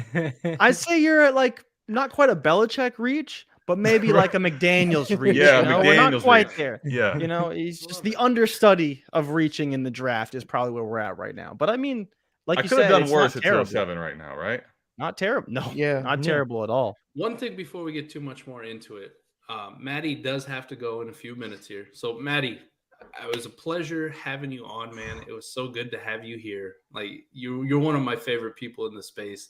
Just the connection we've made just over Twitter and then being on your shows and following you on TikTok. But, Maddie, is there anything that you want to plug? Like, let the people know where they can find you, where they can tap into everything you do, because you are a man of many traits. I see you out here doing baseball, just hammering the shit out of baseball. It means nothing to me because I don't watch baseball. But Maddie, go ahead and tell the people where they can find everything that you do. So you can find me on Twitter at Matty Kiwoom. Same thing on TikTok at Matty Kiwoom. I got articles that come out of the Roto Underworld.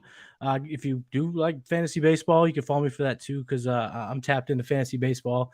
And so I got some articles coming out at spstreamer.com. And then I have some stuff that comes out at couchguysports.com. That is where you can find the podcast, Kiwoom and Jones. Shout out Chris Jones.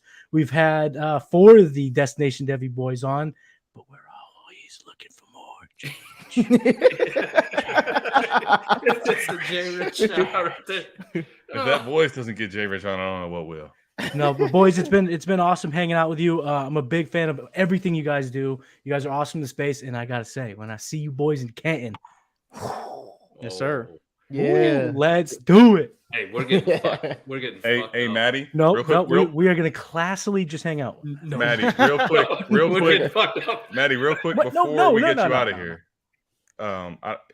Speaking of Canton and the expo and us all hanging out, there is an alleged big event, even possibly bigger than the expo. Yeah, huge. There is a 40-meter.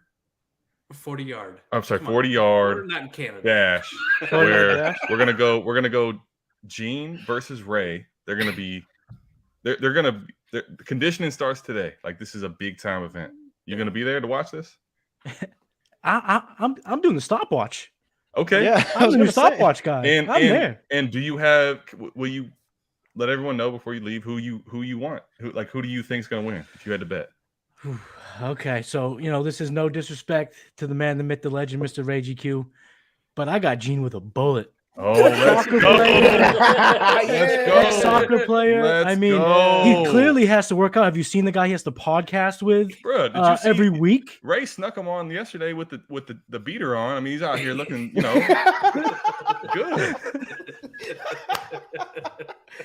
I wouldn't want to run against that guy. I'll tell you that. I will say this though. I bet you I could beat Eugene if you let me use that bicycle behind you.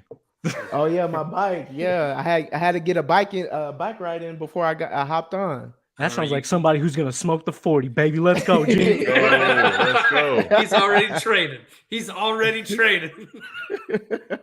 Hey, and I was actually, quick story. I was actually in Dallas a couple weeks ago. I was able to hook up with, we had grabbed dinner. And Gene, I'm glad you didn't, because we had burgers, we had old fashions, and I need you at tip top shape. No, So you can't be diverging into all this True. garbage. True. Okay. I need you ready to go. Yeah, That makes sense. We're putting our money on you.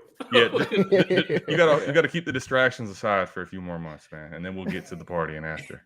Now, if Big Ray wants to come on Human Jones, make my pick changes. maybe. Oh, Maddie, it's been a pleasure, man. Absolutely. Thank you guys so much. Yeah, thanks for Big hopping on, fans. man. Always good to hang Yeah, out. man. All right, man. Do this again. Yes, Yeah. sir. Peace, bro. Later, guys. Peace. All right. All So right. we're talking about targets, right? We were talking about targets. We'll get to the Tyler Algier thing. Jay, one of the things you were talking about was Mechie, and I'm kind of in with you on Mechie. I know Adam and I kind of had our disagreements on Mechie and ranks and kind of where we're at. Well, that was also when this class we thought was going to be, we were Good. talking like it was okay, and Good. we know it's not now. So it's time to get in the muck. It's time to get in the mud and be real. So let's do it. Am I going out on a limb when I say I kind of get Amon-Ra St. Brown feels with John Mechie, but this is going to be Amon-Ra with actual decent draft capital? Just this kind of big school producer, Nothing fucking flashy, nothing that gets you excited or tantalizing, just goes out there and produces. Like, he kind of has some of this Amon-Ra feel to me. And where he's going to go in these rookie drafts, I mean, you're talking mid-second. Like, you could probably easily get a guy like John Mechie pretty comfortably. I'm interested. I'm interested in John Mechie. Let's just say that. That is one target where it perks my ears up. I know I've been like team running back and shoot your shot on some of these guys, but it's pretty much at this point, because of this class and the draft capital, like, I'm talking myself into Isaiah Spiller because of the talent at 201. Yeah. And then everything else after that is just like, maybe I do tap the John Mechie market, right? Instead of going for my boy Antoine Pierce and doing that shit, maybe it's a more of a safe play in a John Mechie. Because outside of Brandon Cooks, who the fuck else is throwing the ball there? Who else is catching passes, right? It's Brandon Cooks. Are you slandering Nico right now? Nico Collins, man. Are you slandering him? Again, we just had this DPJ discussion about big, tantalizing, athletic upside. How long has he had, though? He did nothing in college, man. Nothing. Okay, what do you do? They're the same player on the same team. Player. Yeah, I got you. Literally the same guy. So if I'm gonna talk that, like, maybe I go more the safe route, and you go with somebody like Mechie. Fair enough. Okay, all right. Let me say this. I'm not like 100% opposed. I just want to know where do we start looking for Mechie? What's a realistic get him spot, and are you comfortable with where that is? Like, is it mid-second right now? I feel like that's probably mid-second. Right. Feels pretty good. Yeah. Hey, honestly, it could be earlier than that. Like, yeah, I took him to 2-3 in our exercise. Yeah, 2-3. So probably around that range. Not the worst thing. You know what? I think we have to understand the numbers now, right? 203 sounds like a better number than what it really is in this class at this point, too, right? We have to acknowledge and understand, especially because the quarterbacks are not there. Like, it's just one quarterback, right? So it's going to get gross a lot faster. So 203 is not insane to really say you're taking Mechie at all. Damn. I wonder why. Why? Now, understand this is T-Rock, and you know what? This is good. This is very good, Mike, because you know what we do every time T-Rock is involved in a random, hangout with we have to put the man on blast, and then he comes around to what we're doing. So this is a good exercise. Let's go through the group and explain why Mechie's should be on T-Rock's board and certainly not off his board. I mean, my God. John Mechie. I mean, John Mechie could be the next coming of Jerry Rice, and T-Rock would be like, "I need you to sell me on him." I don't believe. Yeah, you could try to give T-Rock anything, the greatest thing you can think of in the entire world. Like, T-Rock, I'll give you $1 million, and it'd be like, "Why? Like, sell me on it. Why do I need $1 million?" Yeah, he basically. I prefer 10,000 instead. He makes us earn our money. Like, you could give him a layup, right? Like Javonte Williams. What? Gene, you guys got to help me out. You got to bounce in a little bit. So go ahead with your John Mechie. Like sell us on John Mechie, your opinion of him and why you took him at 203. So when I'm looking at John Mechie in college, I mean, when he got the opportunity to be the 1B, because I mean, J-Mo came in and just smashed it. He was very, very smooth in terms of how he got in his breaks, how he beat the man that was on him. A yak monster. If he had any inch of space, he was gone. And then when we did our exercise, I was looking at James Cook, didn't like that.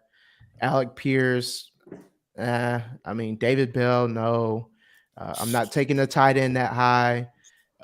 I mean, I value pretty much every wide receiver that was around his range. I thought he was the one that has the best opportunity to produce right away. Because, like you said, Nico Collins, he ain't done shit. And so, that's just I just prefer. I like the potential of Mechie in Houston and what's in front of him and how he can get onto the field the quickest.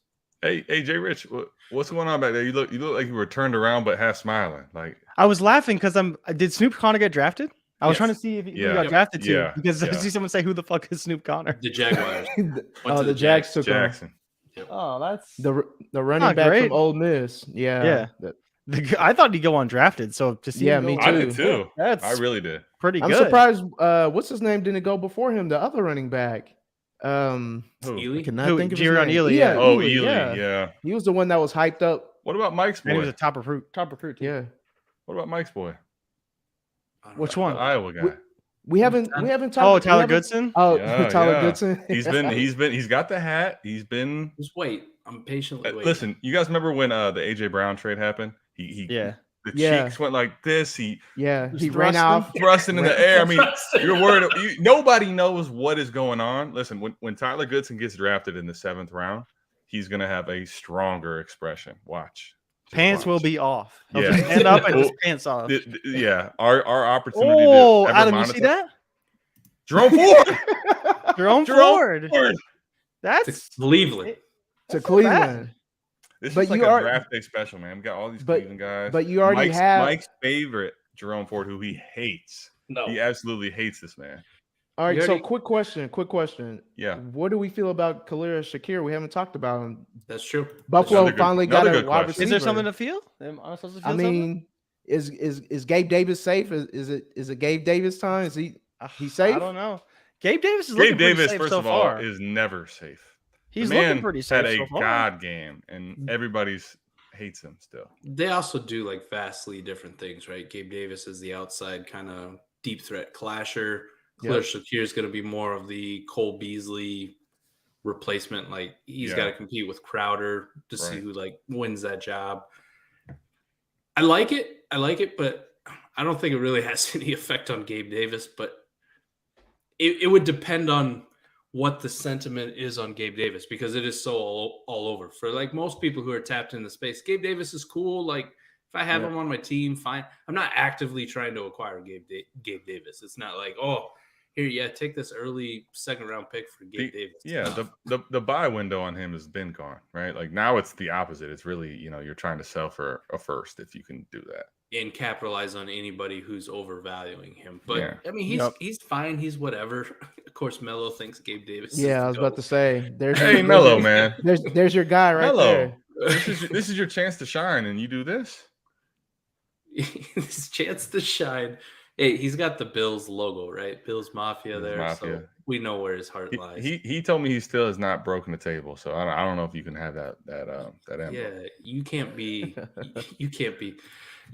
Bills Mafia, right? If you haven't broken the table. Jay Rich, what do you think about Gabe Davis and all of this discussion? Like, I want Jay Rich's take because he's the numbers guy. He's going to have all the projections. Josh Allen, he's ascended quite a bit. That offense is potent. Like, what do you think? That's tough, man. Because I don't really know what to expect from Gabe Davis. It's been this is year 3 of the breakout. Year 3 of the breakout, right? It's the longest breakout in history. It has to happen now. It's like Corey Davis-esque minus the draft capital. Are we hoping for Devontae Parker? If you want to really puke in your capital? mouth, the Corey Davis minus the draft. Oh my gosh! I didn't expect Devontae Parker minus draft capital. There is opportunity to be had there, but will it be realized by Gabe Davis? I think there's a case to be made, but I am definitely not running to get him on my teams. Right? Fair enough. I think Mike said, if you got him already and you've been kind of stashing him over the hope that he becomes good, I think that's a great move, and I think you're probably getting some value there. But I'm probably not trading for him because I think there's a chance that James Cook could, see some work in this offense, and that takes targets away from other guys. And, I think Stephon Diggs with that new contract probably has even more targets than he saw last season because they didn't really bring in anyone of consequence to take targets away from him. It's tough.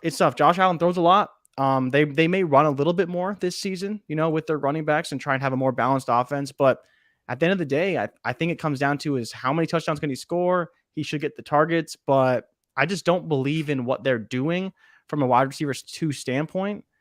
I don't know. I just don't think it's going to come. I don't think the breakout's coming in the way that people are projecting it to come, at least. All right. So shit show 4D. We're all about like equating everything, right? Bringing the compass on startup picks, rookie picks, player values all into one spot. So when we're talking this rookie draft, let's say everybody here, you have Gabe Davis. Where is the spot for you that you would rather have Gabe Davis versus a pick? And where would you rather have the pick because you're going to draft X player in the 22 class versus Gabe Davis right now? Right behind Christian Watson. Oh, that's, man, So I wanted to disagree with you, Rich, but that's like pretty good, man. So basically 2-1, 2-2, basically. Yeah. Yeah. If you get a first round pick, I think you're taking it. George Pickens, Sky Moore, Christian Watson, Kenny Pickett, 2 to 3 running backs potentially, all the first round and second round wide receivers other than John Mechie, right? Like, and Tyquan Thornton. Okay, so you're all right. So your break is that Gabe Davis is under John Mechie. Then you would take John Mechie over Gabe Davis. I don't think I would. I think that's overdoing it, but I think you're close. I think you're close, though. I think you're close. I think that Gene, if we're looking at it objectively, if I'm just looking at this season, which is really what I'm doing for Gabe Davis, I'm not projecting this out, this beta wide receiver on the Bills for the next 4 seasons. I think there's a realistic opportunity for John Mechie to receive the same amount of targets as Gabe Davis, as the number 1 or pseudo number 1, number 2 target in Houston versus Gabe Davis, who is the number 2-ish target in Buffalo. But there's still Dawson Knox, there's James Cook, there's Singletary if he sees targets, there's a true alpha in Stephon Diggs. So there's a lot of things happening. I don't think Cooks is going anywhere because he obviously re-signed, but I do think there is a role for another guy to fall in line in Houston for sure. Man, let me say this. I think Jay Rich is at the correct pressure point, but he's still not worth a verse. That's the so if you're getting even as gross as it is, 112 over Gabe Davis. But here is the question I think that is tougher.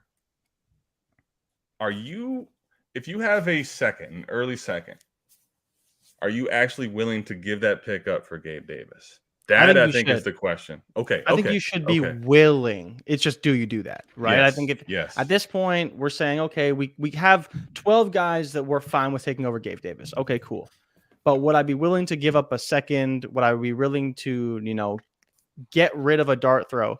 Instead of throwing my dart at someone in this class, I'm throwing my dart at Gabe Davis to be the guy for Josh Allen as the number 2, which I think is a great decision to make if that's the route you want to go. I think it's a dart throw either way. I think there's a good chance for Gabe Davis, and you're betting on the offense, the talent, the rapport, the chemistry. But the late breakout isn't very fun. The potentially having to re-sign there for whatever he's going to cost, who knows, isn't great. Then bringing a receiver, I don't really care. Khalil Shakur could be the next Gabe Davis. When Gabe Davis finally leaves, but while Gabe Davis is there, he's probably still the guy. So I'd be willing to make that dart throw overall if that's the route you want to go over a running back, quarterback, whatever. But if one of those quarterback hits or one of those running back hits, he could be worth more than Gabe Davis. Correct. Which is scary. But is the bet worth it? Yeah, it's a good discussion. Gene, Mike, I'm interested to hear. Gene, I know you got to get out of here, man. I know you got to go. Make sure you tell the people where we can find you at, what you're tapped into, what you're doing in the space now. Let's make sure that it gets out there. Yeah. So like Mike has said, that I'm one of the hosts of Off the Line Fantasy Football Podcast. The other one is Ike. You can follow me at Fantasy Genes. That's GENES. I'm part of Destination Devi Squad. Our podcast is more kind of overscoping everything in fantasy, but our focus in season is redraft. But I dabble in. I play a lot of Dynasty, so I post stuff on Twitter about Dynasty, just any and everything that's happening in the football space. If you want to also, I'm a good follower in terms of following soccer. I'm a soccer fan, so if you want to talk fantasy, just anything with soccer. Cowboys fan, so. Watching this draft has been very boring for me, but and it hurts to see the Eagles fucking crush it, Don't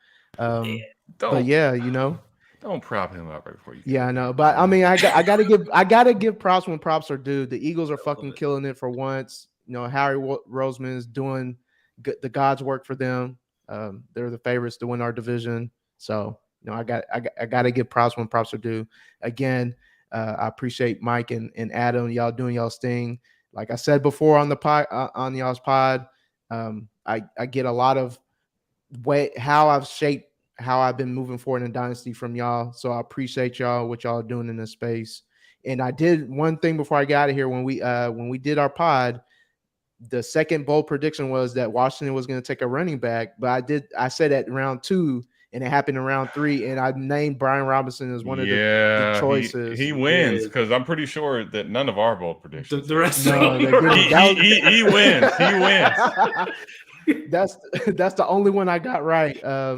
So I appreciate y'all again. Yeah. And you did. You dropped the Antonio Gibson bomb on us. So thank you for that. Yeah, we appreciate that.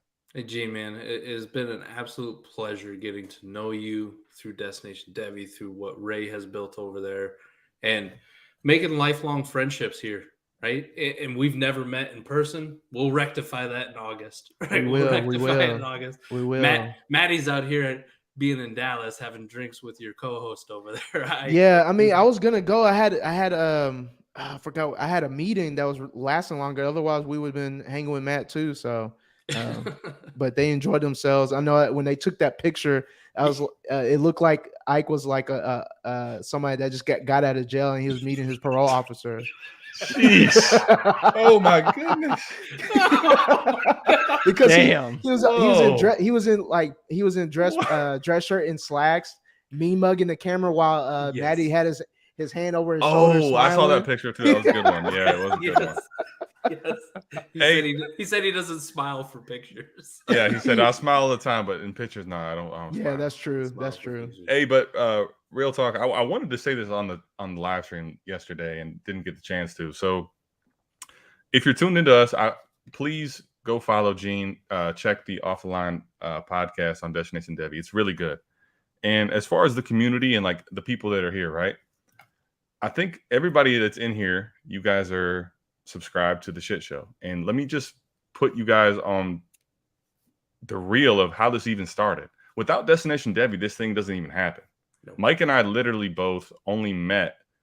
We still met in person, but we met because we were in the Heisman chat. And basically what happened was we would do this type of thing through chat. It would be Mike and I on an island versus everybody else telling us receivers and all this other stuff. And then we're like, you know what? This guy kind of thinks like me. And we ended up doing our own podcast. And next thing you know, we were doing a podcast with Destination Debbie. Here we are today. But without Destination Debbie, without Gene, without Jay Rich, without Ray, without that community, everybody in here, this doesn't exist. So like if you are interested in more, I strongly suggest you tap into Ray. I strongly suggest you tap into Jay Rich. And while you're over there, please make sure you're tapping into Gene's Off the Line podcast. It's really good, man. It really, really is. I love you, G, man. I appreciate you coming on. This has been amazing to do. And it's crazy that all the guests just popped up at the exact same time. Man. Like y'all just worked this shit out. Like, oh shit. Look, bro, y'all all came on in like 5 minutes. And it was all at the Spiller pick. It was amazing. Yeah. We got hyped up with the running backs that we've been waiting for to go, and they went. So I was like, yeah, let's talk about it. Man, I woke up today convinced that Spiller was dead, and y'all came in and woke the man He's back. up. Y'all woke him up. He's back, baby. All right, Gene. All right, y'all. You, man. Y'all be good, bro. Go train for that 40, man. Yeah. Got a lot of money on you now. Jay Rich is putting all 997 American dollars on you. Yes, sir. The whole brand, the whole stack is on Gene. You know. All right, y'all. Be good, Thanks, bro. Man. Yep. All right. Nothing, man. Your Carson Strong to Colts in the 5th round didn't happen. They took. He already locked it up though. He don't even care anymore. We got a couple more picks. Don't you worry about it. I can get Jay that Rich. right Look lead. at how you know what. Going Jay Rich, since he realized he's won this grand, look at the energy. He's not in bed anymore. The crust is out of his eyes. He just wiped that last little piece out. He's excited. Dude, that's a big win. That's a big win, man. How many people were in that challenge? Hold on, I'll check for you. But I honestly, I'm pretty sure I came in like dead last year. Like I'm not even joking. I'm pretty sure I came in dead last year. So it's just a little bit of redemption, you know? Yeah, a little bit of redemption. Honestly, I credit it to my ability to pick random guys to the right selections and just kind of made it happen, you know? Yeah. I mean, I did get the first 5 right, so that definitely helped a lot. But after that, I was like, oh, I don't know, man. I don't know. It's been ugly. Man. Let me see. So we got, let's start. Can we just talk about the run you've been on? Like, you are running absolutely pure over these last few months. Oh man, I'm fucking scorching hot right now. You get Talk to us about 60 how people in here. Woo. 60 people, yeah. Woo. It's not bad. We're not Not even bad. going to talk about the betting, right? We'll just talk about, hey, Wake Up Show, hugely successful. Wake Up Show doing good. Secure the sponsorship with Prize Picks. Yep. Amazing that you guys locked that down. That is amazing. And then you go and you pull an NFL all day rare moment. Oh yeah. Serial number Dude, 1. That Terry is McLaurin, just poof out of thin air. And I still have it. But Mike, I told you that was actually day 2 of pulling a number 1, right? Day 2, you pulled a second number 1? No, Mike. I pulled a number 1 Ty Jerome like of 60K in Top Shot the day before I pulled that number 1 McLaurin. I've never Like pulled. it was nuts. So that same day I got the Ty Jerome. I sold it for like $200 and it was a number 1. And then it was the next day all day drop came and I got the number 1 rare McLaurin, the launch codes one. I'm still sitting on that one. But yeah, it was crazy. So I was actually 2 days in a row. It was the first time I ever pulled a number 1 across all the digital spaces. And it so happened I pulled 2 on consecutive days, which was wild. Of all the thousands of dollars I've put into packs, Yeah, literally. I've never even gotten a single digit. Right? Oh, Like, really? yeah, Damn. I think the closest I've gotten is I pulled a 13 or Okay. 14 De'Aaron Fox. What is the is there a rough ballpark for what you're sitting on is worth? Probably like $1,000. So you got another. You basically have 2 stacks. You got. Well, yeah, that one's unrealized. That one I gotta sit on that one for a while, right? I gotta let the Unrealized value gain. kind of come back. Yeah. But yeah, it's Right. probably worth like Mike. Would you say like $100, $150 at the low ask? But for the number 1, it's probably about 1,000 at least. Yeah, I believe because I also pulled a Terry McLaurin moment, the exact same one you did just now. Yeah, Not Yeah. number on the one. same day, Just not- right? Not Yeah, number on the one. exact same day, and I was excited about it. And, Yeah. And Jay Rich let's came just- in. Bro, we stomped went on you. nuts when that happened because I was on stream with Ray and with Brandon, and when we opened it, it was crazy. Damn, man. I would say That's crazy. it's hovering around like the high $100, right? $100, $200, and then like once Yeah. all day opens up a little bit more. I wouldn't be surprised if like the low ask for just a random serial number in there is like $200. So if Yeah, you're talking the number 1, you're talking a few grand easily. Yeah, I was gonna guess Like, more than hopefully, 1,000. yeah. I mean- It's just kind of being conservative, right? You don't Right. really know. Yeah. I got you. Yep. Yeah. But yeah, it should be worth like I'm hoping to get around 5K out of it. Jay Right. Rich is on that. He's on that humility right now because he knows he's winning. But when he cashes out, count that money, baby. Yeah. I'll let y'all know when I cash out. Yeah. I'll let y'all know when I cash out. All right. It's up. I mean, if anyone wants to go buy it, if you're independently wealthy, it's up for 250 G's if you want to go buy it. Damn. It's just if you want it. Well, Just if you want. I was think about it like this. I was gonna consider it, and then you Think about it like you wanna this, my kill man. my whole entire life. If Terry McLaurin was like, "Yo, I want to buy my all day moment," I'm like, "Yo, Terry, hit me up, bro. I got your number 1." It's the only one he has. It's the on all only day. number 1. No, it's the only one. Period. Oh, and you have Yes. the only number 1, and it's his. Only Yeah, I got moment. the number 1. It's his Got it. debut. It's his debut moment. It's his number 1, and it's the only one out right now. All right, so that is insane. But let me just Pretty tell you cool. this from a counterpoint: that when Dotson's moments comes out, McNutted is going to drive the Terry price of that. You need to sell before the Dotson moment hits because Mike is going to hype that to the moon. I know he will. So- I know he will. That's okay. So just for some reference, right? I mean, we kind of talked about price, right? The number 11 serial number sold for $1,000. The number did it? 7, Holy shit! Are you serious? the number Nice. 7 sold for $1,300. So, Jared, I mean, you're at probably So $3 grand. or at least $3 minimum. grand. At Yeah, least $3 $3 grand grand. minimum. For a number You're 1, smart. 100%. that's not bad. I don't even remember what the Ooh. pack cost. $49. No, that was a little bit more. It was like I think 100, maybe $100. 150. Maybe 150. Nice Sheesh. ROI there, right? It's a couple thousand %. You're good, but man. we'll see. Damn, that's a serious pull, Jay Rich.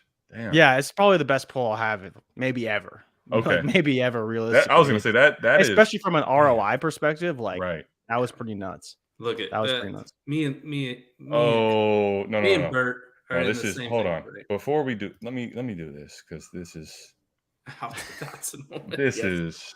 Got this. We're good, man. Can we? Rocket ship.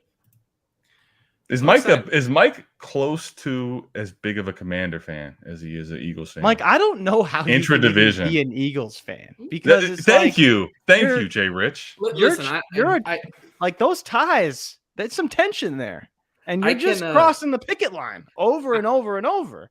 It's a bit of a problem. I have mastered the ability to separate my fantasy fandom and my. Well, you just said fantasy NFL. And paused. Yeah, my fantasy fandom and my NFL fandom.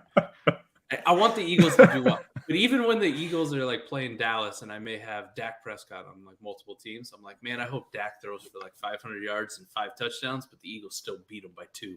Yeah, something along those lines. Like, I want my fantasy teams to do well. I always want my Eagles to win. I always want them to do good, but I have separated it because, unlike being a fan of the Eagles, that doesn't ever pay me any money. Being good at fantasy and people scoring a lot of points wins me money in the end of the day. So it's true. Now, that is true, but let's be real. The money for you is not worth anywhere near the amount of times that you've told the entire community. So we might as well do it one more time that you are the reigning champion of the OG Bomb Squad. And we've talked about it nauseum. Nauseum. The original. Every time. I might as well just get to it before you can, because I know you're going to do it. Before Jay Rich just won. He's not even in that league. You're going to do it. He just won. I know I'm not in it. He just won $997 off the draft challenge, right? And he gets to hold that over everybody's head. Draft challenge champion. True. Right? I won $1,300. Hold on. $1,300 from the Bomb Squad, baby. Let me say this. I just realized this. Jay Rich in the draft challenge is the premier guy at picking a direction. Yeah. First to worst, right? He said he was dead last year. I was pretty direction. close. He got the 101, and now he is winning this year. I'm pretty sure I only got 3 picks. I'm pretty sure I got Trevor Lawrence, Zach Wilson, and randomly Michael Carter last year. Oh, I'm pretty sure those are the only. So I'm pretty sure I only got one. I'm pretty sure I only got one non-obvious pick last year. So he hit 1 and 2, and then didn't hit until the 4th round. We got a Kyren Williams sighting. No way. Oh, really? Drafted. Hold on. Okay, everybody pause. Where? Did you see the logo? Oh, Rams. Background? Rams, bro. That is interesting. Cam Akers is dead. No, he's not dead yet. Stop that. Daryl Henderson is fucking dead. I was playing. Please, shitheads, if you're still tuned in, understand that was a joke. Fuck them picks, but they taking Kyren. See, this is a tape don't lie pick right here. Yeah, it has to be. They trust. I want to know what Ray thinks right now. You think he's happy? But what happens with Cam Akers? Is Cam Akers really the pass catching back? I believe when so. you have a Kyren Williams on the roster? No, I believe so. I think there's opportunity there. What they use on him, though, man? What they use on him? 5th? I know, but man, we were projected 6th multiple times. Or undrafted, right? I think that this is higher than I thought he'd go. I don't know if that was one of the questions or like one of the tiebreakers on the draft challenge. Hold on. Like, will Kyren Williams get We drafted? thought about it. We thought about it. Let's discuss this from a day 3 perspective and reality. Okay. Darrell Henderson had way higher draft capital.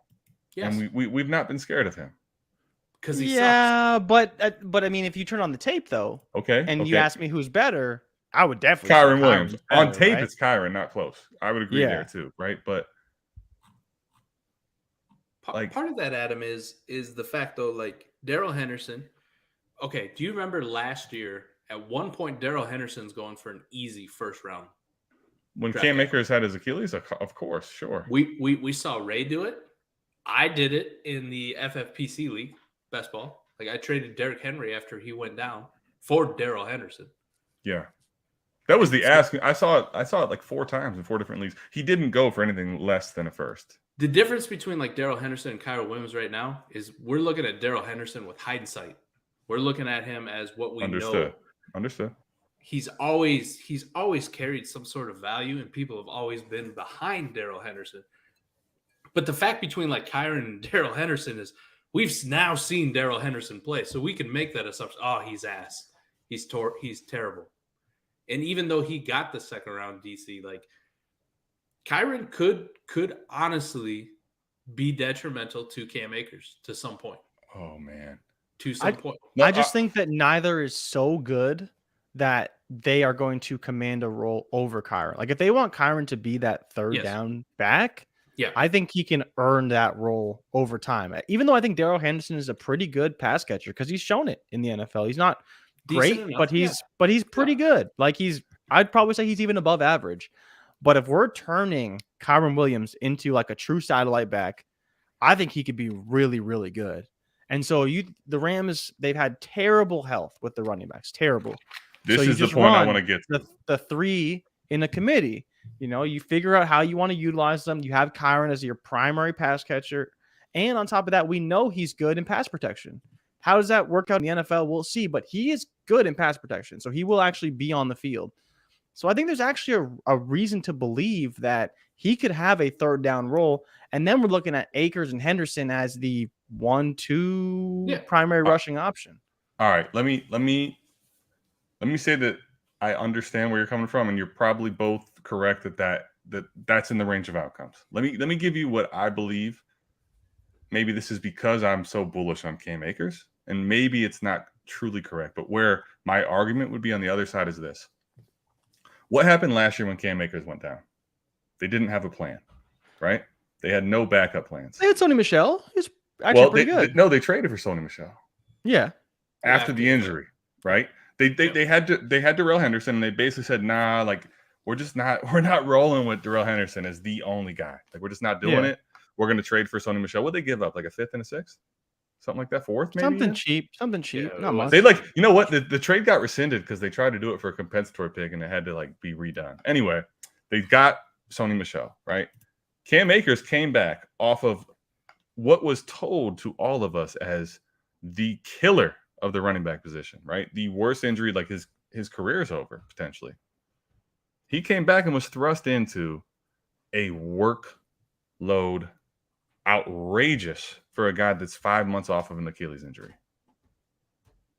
This to me, a day 3 pick, I agree with Jay Rich too. He's good on film. He is someone that is good in pass pro. So you can utilize him in the third down skill set. Like there's no argument there. But I just think this is more of a like, if something happens, we are not fucked and we have to go trade for Sony Michel. Like we don't have to force something that's not there. Like now we have a plan in the backup. But my only counter argument to that though is I think that that's not the best fit if that was the pick. Like I think if you're going to draft a depth running back, they probably go another direction. I'm not sure if Kyron can play special teams, if he's going to do returning and do stuff like that to kind of earn that spot on the roster week after week. But that's where I'm not really sure what they do. And I think that they want it to be Henderson or Akers, but I think it just potentially could cloud the ceiling of Akers overall because while Kyron may not get a ton of work, and I'm totally with everyone on that, like day 3 pick, don't go drafting him in the second round because that's going to be a bad pick. Right. But if he's for the NFL and he gets 60 carries and 40 targets, that's probably still a little bit generous even for Kyron Williams. But even that workload being taken out of the big share that is the Rams is a bit of a problem, right? Correct. It's not much different than B-Rob. But I think with B-Rob, it's the primary rushing aspect when really if Kyron takes away the receiving work from one of these backs that we know is more valuable in fantasy, that's where it can become a bit of a problem. So for me, it's I look at it like one of the best case scenarios for Kyron Williams is going to a good offense like the Rams and in the 5th round when we thought he may be undrafted. So I like that. I like that move from that standpoint for Kyron Williams. And he makes him an intriguing 16, 17, 18th round, like best ball target in drafts, right? And in rookie drafts, I don't know, maybe like 3rd, 4th round, like just add him to the list of names. Like you're like, fuck it, I'll take a shot on him. But for Cam Akers, I think much like the Brian Robinson thing, like I'm not going to overreact to the Brian Robinson thing, but I think it does bring him down just a little bit, right? Because you do have this threat of, all right, if some of this pass catching work goes by the wayside and Kyron Williams is playing a lot more on third downs than what we thought the full workload was going to be for Cam Akers, I think you have to adjust just a little bit. And it may just be enough where it's just a tiebreaker within tiers, right? I'm not talking like dropping 6 spots or anything like that, but just cognitively, if I'm looking at two similar things like that, the Kyren Williams thing is going to bring him down just a few spots for me. I think the big thing for me is all those people out there with like the Darrell Henderson. Jay Rich, you alluded to it. Like he can catch passes, and we've seen some nice things, but he hasn't stayed healthy, and the Rams have never been trusting in giving this guy the reins to the backfield. When he was drafted, when Cam Akers goes down, they still bring in Sony Michel, and they give it to him for like a week or two, and then it's like he gets phased out or he gets hurt. So he also kind of just seems like a guy like we get to camp, and I don't know Sony Michel, if anybody's been keeping track on that. Like, are they bringing him back? Yeah, are they bringing him back at some point? Or are they not? That's what I'm trying to get at, though. Yeah. This is to me signaling that's not happening. That they're not bringing him back. I can see a scenario where they do the opposite, where they bring Sony Michel back and they maybe look to move on from Darrell Henderson. Or just cut him. I'm thinking the same thing. Well, he's only got a year left, right? He's only got 1 year left. Well, that's kind of what I was getting to as well. But go ahead, Mike. Sorry. So I'm just saying, like, if we're looking at this pick from like a fantasy perspective, a little ding on Cam Akers, just a little bit, a bump to what we thought was going to happen with Kyren Williams. And if I'm sitting on any Darrell Henderson shares, like I'm probably shitting my pants right now. Like, yes, man, he's the biggest. I think he is the biggest loser by far in this draft pick. Best case scenario, he gets traded out of there to some other situation for like a 7th round pick.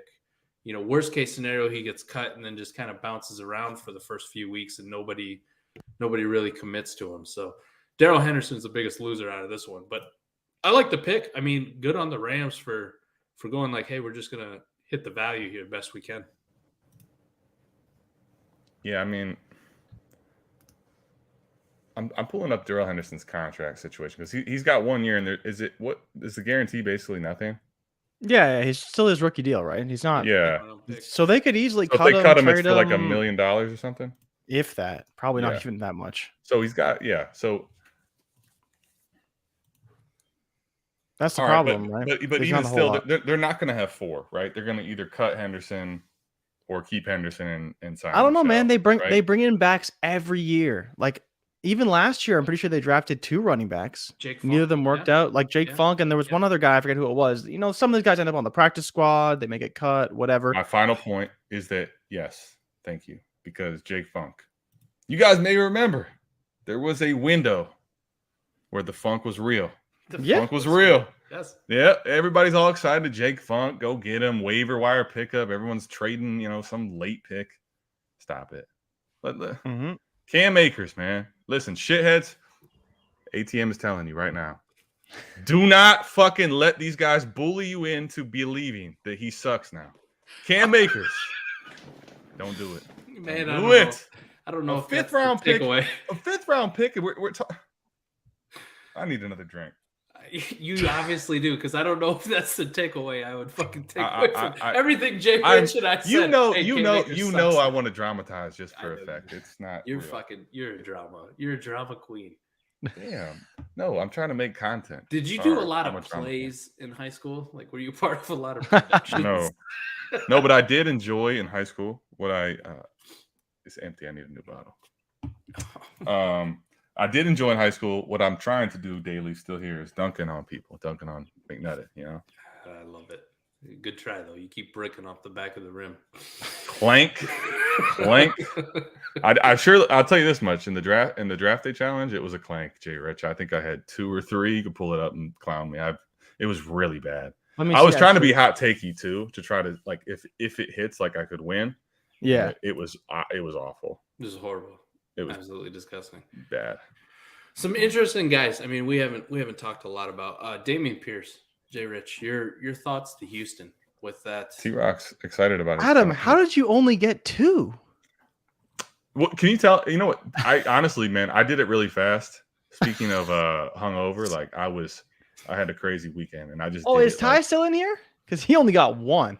So. Ty. You saved me, because you can still put me on blast. What were my 2 correct picks? I don't even know what they were. Let me pull up your whole thing. 1 second. I was looking at the graph. I was going to let people know that they should not submit their entry early, because it's clearly not the right strategy, right? That's true. The information does kind of start to unfold as it gets really close, right? Yeah, well, a lot more. Like part of the reason why I got the top 5 right was because so you got Garrett Wilson, which I didn't even get Garrett Wilson, so good on you for that. And Kenny Pickett. Those are the 2 you got right. Okay. And the rest you got I'll be honest, those were the 2 I felt most confident about, which is probably why I also got them. And and I'm trying to think. That's not bad. Did I say that Cross was going to go to New York? Like I'm trying to figure out how. That seems like I missed some layups. Damn. Well, I didn't have Cross in New York. I thought Cross was going to slide down to Houston. So, I mean, I don't know. Let's see. Where is Charles Cross? You had him going to the Giants, yeah. That's what I thought. Okay, there was a big discussion right between Neal and Cross there, and then the Giants also got to take Thibodeau and then take Neal. So there were certain things that like you just can't see unfolding. So the fact that Jay Rich had 10 correct picks is pretty crazy.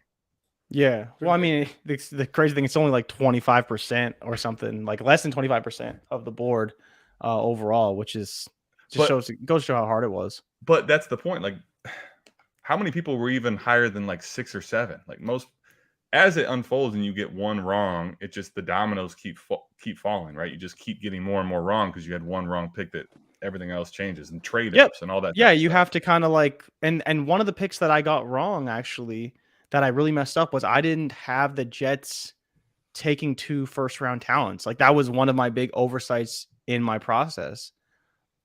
And I looked back, I was like, oh shit! Like I just didn't give them a second first round round talent, and I was like, damn. Well, I guess I just screwed myself out of a chance at a pick, right? Yeah. So I'll tell you what the average is, though. I'll calculate it right now. Yeah, do that. And while you're doing that, I got a question for you guys, though. Since you said I was just being dramatic, you are doing plays and all that. Let's have a discussion because Jay Rich brought up a good point that I wanted to get to. Gibson and B-Rob and Akers and Kyron. Right now, today, dynasty value. Who would you rather have? No startup pick, no build. Akers or Gibson? Gibson. Man, I think I'm going to go with... Oh, man. I knew Mike was going to Gibson, but I want to know what Jay Rich says. Because this, to me, now is actually very tough. I think I would roll with Akers. Me too. Okay. And I think that, Mike, you're probably right that going with Gibson is a smarter move. I'll openly admit that. But I think I would chase the ceiling of the Rams RB1 in Akers over whatever Gibson could be, because I don't see the ceiling with Gibson anymore. I think that he could have a great season. I think he could maybe even be an RB1, back end or high end RB2. But with Akers, I think you're chasing the ceiling that he could be like a top 6 running back with 12 to 15 touchdowns in the Rams offense. Again, we just talked about how he's probably not going to catch that many passes, which is fully realistic. But I don't see Gibson doing a ton of that either, at least from what we're seeing right now. So I think I would probably, it's gross and it's not a pick I'd want to make even between the two, but I probably would chase the ceiling of Akers over what I view as the floor of Gibson. Mike, you want me to go, or you got something else to say? I'll go. I'll defend Antonio. I'm going to use the restroom. Actually, no. I need to hear this. I'll hold it. So if I just look at Antonio Gibson from weeks 10 to 18, right? Once he started to get fully healthy, McKissick was hurt for some of this, right? Getting phased out. And Antonio Gibson was actually getting a decent workload, right? A bell cow type workload. He's averaging roughly around 20 points per game at the running back position during this time. And you can hate on Carson Wentz all you want. Like, I understand the concern. But Antonio Gibson is now going to be playing with the best quarterback he's ever had in his career. The best quarterback. And we'll say this for Terry McLaurin too. This also goes into it. Carson Wentz has shitty moments, but he plays really well at times. And I don't think it's with anybody who's going to argue that Taylor Heineke or Kyle Allen or whoever the hell else they trot out there is worth, even close to like what Carson Wentz would be at the quarterback position from an NFL standpoint. So The offense is going to be more efficient. The offense is going to be one of the best that it's ever been under Antonio Gibson's time. And you kind of got to see when he was healthy what he did with a shitty quarterback. And now we're going to upgrade him immediately to a good quarterback. Like, I still think that ceiling is there. That tantalizing upside is still there with the size, the speed, the pass catching ability. Now, Brian Robinson being there does put a little bit of a damper on it, right? Similar to like what we were talking about with Kyron Williams. So I am a little bit hesitant, and I will drop him down my ranks some. But if you're talking Akers coming off of the Achilles behind that offensive line of being poop, like, I get it. The Rams don't give a shit about the picks. They just go all in, and they may very well find a way to fix that offensive line. But one of the weakest points throughout the playoffs was that offensive line was so bad. And even in the Super Bowl, I mean, the Bengals just kind of had their way with it. Sure. The Rams couldn't run the ball for shit. Mm-hmm. We're going to talk about like yards per carry for Cam Akers. It's not necessarily just Cam Akers, because Darrell Henderson did get some run in the Super Bowl too, and his yards per carry were god-awful in that game as well. But if I'm looking at it, like, I feel a little bit better about Washington's offensive line situation. And I feel a lot better about the fact that they upgraded the quarterback position. And I got to see a running back who doesn't have a serious concern with an Achilles injury produce at an elite level to finish the year. So that's my Antonio Gibson. Like, I agree with you. Let me preface this. A lot of these disagreements that we're going to have, we are literally talking about guys like next to each other in rankings, right? Well, that's what makes them fun. Yes, but let's thank you for saying that, because audience, that's correct. It's a discussion. It's not I have a preference, but it doesn't mean that it's like 100 miles an hour. Everyone that says otherwise is wrong, right? Like, it's a discussion. So, but though, to Mike, so you were saying that basically like the workload that Gibson was getting, right, at the end of the year, which I'm in agreement with you, was hefty, and kind of proves that even though that, you know, they went out and got Robinson in the late third, that they want to utilize Gibson if he's healthy. I think the bigger concern is the health. Both of these guys have health concerns though, and let's utilize the workload again, Mike. Let me just piggyback on what you said about Cam Akers. Let's talk about this now. Cam Akers has the worst injury that a running back can have. Would you guys agree with that? Yeah, for sure. Is there a worse injury for a running back than an Achilles injury? I don't think so. I guess if you did like the tear everything in your knee kind of, you know, injury, where you tear all the ligaments. All right, so you're saying the whole ACL, LCL, the whole knee blows out. Think Marcus Lattimore. Marcus, it is Marcus, right? The Saints? Marshawn? No. From South Carolina. You remember when he was Marcus Lattimore, yes. When he was going to be an absolute. Did he tear his entire knee? Yeah, multiple times. He blew out his right knee, and then he blew out his left. Okay. Let's say that it is. Let's just, outside of something outrageous, it's the worst injury for a running back, or maybe a neck injury too. You know, something that's. You can't take any hits. I get it though, but it's bad. Can you just say that it's the worst one just for the? I want to dramatize effect. it. All right, you know, Jay Rich. You see what I deal with now, Jay Rich. This is this, you won't say yes. All right, fair enough. Close enough. It's in the range of outcomes of the worst out there. Go Anyway, what did they do when this happened? They would, every single time he was asked, McVay said, "I'm not ruling him out."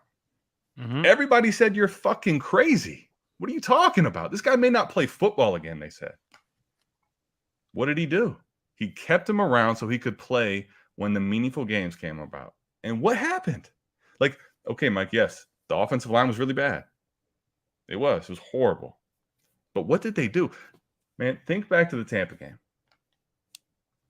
They almost lost the game because they kept feeding him and he fumbled twice. Mm-hmm. They still made him the primary back on their way to the Super Bowl.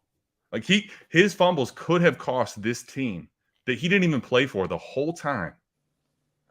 And they still made him the primary feature back off of an insane quick recovery time. And now a 5th round pick though makes us think like this is not going to be the feature back. Guys, I'm telling you, like this is me. I'm not saying I'm 100% right. This is the way I view it. This is a guy that they have special plans for. And nothing's getting in the way of that than injury. He is going to get work. He's going to get volume. And I believe he has the 3-down skill set to do so. And let's be real. He is the best. Mike, Gibson is a great prospect, right? But he's a transition from receiver to running back. Akers was the best prospect, him and Najee in that class. Najee went back for his senior year. Akers is the best prospect. No, like, let's not forget that. Prospect. Out of high school, he was. He was a quarterback out of high school. Right, but in running back, they said it was between him and Najee.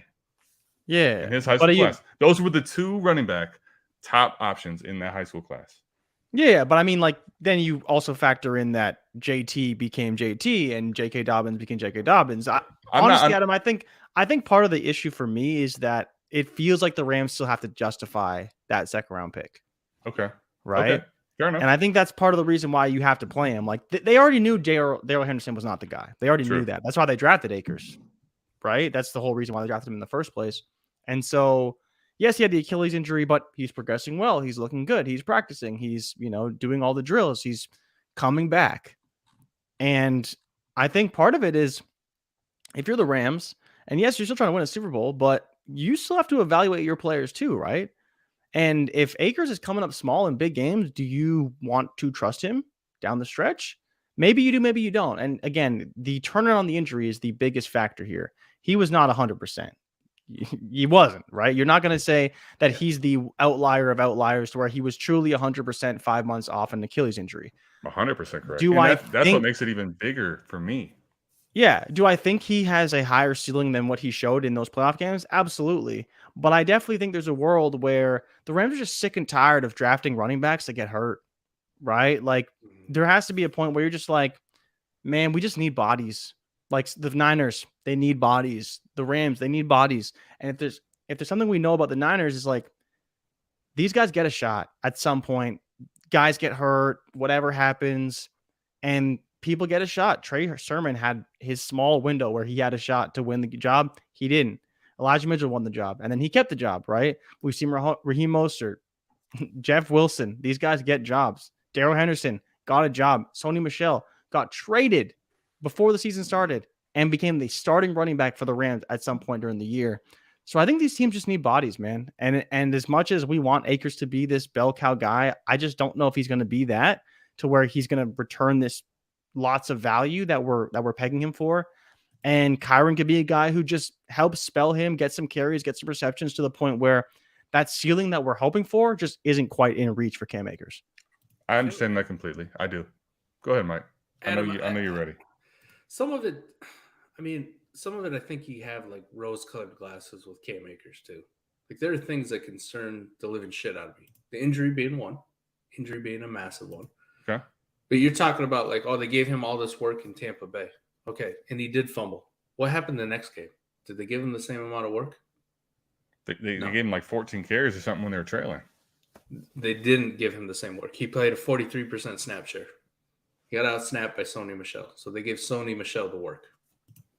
They said, we saw what happened with Tampa Bay and Cam Akers. We gave Sony Michel the work.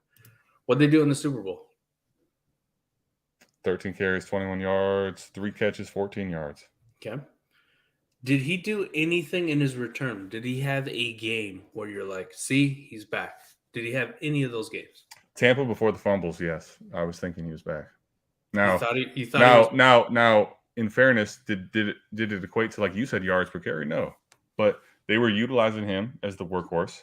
He had a couple good runs. He had 27 touches for 68 yards. Yep. You thought he was back on 27 touches for 68 yards. Do you agree that running back is not just your yards per carry? It's also a lot about what the offensive line does.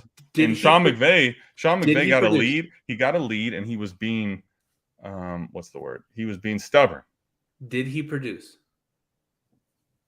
If you give me a running back off an Achilles tear that's getting 24 carries, That is something that incredibly excites me. Now, do I need to see yards per carry to make it like he's a good running back? You're basing this off of moments he had, individual small moments. You're asking me, was there a point where I said, do I think Cam Akers is back? I'm saying during the Tampa Bay game, yes, I did. Why would you say that he's back? There were flashes, and he was getting tackled behind the line of scrimmage most times in that game. Okay. And they had a big lead, and they knew runs were coming. Did he produce in any of those games? Any of them? What do you mean produce? Like, did he put fantasy up stats? Did he put up actual numbers? Fantasy stats? Yes, any of those games. The 5 games that he was back. Tampa Bay, I mean, three catches, 20 yards, 50 on the ground. Like, that's not a RB1 week, but it's off of an Achilles injury in 5 months. That's exciting. It's barely that's an RB1 fucking week for the teams just playing in the divisional round. Barely. So are you go make your point, because you're asking me questions. What you're trying to do is tell me that I can't tell you that I'm excited about the guy. I understand that you're excited about it, but you're saying that there's impossible for me to say that when that's not true. You're basing it off of moments that he had and not actual production. What? Right. The sample size is like this, and it's in big time moments. But your main point was, look how many carries he got versus Tampa Bay. That's the point. That is something that matters. Ask Najee Harris. And what happened after Ask Najee Harris about opportunity. What happened after that? What happened after that? Did they give him the same amount of carries? No. But did they give him almost 15 carries in both games after he almost cost the team its entire playoffs? They didn't give him the workload. Instead, they said, we'll give Sony Michel the workload following week in the championship. Where's Sony Michel? I'm saying they had Cam Akers. They gave him the workload. I wish we had more viewers. This is good. This is a good shit show discussion and argument, because we don't normally have these. You're basing you want Cam Akers over Antonio Gibson. Now, today, I would take Cam Akers. And if the argument is anything about Kyren Williams, then the same argument is stronger for Antonio Gibson. Understandable. But I don't agree with that, though. I don't agree with that. If I could step in real quick. And the reason why I don't agree with that statement is because we know what J.D. McKissic does, how he inhibits Antonio Gibson. We've seen it, right? Mm-hmm. We don't know how this backfield is really going to shake out yet. And so that's why I sort of disagree, is that I believe that we kind of know what we're going to get out of Gibson outside of B-Rob, but we know how JD impacts Gibson, right? But we don't know how B-Rob impacts him, and we don't know how Kyren will impact Cam Akers. So just keep that in mind when you're going through this argument and this exercise, is that we don't really know how that's ultimately going to shake out overall. These are good discussions. And let me say this. That brings me to another point. What has Sean McVay been craving ever since they went to the Super Bowl and lost with Jared Goff? Before they won this one. Todd Gurley. He wants him back. But Todd Gurley's knees gave out. He's wanted that guy. He's admitted Darrell Henderson was not the guy. I don't know that Cam Akers is that guy. Though? I think he does want to utilize a 3-down running back that's really good. And I'll say this. I don't know, after what happened, bringing him back so soon, if he tried to force it with Cam Akers. And I don't know that in the future if Cam Akers can, hold up for that type of workload. But I do think he has the skill set to be one of the 3-down guys. And McVay wants to utilize a running back in that way. I do believe that's still the case. I get it. Cam Akers had an Achilles injury, and it is very devastating to the running back position normally. We haven't seen anything outside of a few moments that should give you this much blind optimism to be in on Cam Akers over Antonio Gibson. Now, I will point to the fact that they both drafted the same year, right? Both drafted the same year. We don't know much about Cam Akers because over that time frame, he has one 20-point fantasy game. One 20-point. Granted, he had in the regular season, you mean? Doesn't matter. Playoffs, etc. No, he had 20 versus New England and Seattle. No, he did not. Yes, he did. No, he did not. No, he did not. He had 21 points versus New England. He didn't have 20 points versus Seattle in the playoffs. No. What? No. Right. Okay, go ahead. Keep talking. I'll pull up the stats. Okay, you pull up the stats. Yes, I will. Thank you. Okay, you're right. You're right. Oh, okay, all right. Thank you. Because I'm looking at. I will let the slander of Cam Akers go so far. I really will. I'll let all of it go, but I'm not going to take lies. This is a player profiler thing because for whatever reason, Jay Richards knows. He knows. In 2020, they do not include the playoffs for whatever reason. But they do. That's all I was saying. That's all I was saying.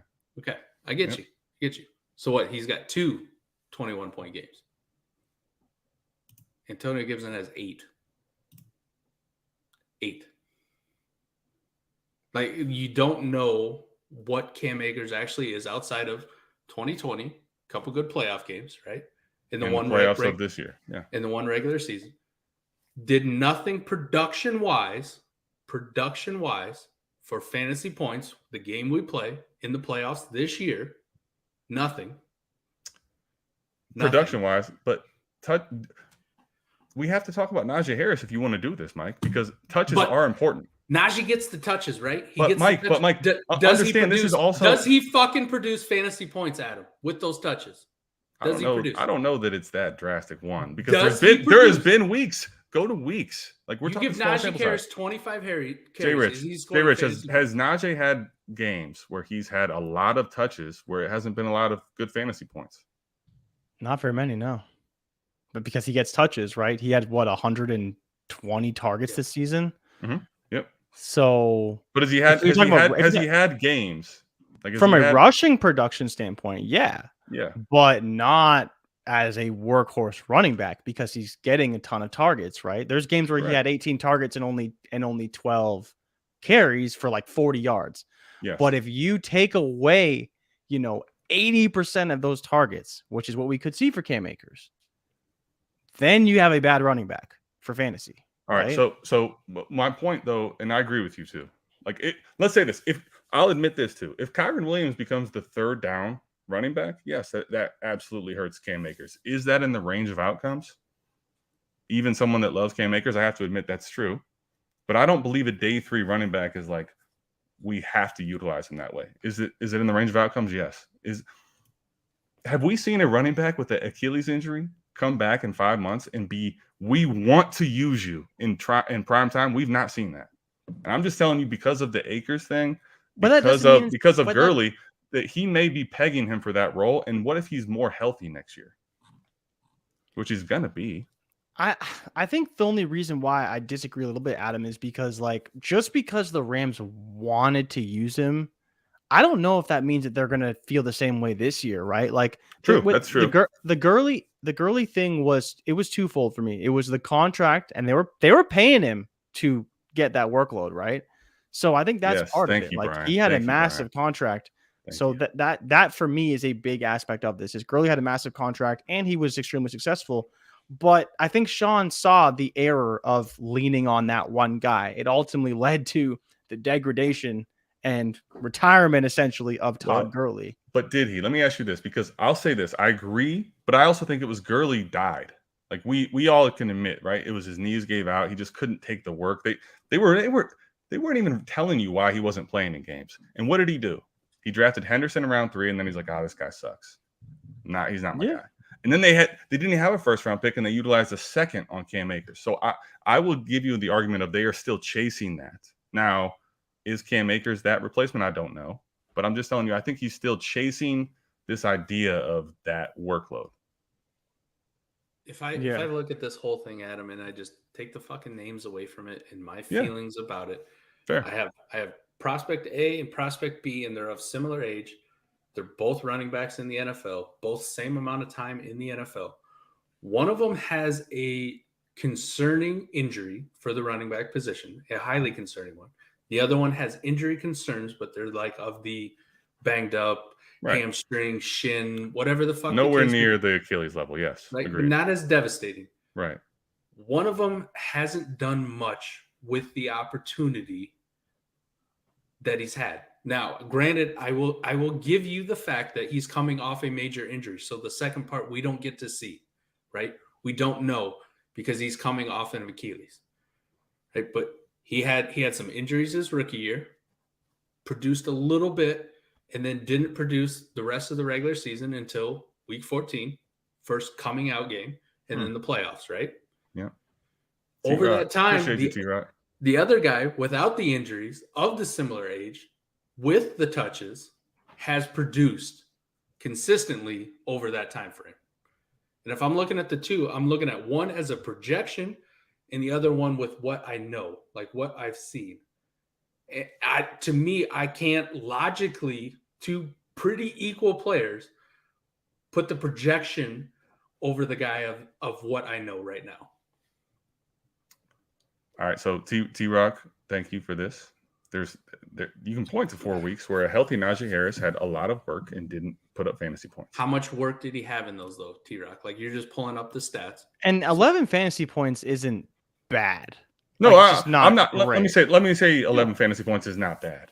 And that's my only point is on games, and you found 3 holes in that whole. Well, hold on. I'm using Najee. Week one is valid. It's the Bengals, though. They had a good defensive line this year. Week 1 is valid. I'll give him that. Week 12, he played a 57% snap share, had 8 carries. 57% snap share with 8 carries. So he didn't get the work then. Didn't get the work. Week 15, we'll pull up week 15. What do you do in week 15?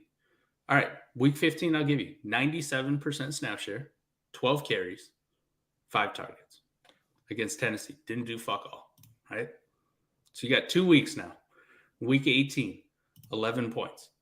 56% snap share. So he didn't actually get the volume. It wasn't like he was hammering it 20. Were they already in the playoffs or what happened in week 18? something like that, yeah. Okay. Yeah. So wasn't their season over? T-Rock, their season was over. Let's remove 18, week 18 then. So let's even just say, and I'm only bringing this point up because this is a guy that we know is outrageous on snap share and he's guaranteed volume, right?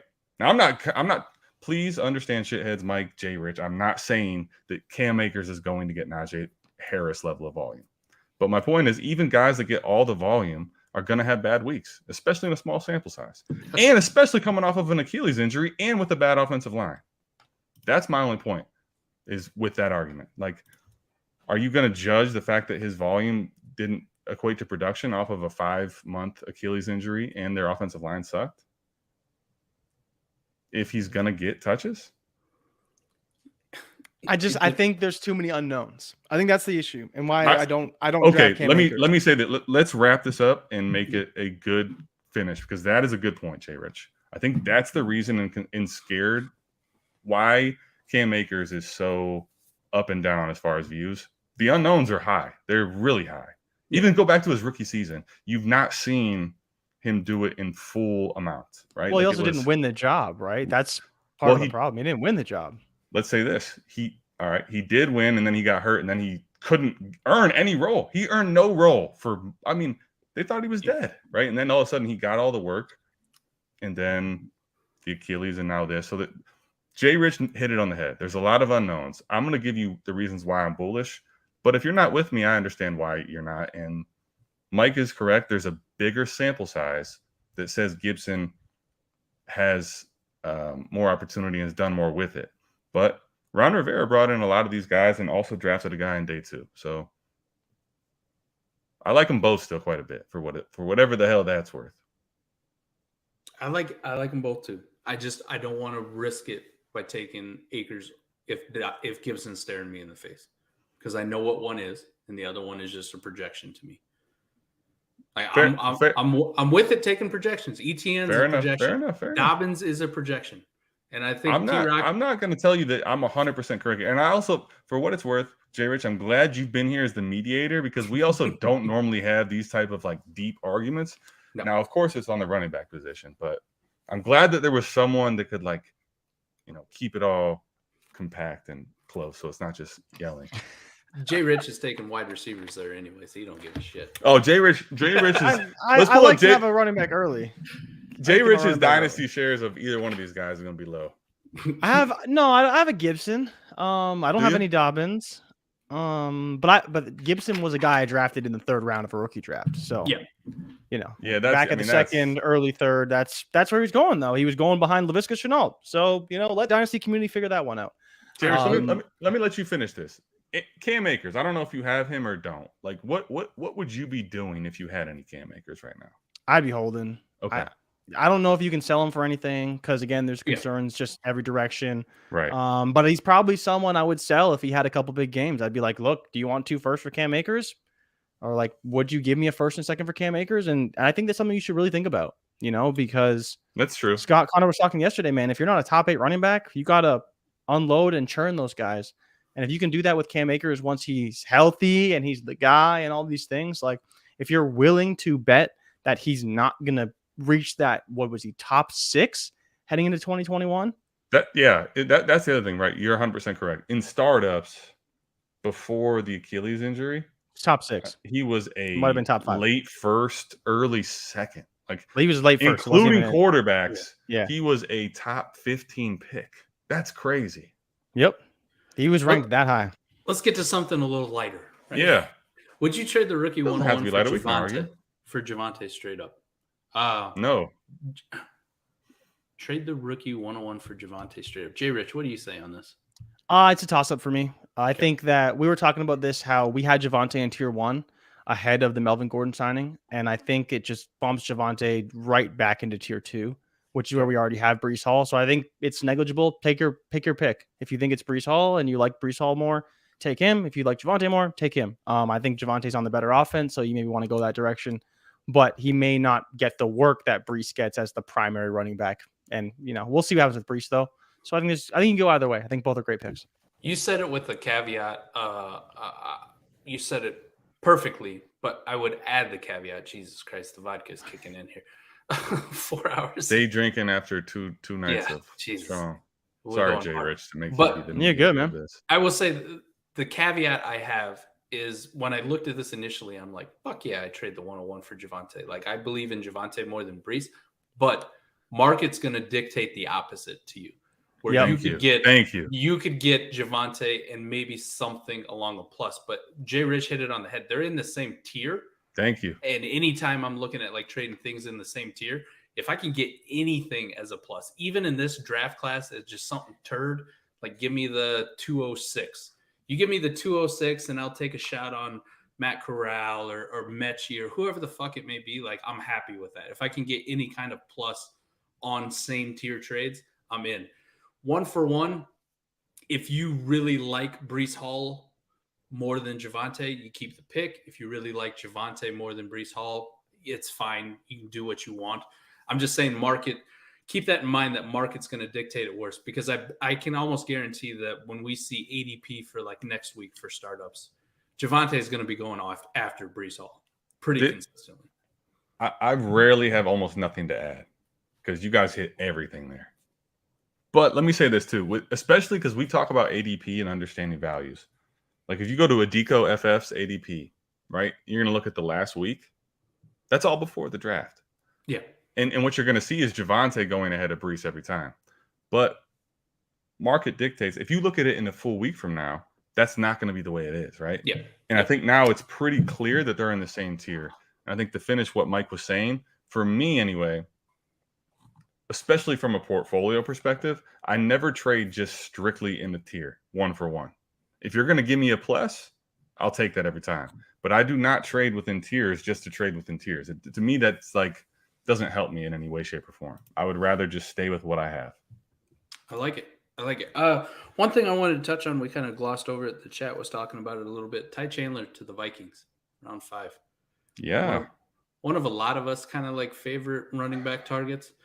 This kind of pains me because I literally, the most owned player I have in Dynasty across all leagues is Kenny Nwangu. All of it. I have all the Kenny. Yeah, but okay. Let me say this too. Dynasty Nerds thing is awesome. But yeah, you have 60% in Nwangu or whatever. What did he cost you? Nothing. Let's not act like you lost something horrible. You lost an upside play, but you didn't burn any value there. Right? No. It isn't like I went out and paid for Nwangu.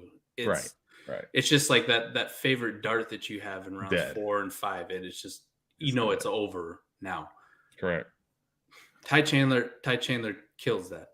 Jay Rich, you know what? While we are doing this, can you pull up your nerds? I'll pull up mine. Mike's got his up.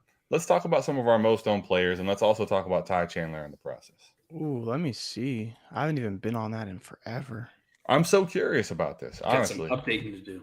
And now, shitheads, this will be my way to show you that it's not just me talking it. You know, you'll see where a certain Cam Akers probably slots in. I'd imagine a tie. I haven't looked in a while. It's okay. I'm allowed to have feelings, Michael. You know. I just want someone to tell me I'm pretty. That's all. That's for sure. This is T-Rex pulling it out. Like, man, a third on top of Javonte for Brees. Like, man, things changed so fast. Market sentiment on there is wild.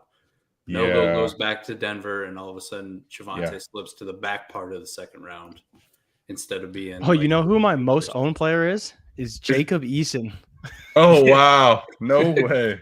I have him on a bunch of rosters from last year. That's my point, though, to him about Nwangu. Like, there's a lot that are going to be high that are just like, okay, we all know that they didn't cost you shit, and that's why you have a bunch of them. You just keep throwing the same dart in every league. You're like, this is the guy I'm going after. I'm gonna keep throwing the same fifth or like free agent bid in every league. Like, okay, that doesn't really count, but it's still a part of the exercise. What's crazy is like even I did a rookie draft for my league not too long ago, 14-team league. I only had I think 3 picks. I took Antoine Pierce in the 3rd. I took Tyrion Davis-Price in the 4th, and I took Bailey Zappi in the 5th of a 14-team super flex league. Yeah. Look at Jay crazy.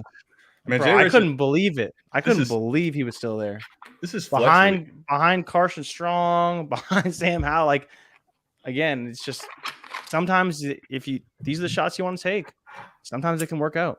This is flex week for Jay Rich. I like this too. T-Rock, you're copying what Mike said. Don't do this. No, he's pointing it out, right? I know. Pointing it out. I love it. I put it on there because I give him props, right? Yeah. You're scared of Melvin Gordon. You never deserved Javonte Williams. You didn't. So someone I don't know if you can say someone famous.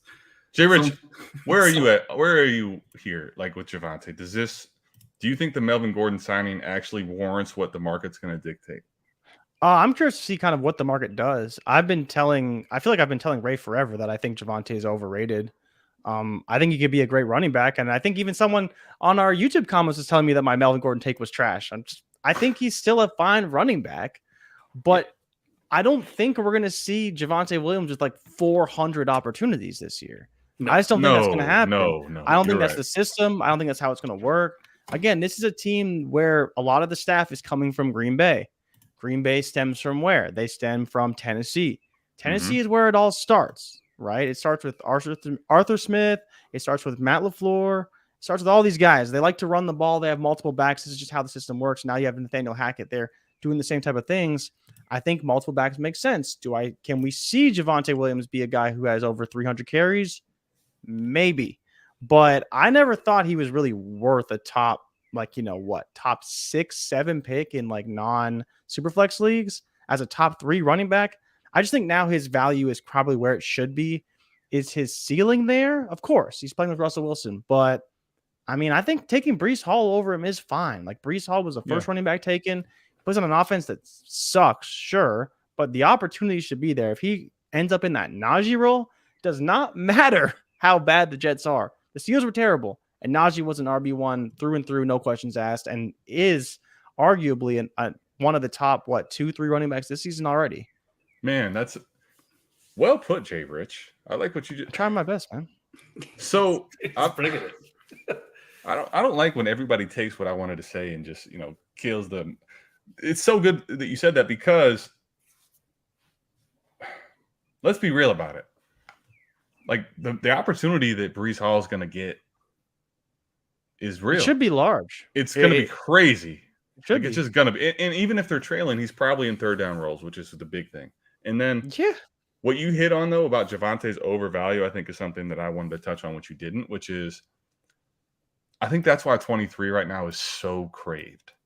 Like there is so much of a need of a insert and juice at the position of running back. Like there's just so little of the youth and upside guys at running back right now that I think Javonte out of necessity got pushed too far because of the hype at the position. It's just 100%.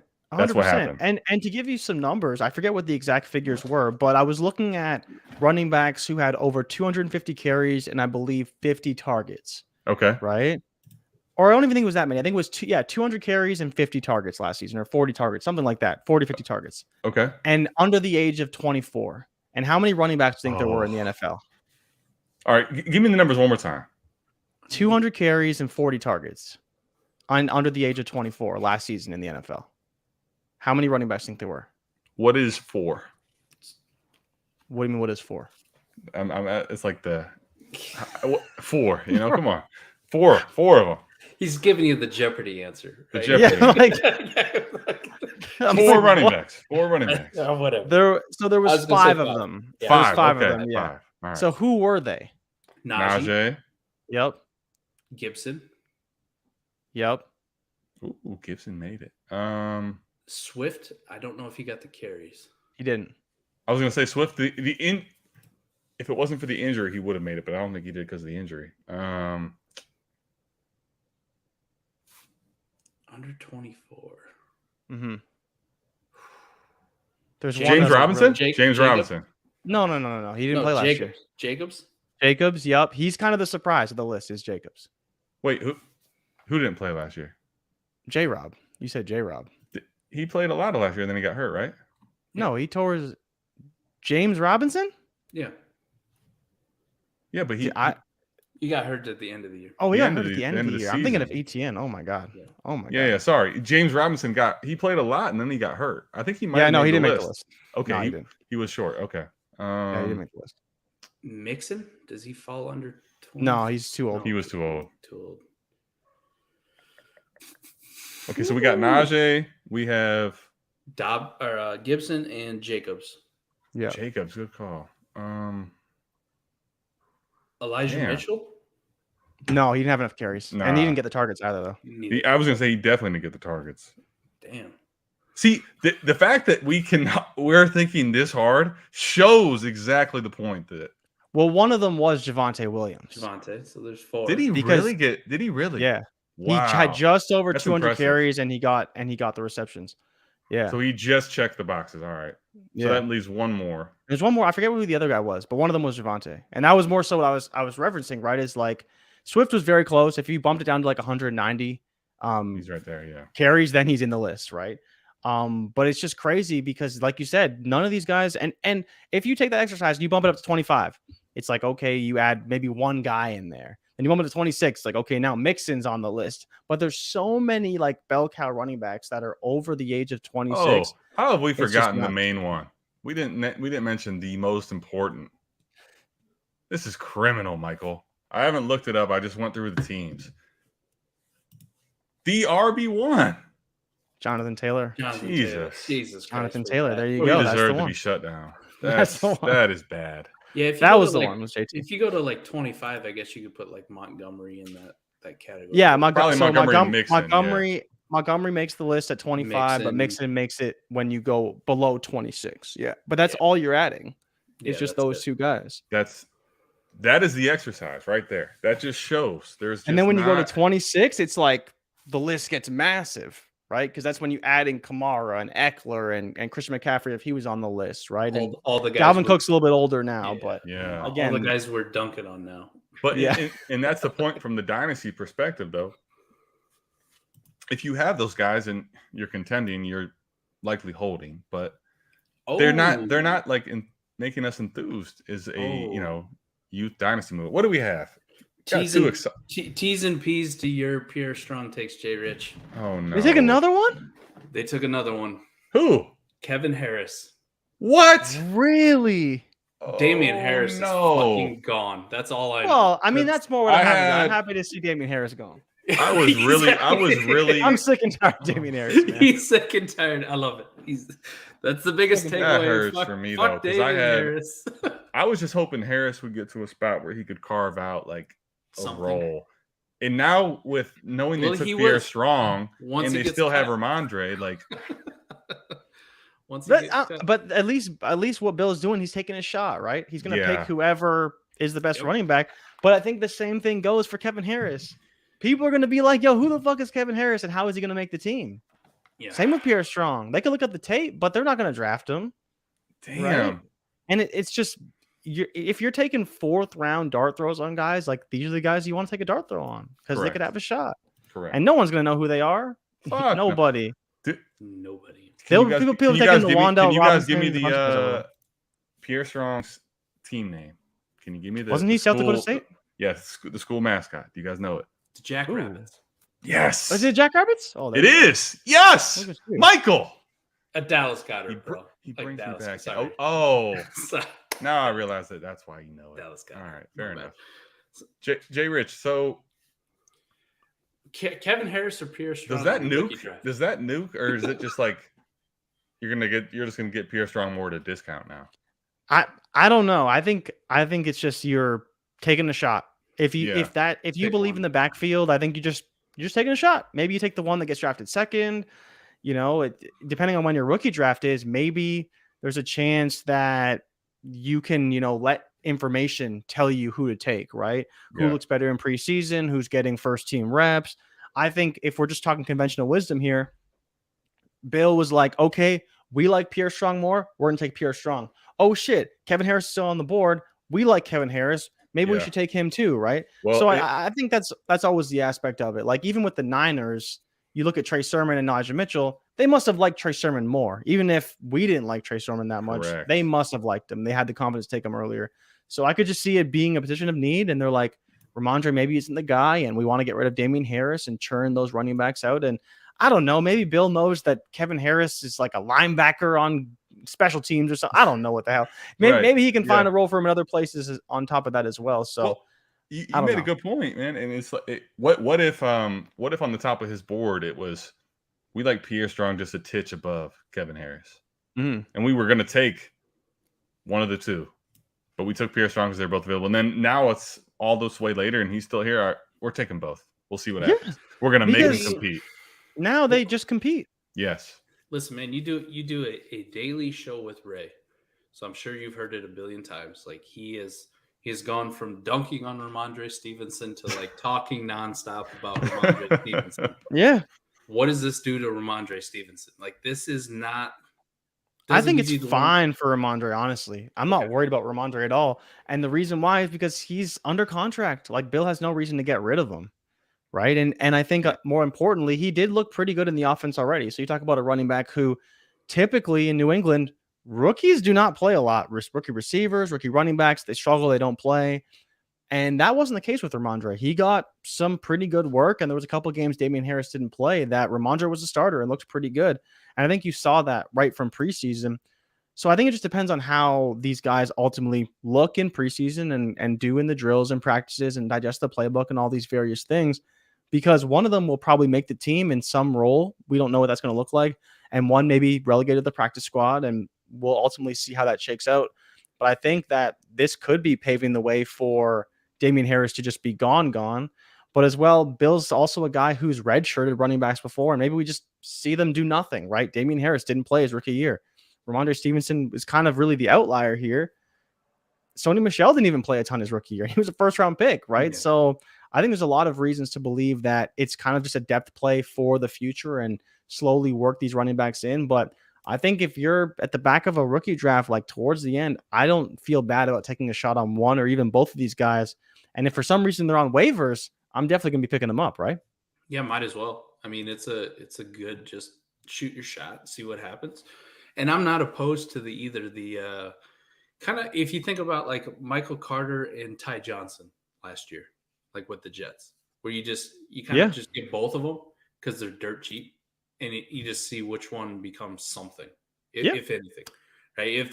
If they're not, they don't even make the fucking active roster coming out of training camp. You just cut them off your team and move on to the one guy who's still there. But it doesn't. Man, it's such a weird thing because I hated Ramondre, and then the shift kind of came. Ramondre played well, and people started getting in on Ramondre, and he goes to this early second round type value of a play in startups. 11th round is where he was going. Yeah. And when I finally take Ramondre Stevenson in the auction draft just last Sunday, I finally buy in. this shit happens. It's like, oh no, what did Not I do? again. Not again. No, yeah. This is I feel like was it James Chandakar's character from Beer Fest where he wakes up next to the fucking deer covered in blood. Oh, not again. Yeah, this is exactly what's happening right here. Adam, you're Kevin Harris, man. It's a good thing you got all the shares, right? You took every Kevin Harris share available for the last month. Why do we have to be on live in front of everybody when Mike gets the gloat? Because, I got all the Kevin Harris and, good for you. And now he's like, yeah, fuck you, Pierre Strong, the clusterfuck. Now it's your problem, Hey, Buffalo, the rich get richer. They take the punter out of San Diego State. Matt, Let's go. Ariaza, what? Right? Good. Is it 3 or 4 punters so far been drafted? There's been a lot of punters. Punters are winning championships here, right? So I think this is the third punter off the board. It's a 4D move to punt for what it's worth. Yeah, So when's New England's next pick? So, okay. I think we're almost at Slade Bolden territory. So I'm I'm keeping a lookout. Jay lookout. Rich is hitting the 50 of 4D, which Bro, is demonic. If Slade Bolden gets drafted to New England, I'm gonna fucking lose it. Hey, So- we didn't hit this. The GM tool. A few Go ahead, guys. Mike. Go ahead, Mike. Just before we dive into it, we are doing a draft show. Just a few guys out there to keep an eye on that we haven't seen go yet. We haven't seen Carson Strong get picked yet. Oof. We haven't seen some running backs that are interesting, right? The Devontae Price, Abram Smith, Tyler Batty, Bam Knight, Keontae Ingram. Those guys have not gone yet. And then at the wide receiver position, no Justin Ross. We are in round 6. No, Remember yeah, when there was a certain somebody. I feel it. I don't know feel it who right he here. was. it's over. It's I don't know who the guy was, but he was basically saying that I think his time never came to fruition and Shut he's up. dead. I believe it was something to that effect. He's dead. All right, I will admit it. He's dead. Yes. Give me one small win. Can I get Ross? Can I get a small win? Mike, I was with you. I thought Ross had some hope. Thank but you. They don't want him, so Nope. The NFL told you. I'm back out. The NFL told you all we needed to know. Now, let me say this, Jay Rich and Mike, I'll confess this to the shitheads. Had Justin Ross went second round to an interesting landing spot, I would have had to rescind my take. Oh, you in. I would have had to rescind my take. Yeah, I can't come on here and lie. But now that this is what the NFL tells you, in a bad class, when we've seen 5 punters go, 10 punters go, yeah. 3 no punters. thanks. 3 I can't believe Jacksonville hasn't taken him yet, honestly. 3 punters. It seems like a pick that they're gonna make, in the 7th round. Just Yeah. Here you go. Get T-Law his buddy. Why not? There's a realistic scenario, Jay Rich, where he goes undrafted and they sign him as a UDFA. Oh, he'd 100% sign there. 100%. Oh, Ross? 100%. If you kind of think of like the Bengals' infatuation and love with Thaddeus Moss with Joe Burrow, right? We're gonna keep bringing him in, and then he goes away, and then they bring him back, and it's always like Joe Burrow's guy just keeps coming in and cycling through practice squad. So I can see that situation. Let me ask you this, Mike, because this is a Shit, Mello, you ain't lying. We might get more punters than quarterbacks in the 22 NFL draft. Well done, Kyle. I didn't do a lot of punting scouting. I don't know who the hell else is available. Pump pass kick, Andy Reid style. Well, Hey, Mike, let me ask you this. This is a double-edged sword. go for it. Sam Howell starts midway through the season, not by injury. Are you more excited that Sam Howell is the starter of the Washington Commanders, or are you more upset that now Carson Wentz has been usurped by a 2nd and a 5th round quarterback, not by injury? Fuck Carson Wentz at that point. If Sam Howell beats him out with 5th round draft capital, he's done. It's over. Jay Rich, I wish you would have been there to mediate our Carson Wentz. I'm not going to go into detail because it's not kosher. But because you were wrong. Yeah, that's correct. I was wrong. It's not kosher to tell everybody what was said during this conversation, but we had a very, very avid and you thought the Akers-Gibson thing was heated. This was our strongest. Dak versus Carson Wentz. Listen, nobody gets to experience this because it's you and me, right? When we're on podcast together. Right. when we do podcasts together, we're very amicable. We tend to agree on a lot of things.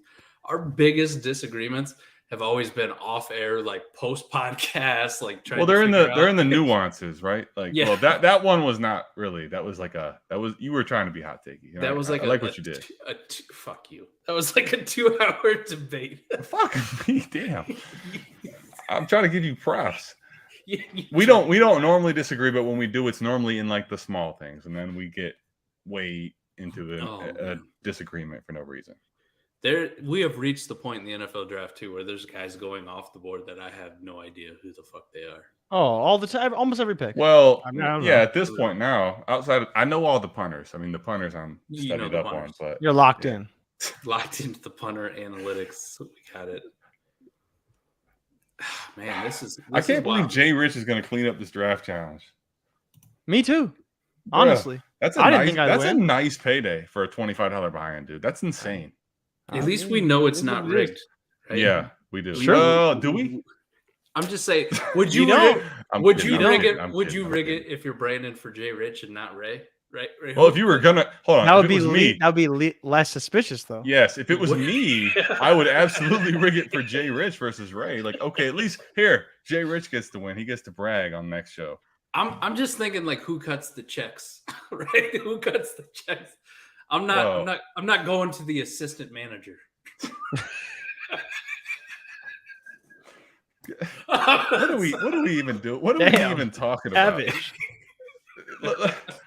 Saying the assistant manager can't cut a check now? I'm just saying.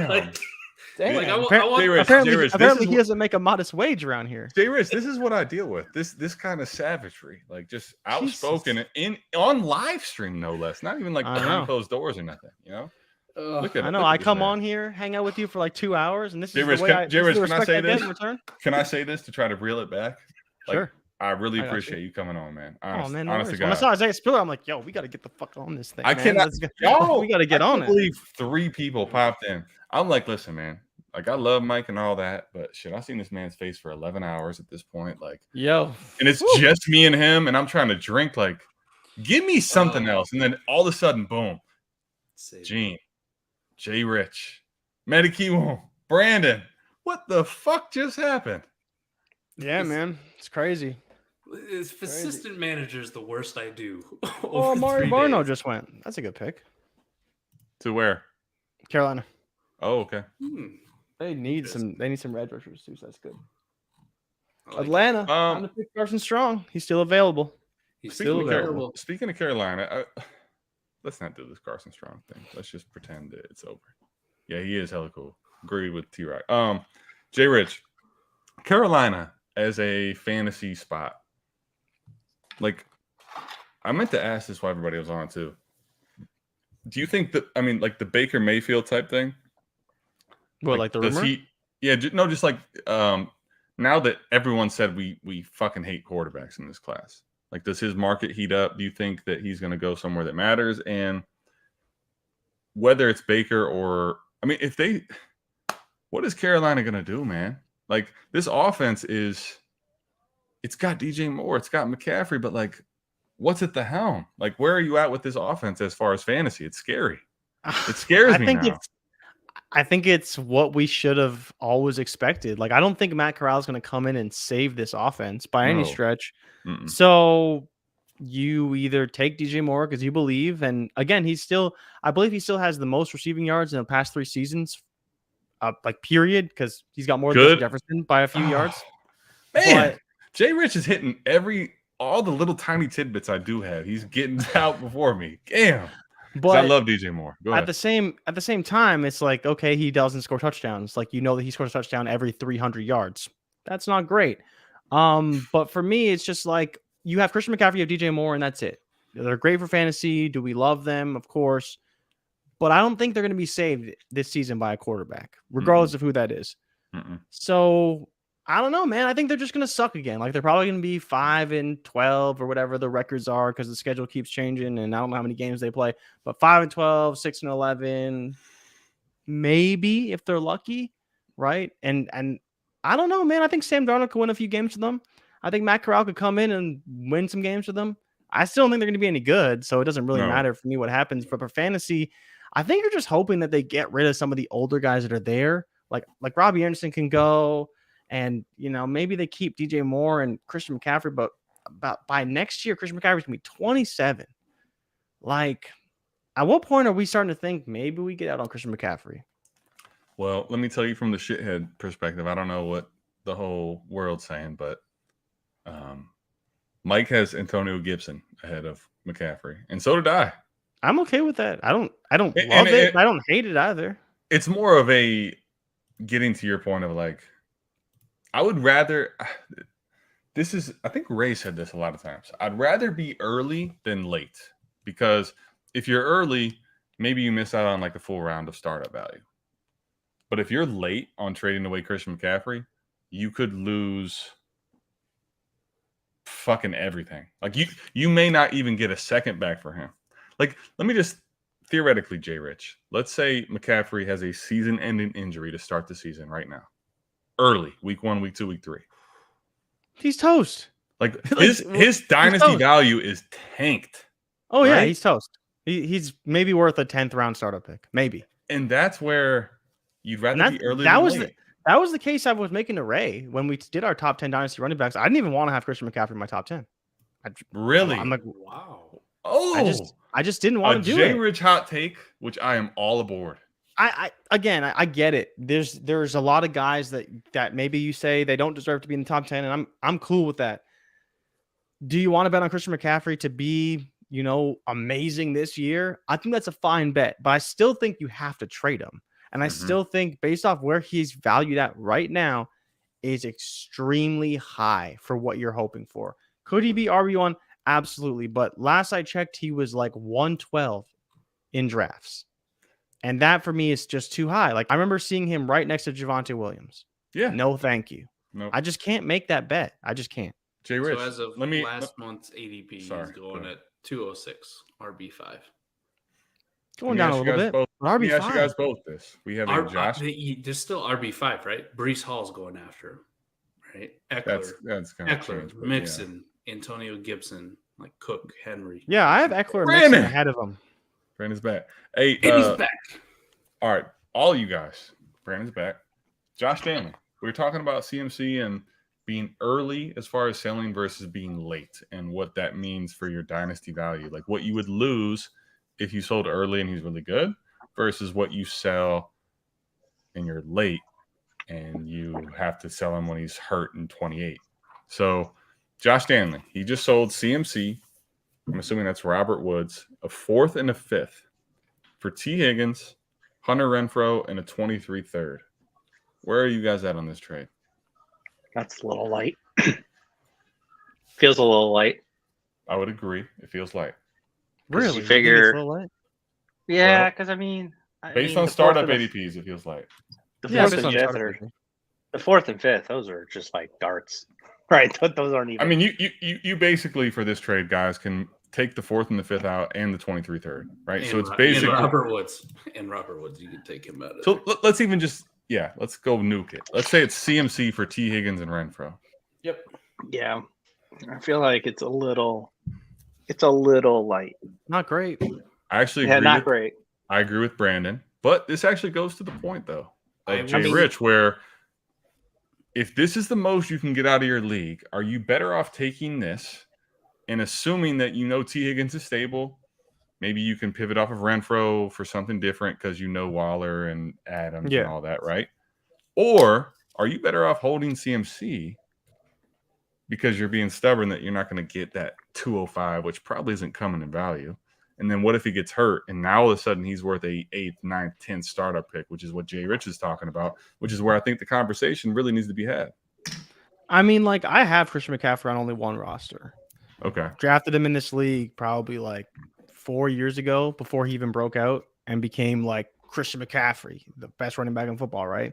Sure. But even for me, it's like if he has 2 or 3 good games and someone's willing to give me 2 firsts for Christian McCaffrey, am I really going to say no? Nah. Knowing that he's been hurt on my roster, killing me because I need him to win for 2 years, it's very difficult to make that proposition. And I want to throw another player at you because this is a player I sold for 3 firsts and 3 seconds this season.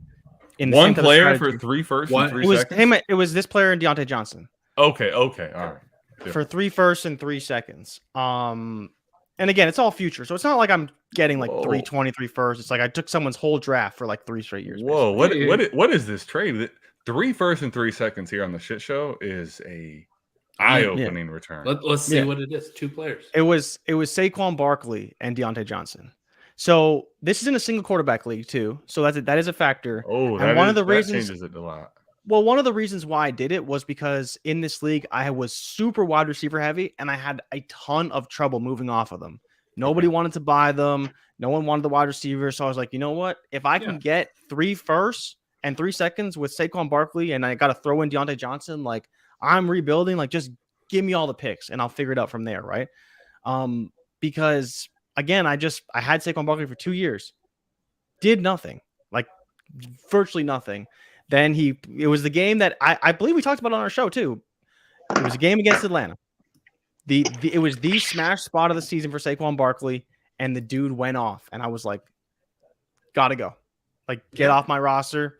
This is my sell window for Saquon Barkley when everyone's like, he's back, he's Saquon Barkley. See you later. So right, and I think I would do the same thing with Christian McCaffrey. I honestly would. So this was Saquon Barkley and Deontay Johnson in a 1 quarterback league. You got back 3 firsts in 3 seconds. Now, was this 22 class that you it's started? all futures, yeah. Like so it's 22, 23, 24, right? Okay. So let me ask you this. This is actually really good for this exercise, right? 22. What pick did it become? I think it was the 109. Okay, so in 1 quarterback, that's the same as Superflex, which we've all discussed now multiple times. As much as that's insane, but that's reality. So you're looking at what? 109, you're looking at like pick and sky. I'm probably looking at like Chris Olave, maybe. It depends on the draft falls, right? Yeah. I could go either direction. I have the 101, so I'm taking Breece Hall, and then I think I have the 109 and the 112. But I mean, those picks are on the block too, right? Like if I get 23 first, then I'm gonna make that move, right? So if Jay Rich in 1 quarterback can go back to 23 or 24, he's gonna swindle somebody. Yeah. So it's part of everything, right? Is I pushed the value back, picked up some picks, and now we'll see what happens. I think in this league I already have 323 first anyways, because I tore down the entire roster. So it's like trying to navigate all these avenues and make this team work. But yeah, so I mean, I have the 101 at Breece Hall. My team's going to be terrible, so I'll probably have the 101 again next year. Hopefully, Bijan Robinson, right? But we'll see what happens with these guys. Jay Rich is going to have a stack squad. Basically, the only players I'll have left, and actually, I'll get your thoughts on this since I'm here anyways. Yeah, the one player I couldn't move, hilarious that I still have him, was Allen Robinson. Right. Allen Robinson was the only player I couldn't move off this roster last year. But for you guys, do you think I should hold Allen Robinson through this rebuild, or should I should sell him, right? I got to sell him. Well, you got to go. Yeah. You got to go. But it's situational, right? Like you got to probably wait until. I think I might wait on it though. Like, I would wait. Wait till week or 2. Yeah. Wait till week 2, week 3. Yeah, I don't think you even have to wait that long, right? We're in rookie fever time, and we're going to be in rookie fever up through forever. Until like training camp starts, right? Yeah. But the thing that always happens, we got to remember, we play Dynasty. Like this is what we play. We play Dynasty or Devi or whatever, but it's a Dynasty focus. The redraft players far outnumber us. Yeah. And they all come back to the space about August. They always come back to the space in August. And you're going to see vets like Allen Robinson, like when training camp starts, just shoots skyrocket. Right. The old crusty ones, because all the redraft shows, the fantasy footballers, all those podcasts out there that are like big redraft guys, that's what they're going to start talking about. Dynasty is such a niche space that it goes in these massive cycles. And right now it's like all Dynasty guys. The only ones out there doing live streams are Dynasty guys. We're doing crazy ass day 3 live streams. But Allen Robinson, for you, unless somebody gives you a good offer between now and then, like August starts to become like, all right, time to move off Allen Robinson. You might not even have to wait till like week 1 or 2 and roll the dice that something bad doesn't happen. He doesn't get nicked up or a hamstring. But come August, Jay Rich, move him off your squad. There's going to be a lot more people who are like, oh, I heard him talking about Allen Robinson. I might give you like 2 second-round picks for him in 23. Are you good with that? Fuck yes. Get off my team. Goodbye. Well, I was just about to say, like, you probably could even go target one of these guys like Elijah Moore. Right? Maybe. Guys, the scared crowd because of Wilson. True. Good point, Brandon. Like, you want to start to look like, oh, maybe I can get like Elijah Moore in a 23 second or a 24 second, because 24 seconds are like candy. Right? You're not even thinking about 24. You go and get, you can down tier and go fire somewhere right now. Like, I mean, maybe Devonta Smith, maybe, pick your guy that you think got absolutely nuked. Yeah. That's the nail on the head, man. Dynasty timing, right? Right now, like Brandon said, if because of rookie fever, you can get like an Elijah Moore dip candidate, that's the move. But other for something like that, just wait, let the rookie fever die down, and Allen Robinson's little peak's gonna come because everyone's afraid of Akers, and Cooper Kupp can't be the only option there, and Matthew Stafford throws a lot, and then boom, he's gone. Like, but to your point though, yes, he has to go. He is a fire sale. He just doesn't have to go this minute, but he needs to go next season. Yeah. Oh, Travis Gordon asked, did we change our opinion on Olave? We moved him up just by default because the rest of the quarterback killed the rest of you got to. Give me the DD guy's take on Chris Olave, man. I'm an Ohio State guy. I've seen every game of his, and I'm just he doesn't do it for me, man. Like, talk to me about Olave. All right. Why? Okay, so let me ask you this, Jay Rich. What is your closest comp for Chris Olave, like player style? Like, who does he remind you of? Or like, what do you see his game being? Thank you. Okay, that's exactly who I agree with you. Now, this is why I think I would say my issue is. Now, Winston isn't horrible here. But what does Tyler Lockett ever become if Russell Wilson's not the quarterback? That's unfair, though. Why? Because you can't just who's his quarterback? Is it Sam Darnold? Is it Andy Dalton? If it's Jameis Winston. Jameis Winston's a good quarterback. He was the first overall pick. But he's a guy who's produced number one wide receivers before, Mike Evans, right? Like it's not like he's a bad quarterback. Where I will give you some easy pushback is, when was the last time the Saints took a wide receiver in the first round, and who was it? Pre-Michael Thomas, I think. I actually don't know. It's been a minute, hasn't it? Dante Stallworth? No, it was this guy who's chilling out in Houston now. His name is Brandon Cooks. Oh, you're right. Damn. Yeah, and who's last receiver they took out of Ohio State? Michael Thomas. And Michael Thomas broke the rookie record for receptions, right? Yes, he did. Now, if it was Garrett Wilson, I have a different discussion. But this is Chris Olave we're talking about, because Chris Olave is not he's not going to command a Michael Thomas, possession target share. Michael Thomas wasn't the alpha. He was the number 2 to Brandon Cooks. But Brandon Cooks was the star. But was he? He was. They got rid of him. And Michael Thomas became the star before in his rookie season. Michael Thomas became the alpha. His rookie season. But the target share was basically the same. It was similar, right? It wasn't that different, because to your point, Michael Thomas was great. He's a great receiver. Yeah. But for me, it's like, okay, this is also the highest they've ever taken a receiver, and God knows how long. They traded up to get him. Traded up to get him. Apparently, they're wide receiver 3 on their board. They needed their wide receiver for how long? I just think that I get people don't love Olave, but he was almost a top 10 pick. Like, he was this close to being a top 10 draft pick in the NFL. And for me, it's like, how many reasons are you going to find to dislike a guy who could be walking into 100 targets? Because he's probably the most NFL-ready wide receiver in this draft class. Say what you want about Treylon Burks. Say what you want. Well, Treylon Burks isn't NFL ready, but say what you want about Drake London. Say what you want about Garrett Wilson. Chris Olave is probably still the best receiver to plug into an offense today. He could step in the same system today, and he could probably have 600 yards. The pushback I'd make is like some of the arguments you're making for it, I understand. Almost a top 10 pick, right? Henry Ruggs was almost a top 10 pick. And he was on pace for 1,000 yards last season. In his second year. Okay. At the end of the day, 1,000-yard receiver is a 1,000-yard receiver. His rookie year, he didn't He did fuck all. Yeah. Nothing. Well, Because he needed to develop, right? He wasn't ready for the NFL the way that Chris Olave is ready for the NFL. He had a nice pace. I'll give you that. Like last year, he was on a nice pace before Things what happen. happened. Yes, before things happened. can I say this? Jay Rich, you're talking about 1,000-yard receivers. All right, let me go back to this point. This is a senior, right? Not an early declare. Yeah. And he didn't have 1,000 yards at Ohio State ever. Yeah.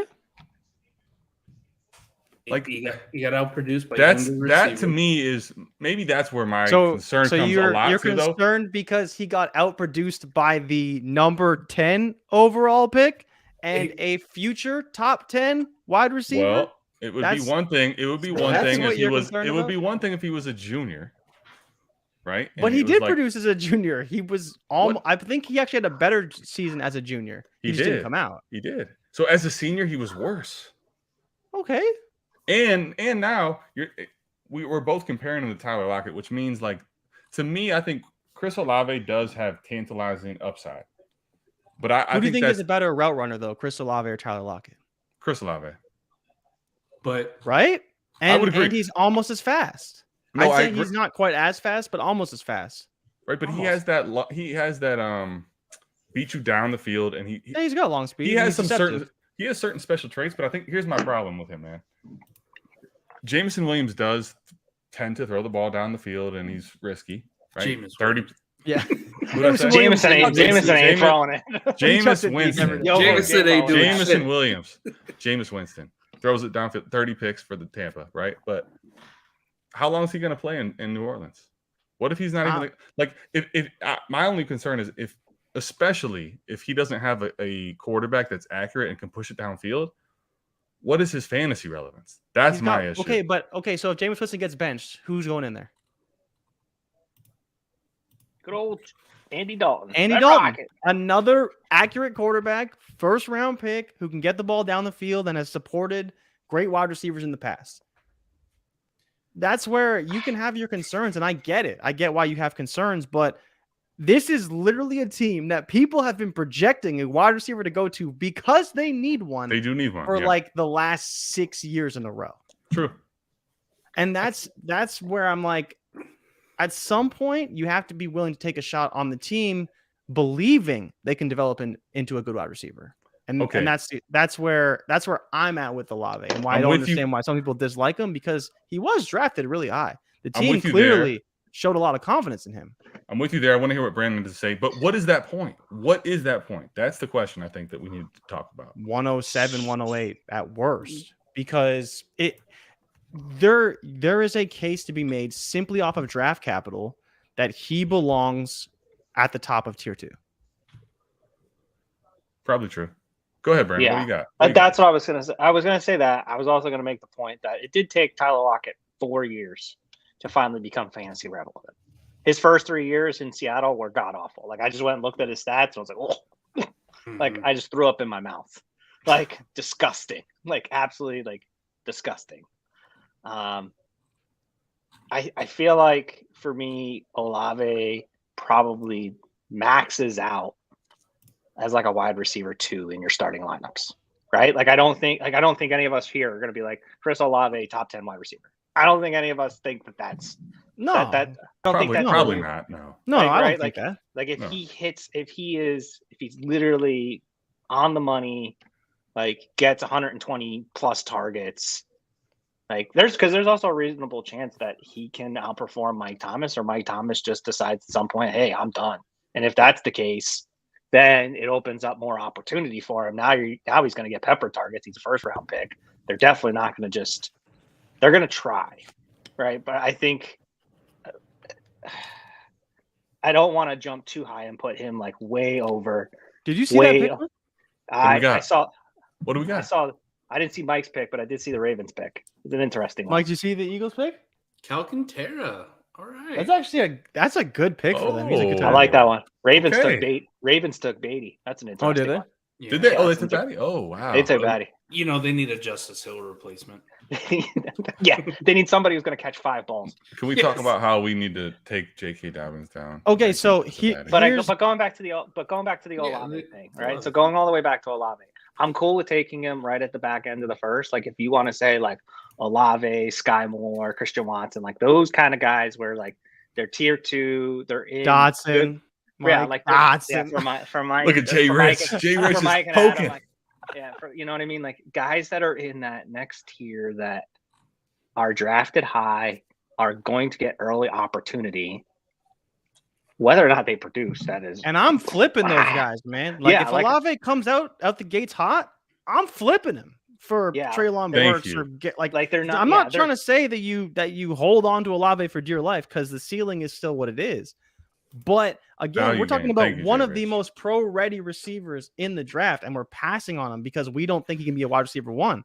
You could flip him into a wide receiver 1, and I think there's potential for that. Okay, I can get a little more behind that aspect. If I'm looking at wide receivers who aren't early declares, who go back to school for their senior year, your senior year needs to be good. And I'm not saying it needs to be Devontae Smith good because that's kind of the outlier. Winning the fucking Heisman as a wide receiver is wild. But even Dotson, when we're looking at like Dotson versus Olave, because I think that's probably the discussion. Like Dotson's at a 30% target share. He's Mike, this isn't fair, man. Like, let's just be. I gotta be real, man. This is not a fair comparison. Okay, Dotson doesn't even have any draftable wide receivers on his team. All right. Parker Washington? Jay Rich, hold on. Jay Rich.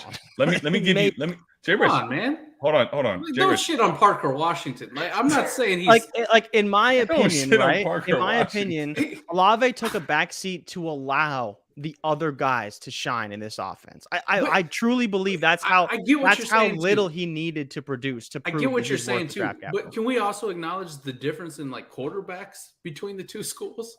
Like Sean Clifford versus CJ Stroud and Justin Fields. That's fine. Jesus Christ. Like what Dotson's working with at the quarterback position. Granted, yes, I will give you that. Like there's no Jackson Smith and Jigba on the team. There's no Garrett Wilson on the team. Yeah. Parker Washington is fine. He's a fine prospect. He's not a first round guy. He's not going top 10. Not just first round. He's not going top 10. He's not going top 10. But look at some of the other senior receivers that go back. Like they had did Devontae Smith not have target competition with really good prospects around him? Yeah, he did. Did it matter for him? No. It didn't matter for him. He's the guy. Olave went back for his senior year, and he's like the third guy. Yeah, he was chilling. He was chilling. He chilled. He wanted to graduate. Like I don't think that it has anything to do with him. Like if he wanted the targets, he probably could have got them. Right? Let's be real. Can I push this also? If Olave was in last year's draft class, where would we put him? He would have been in the 3rd round, probably 2nd or 3rd round. But where would we have ranked him to? Oh, right? Like where he would have been in the 2nd round easily. Thank you. Easily. I think that's the concern. I think that was where. Look, Adam, this is a bad class. It's like agreed. I'm not trying to. Damn, I'm just saying. I think for me, I want you guys to take Olave in at least one league. All right, I don't want you to be out on Rich, Olave. I don't think you should be out on a top pick like that. Can I give you my sentiment based on what you were one of the people. There's 2 people that got me highly into Deontay. Yeah, you're one of them. A lot. You're one of them. You know that? Yeah, I pushed Deontay all your airtime, all your Deontay time. I pushed Deontay. All of Nico Delano, Deontay, right? There's a tattoo of Deontay on Jay Rich's back. He owned it. But Brandon, you're one of my disciples of my Deontay preaching. That's true. Okay, he is. Here I am, shitheads. I admit, Deontay disciple. Jay Rich, do you think Dotson's game compares to Deontay Johnson at all? I think I want to see it because I didn't really have an opportunity to compare him to his peers. Okay. Right? But I think with Deontay... Your point, though, with Parker Washington, right? There's no one there. Well, who was in fucking Toledo? It's true. No one. But, I mean, if you're in Toledo, you got to show out or you're not getting drafted. And he didn't even show out, man. It was a lot of special teams. Yeah. But someone sought him out and gave him an opportunity in the 3rd round. We have Dotson as a top 16 pick. Yeah, don't get me wrong, the hit rate's way higher. Here's my point though. But with Terry New McLaurin Orleans, was a 3rd round pick, and he's dope. He's a Like, beast. you can't tell me that Dotson's better than Terry McLaurin. I don't mean to do that. No, but I think that would be again, the ceiling is a 2. I think where you guys could be right is if they decide they don't want to pay Terry, which I think is a mistake because Terry's only got a year left. True. So if Dotson's the incumbent, which I don't think any of us really expect, because for people who aren't paying attention, Terry was the only wide receiver that reported to minicamp. The rest of the studs, none of them came. Terry wasn't doing any drills, but he did report to be a leader for that roster. I think that bodes to that him wanting to be there. You said last night though that like Terry or Carson Wentz can't support 2 receivers. Like as the Carson Wentz guy, like who has he had as 2 receivers? I don't know if I was the one who said that, but it definitely that was Gene actually. It definitely showed though. Yeah. No, it's okay because I think the bigger point is that it did kind of show in Indy and it's shown before that he just kind of picks his guy, and when he gets in trouble, he just throws it to that guy. He knows where that guy is, and he just throws it to him. But we all all of his situations, he's only had one guy, right? We go back to his MVP issue. Yeah, but I mean, like Mike, I think at the same time though, we could say he's only had one guy, but like there's plenty of quarterbacks. If they're good enough, they'll throw it to a guy, even if he's not the best player. Like I'm not trying to compare Carson Wentz to Aaron Rodgers, but like he made Allen Lazard pretty good, and I don't think Carson Wentz can be throwing the ball to Allen Lazard if he's got Devontae Adams. True. You know what I mean? For sure. And so I think that's part of it too. Is that yes, having a second guy definitely helps. But where I think he'll be good is like I think that J.D. McKissic will be a valuable member of that offense for Carson Wentz, right? As a guy if he can dump the ball off to. So I think there's a lot of things that go into it, honestly. But I expect Terry to be the guy because he's been the guy. Well, and Dotson, we'll kind of see what happens. I don't think anybody, like even Adam and I, like Dotson. Listen, are saying that like Terry's getting his 140 targets. He's the man. He's the guy. He's there. But I'm saying like Dotson can get 90 to 100 pretty relatively easily. Do they have a history of that though? All right. But hold on. Let me say this though. I said, do they have a history of that? Of having Washington guys with that many targets? Or Carson Wentz. No, Washington. Like, are those targets really going around the way you're saying, right? Yeah, let's pull it. I want to look at the stats like with Ron Rivera offenses, right? So Washington from last Ron Rivera offenses had they run the ball quite a bit. DJ Moore early, Curtis Samuel. What did Curtis Samuel get in that? Who's your guess for most targets on Washington last year outside of Terry McLaurin? He got 130. 130? Yeah. It's got to be J.D. McKissic. Adam Humphries, 62. I was gonna say, oh damn, why'd you do that? I was actually gonna guess. By the way, we have 130 targets. By the way, good pick by the Cardinals coming in here. Really? What do we got? Hold on, Jay Rich. Wait, everybody pause. What do we have? Good pick. Fantasy relevant or no? Can be. It could be. Must be. I mean, it's offensive side of the ball. I mean, we're running 6 rounds here. Yeah. I mean, Washington. No, but this is an interesting one. Come on already. Come on, let's go. It's like it's like Ray. Come on, give us the pick. We're waiting for the commercial break to be over. So all right, I'm giving it to you. It's Keontae Ingram. Oh, okay. To the Cardinals. Yeah. Okay. All right. So 2 years ago in Washington, McLaurin had 134 targets. This is a Ron Rivera team. There's 2 guys that had 110 targets. J.D. McKissic is one of them. Could you guess who the third guy was with 100? Logan Thomas. Logan Thomas. Correct. Yeah, easy. Right? Ken supported. Rivera wasn't there in 19, right? Nope. Carolina. That was he took. That was the Curtis Samuel. That was the Curtis Samuel year. Curtis Samuel, DJ Moore. Yep. Go to that one. That was the year Samuel. That was the Curtis year Samuel Samuel went like. Do we count? He went like wild. The end Do we of the count year. Touches? 2018. I know we don't count touches. I was kidding. 2018, his last year in. I believe Curtis Samuel had like 88 targets that year, because there was like 3 guys I think. Watch who it be all had 88 over on those, because so 2018, Rivera's last year in Carolina. McCaffrey led the team in targets. Oh yeah, he broke out. Shit. 124. That has to be considered. DJ Moore, number 2. This was his rookie year. Yes, 21. Yeah, his rookie year. DJ Moore's rookie year.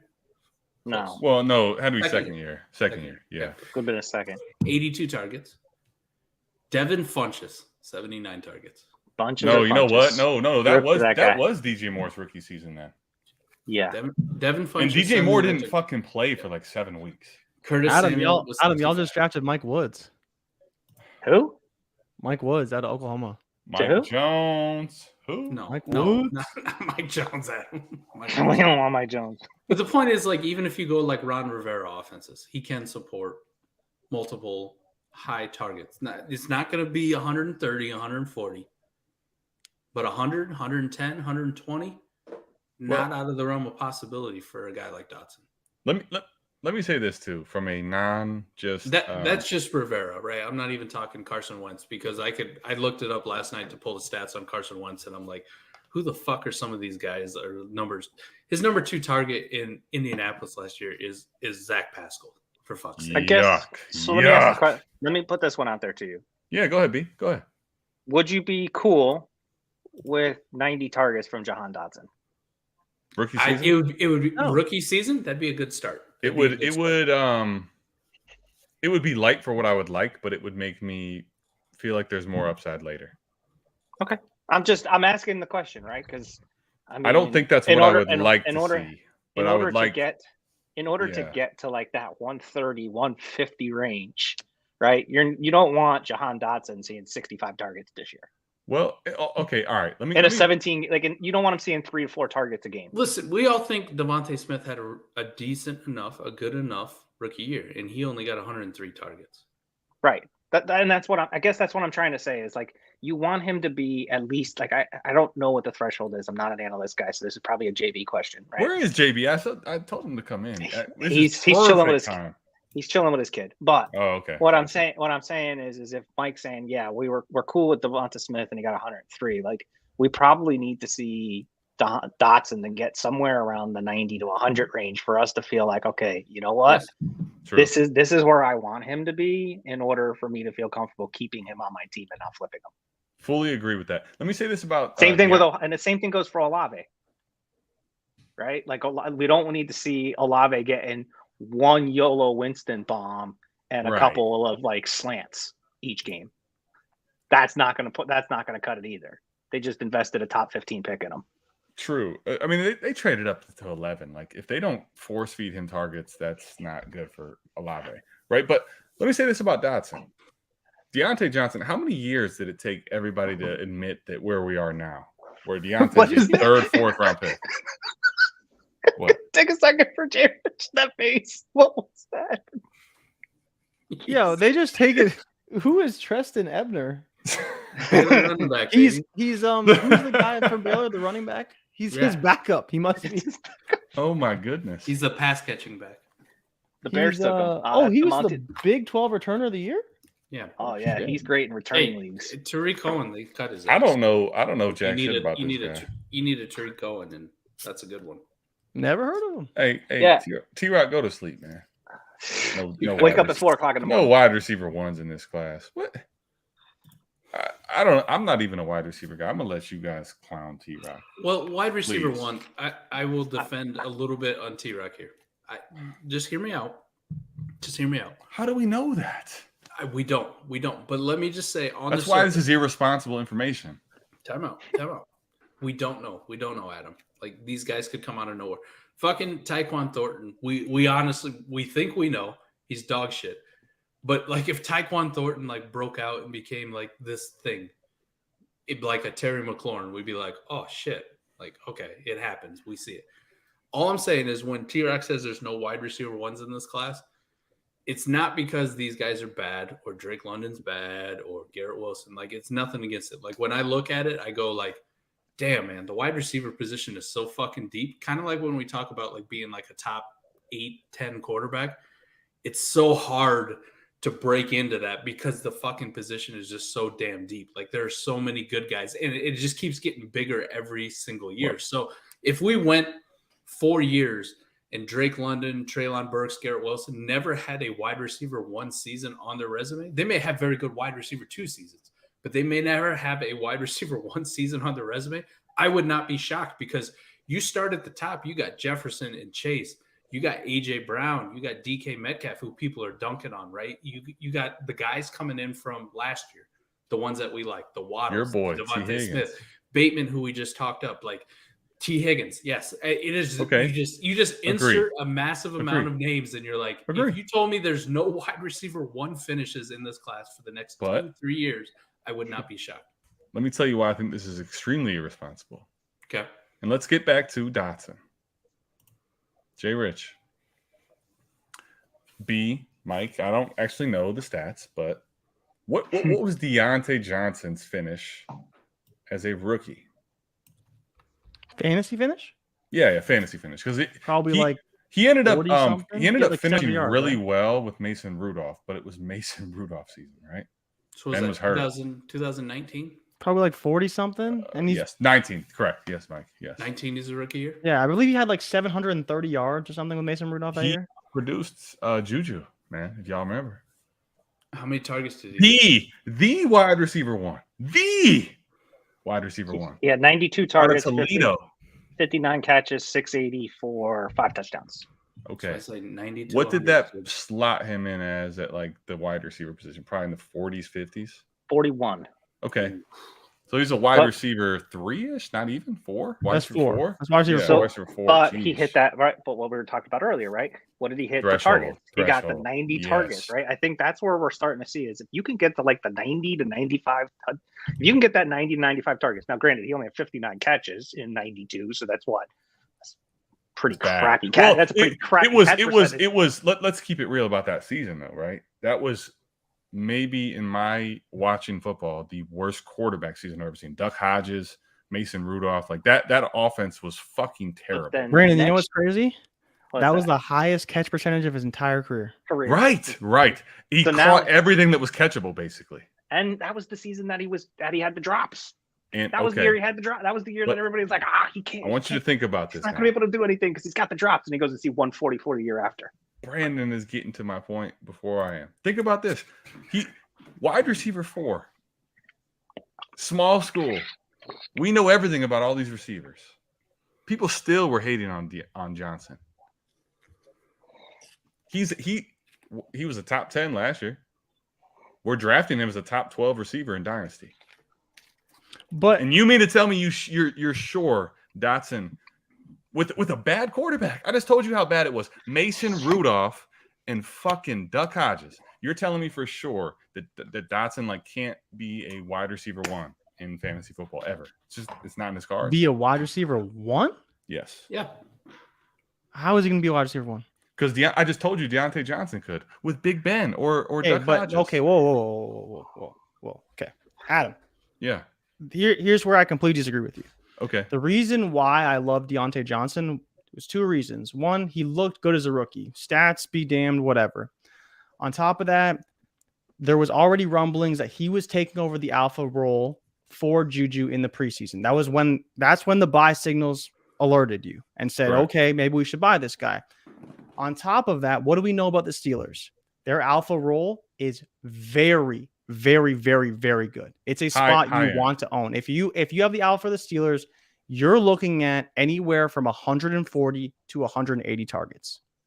And that's the reason why I was buying Deontay Johnson. Not because of this or that, or he could get there, couldn't get there. It was the history of the team, how they utilize their players, and him stepping into a larger role in a very good offense. I don't think we can say the same things about the Ron Rivera, Carolina, Washington offense, that even if Dotson does step into that role, Terry McLaurin's been a player who's been in some ways underperforming, right? It's probably because of quarterback play, but let's say they do move on from Terry McLaurin. Is Jahan Dotson better than McLaurin? Maybe. We'll see. Terry McLaurin stepped into an alpha role pretty quickly, pretty much from week 1 when he put it to the Eagles, right? Oh, he torching the Eagles. Don't get it twisted. Terry McLaurin's for real. So that's where you can't overproject the situation and say, oh, well, if he becomes the alpha on the team, it's not a good role. We know the alpha role for the Steelers is a great role. So you say he's a wide receiver 1 because the Steelers have produced wide receiver 1s from Mike Wallace to Emmanuel Sanders to Antonio Brown year over year over year because they continue to target their alpha wide receiver at an extremely high rate, at the rate of 170 targets in one season. Fair. Right. And so that's why he's a number one, because he is getting the volume. It is almost guaranteed given the history of the Steelers. No, so, I actually agree with that. And real quick, Mike, I'll give it to you in a second. Yeah. Terry McLaurin. Let's just talk about this. And I think he's really good. I do. And I don't know what his outlook is. Is he a commander for life? Like, we don't know. He's not tied to that. But even before you get to that, before Deontay Johnson's season, his rookie season, let's say, Juju was on a lot of people's radar as wide receiver 1 in Dynasty football. Yeah. Higher than Terry McLaurin ever probably has the ability to ever get to. Deontay made him the beta. That happened. Yeah. Yeah. All I'm saying, I'm not saying you're wrong. Like, I'm not even trying to tell you that Dotson's for sure going to be a wide receiver 1 in Dynasty. My only point is we don't know for sure the outcome, but Washington told you that. When's the last time Washington took a receiver in the top 16, man? They've spoken about that. They've ever done it. That's what I mean. They put their stamp on Dotson. Go ahead, though, Mike. I was just looking up some wide receivers, like their rookie years, right? What they did. DK Metcalf, 2019, 100 targets. McLaurin, 93. Deontay, 92. AJ Brown, 84. Okay. AJ Brown only had 84 targets as a rookie. Wow. Well, it's target share, right? Like, true. His target share was probably comparable because they didn't throw the ball. And those were the peak. Mariota.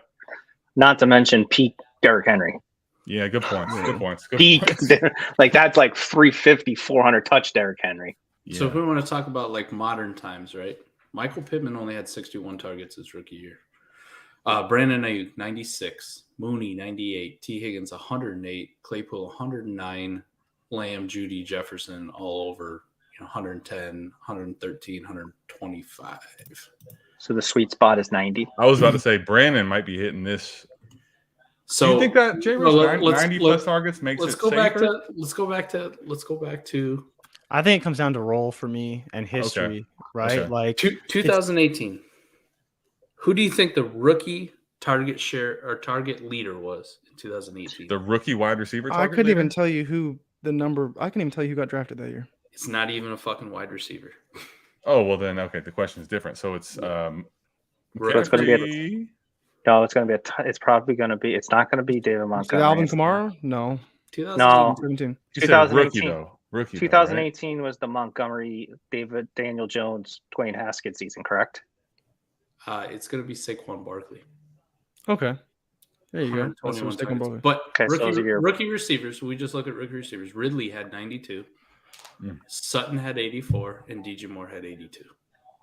So somewhere around 85, 90. And again, I think it's a combination of what Jay and I are saying, right? Like you got to have 85 to 100 targets, and you got to have the role, the alpha role in an offense that funnels to their wide receivers, right? Like I think New Orleans, if Mike Thomas wants to leave, I think Olave probably could walk into that number 1 role, whether or not it's justified, whether or not it's worth it. Like again, I don't know, and I think I think we haven't seen it yet from the Ron Rivera offense. That even if McLaurin left, the Hodson gets 135. So he still can get 90. I mean, he still get 85, 90. He still can get 85, 90 catches. Yeah. Let me say this too. Is he going to be the elite? Jay Rich is probably correct too. Like, I don't want to dismiss what Jay Rich is saying because that would be irresponsible. Like, okay, is this offense with if it's Ron Rivera at the helm and Carson Wentz or some middle of the road guy gonna support 2 receivers that are successful in Dynasty? Probably not. But my only point is like if Dotson is gonna be really discounted as a top 16 receiver, like I'm willing to take the risk. I believe on the profile. I really do. You think he's top 16? No, I mean, the NFL told you. The team told you he's a top 16 pick. I'm sorry. Not in Dynasty. Yeah. I mean the NFL said, Washington said, we're going to take him inside the top 16 in the NFL draft. Mm-hmm. Yeah. Like, Listen, draft capital isn't everything, man. I just told Deontay Johnson was a third No, round pick it no matters. one knew about, but It matters. they're going to give him quite a bit of opportunity, and I believe in the profile. Yeah, he'll have opportunity. No question. No question. I think for me, it's just like when I'm betting on talent at wide receiver, I'm looking at what these players can do and what they project to do. And so if his ceiling is, I mean, let's be real, like his ceiling could just be Terry McLaurin. True. It could be. And I think that's pretty fair. You know, like if we're being real, is he that much better than Terry McLaurin as a prospect? Higher draft capital, sure. But to your point, Adam, you said if he became Terry McLaurin, you wouldn't be shocked, right? So if his ceiling is Terry McLaurin, where do we take that guy? Because right now, Terry McLaurin's a guy that people sort of want, and people sort of think the ceiling is just a little too low, right? Everybody keeps saying that McLaurin just needs a quarterback. You're right. Yeah. And so let me ask you this then. If McLaurin has a quarterback who likes his guy, which is kind of what we've seen from Wentz, it could be, a big target year. And then they'd have to choose to move on from him. And then you're like, but at that point, I think there is a buying opportunity to get Dotson. Okay. Because people won't see the alpha role.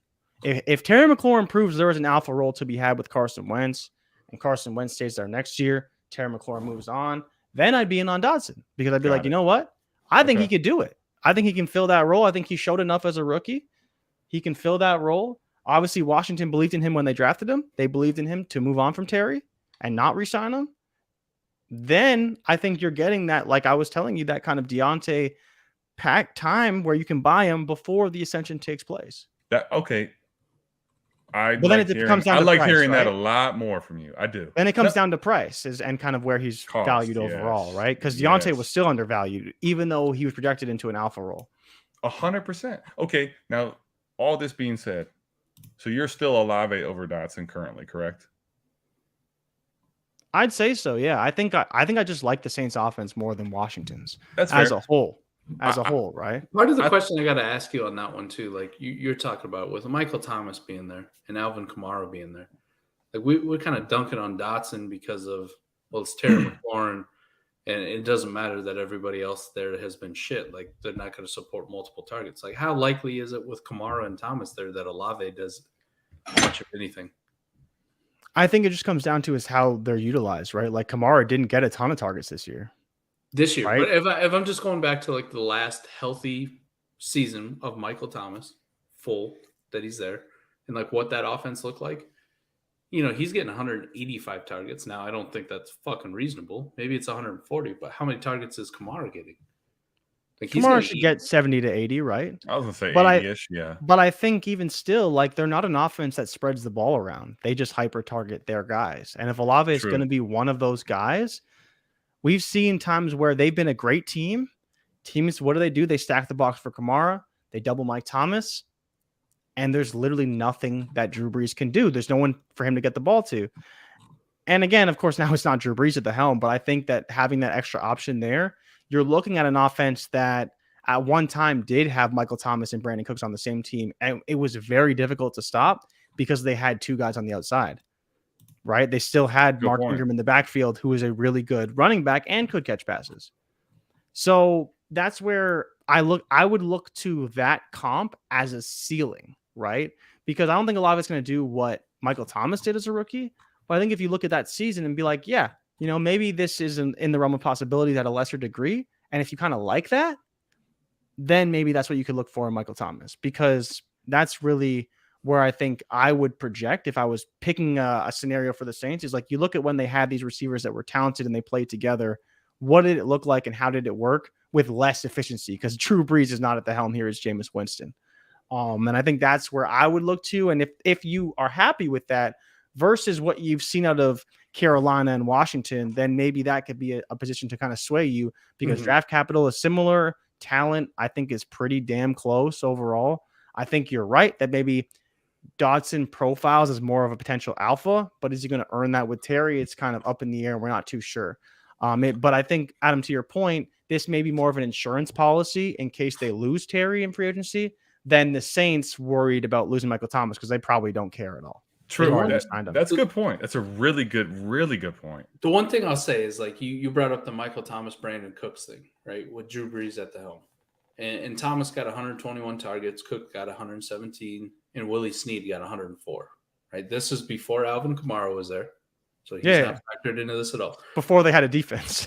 Right. And those numbers look T-Rock, what do you those numbers look great, Jay Rich, like they do. Like if I just look at the targets, but then I had to go look at the pass attempts. How many pass attempts did Drew Brees have? Do you know he'd be at 550, 600. Easy. That year we're talking about with these target attempts, like that he averaged 42 pass attempts a game. Yeah, but that was when they had no defense. Say that again, right? Mike. I'm sorry. 42 pass attempts Drew Brees had that year. But Mike, how many pass attempts is that really? Is that because again, that was a long time ago. You see quarterbacks air it out a lot more. Like maybe that's not as egregious in today's NFL because I'm pretty sure Tom Brady led the league last year and he didn't have that many pass attempts. I think Mike's right. Yeah. And I mean at the same time, that was when Drew Brees was leading the league in passing every year. Just throwing the ball. Yeah, and he was chucking that shit. So Drew Brees had 673 attempts through 16 games. Tom Brady had 719 last year through 17 games. Yeah, Drew's still on a higher pace. Yeah, right? he's definitely still on a higher pace per game. And these are historic type numbers. But, yeah. I mean, that's also we're talking about Drew Brees and Jameis Winston. Like, yeah, but it's still you said 3 guys had 100 targets. Yes, if you just make it 2, right, then it's more reasonable. And again, I told you're bringing down efficiency a little bit. You're bringing down the overall pass attempts. But if it's 550. And Michael Thomas sees 140 and Olave sees 90 to 100, I think that's reasonable. You know, you're funneling 40% of your targets to your top 2 wide receivers. You funnel another 20% down to Alvin Kamara. I think it's just how the offenses are structured now. You don't want to be relying on too many guys. They've tried it, and it hasn't worked over and over and over, right? So I think it's time to move things up a little bit. I know. I'm with James. I know. Hey, can we give a big shout out, shitheads, to Jay Rich? Jay Rich has been in the bed with us for 2 days, and he still came on live with us. This is I can't believe I'm even doing the stream today, bro. I appreciate your time, honest to God. Really. What did we do Thursday night? What did we do? 4.5 hours, something like that. Dude, we did. It was a little over 4. Little over 4. And this last one was 5 hours and 15 minutes. Yeah, it was like 5:20. We're at 5 hours today. Yeah, y'all have been going for a while. Wait, I waited until Sport came off the board. Yeah, 5 hours 14 minutes. Yeah, 5:14 for the whole stream. I feel like I'm in the twilight zone. I'm in the twilight zone. I don't even know what the hell's going on. Jay Rich, I love it. Well, are y'all gonna get off? Or are you gonna roll it into tomorrow? Bro, I could honestly sit here and drink and talk football. Justin Ross tweeted out, days. "Damn, bro." Wait, what happened? Get drafted? Justin Ross tweeted out an hour ago, "Damn, bro." I'm assuming he's still not drafted. No, he still has not gone. I think Mike told him to tweet that because he was angry. Justin Ross, you gotta get yours. Make someone draft you. Do you think I'm like Justin Ross's agent, man? Honestly, you never know. You know what's sad though? Like I said this on the podcast. I was trying to clown Mike first and foremost, but I feel bad for the kid. He was really talented. I do. Yeah, an unbelievable freshman year, and he had a bad injury. And my whole thing with him was I was not willing to bet on the combine, this lack of production since the injury, and like I feel bad for the kid, man. Like this is part of sports. I'm gonna say this. I don't know if it's 100% actual, but these are conversations that Ray and I would have in Heisman, like the chat, just randomly on fucking Wednesday. But he was going over that hit rate chart that JB had, right? About wide receivers. Mm-hmm. And I think you're actually more likely to be a hit in the NFL for a top 24 season if you go undrafted than if you get drafted in round 6 or 7. So it might be in Justin Ross's most beneficial to just go undrafted. Can we make Justin Ross the Mr. Irrelevant, the last pick of round 7? Don't do that. That's what I want to do. Stop it. Mike. Just for Mike. No, fuck you. Don't do that to him. Come on, Mike. I was out here looking up stats, right, and trying to get numbers and just get some context, right. I'm not an analytics guy, but sometimes the numbers do make sense to me.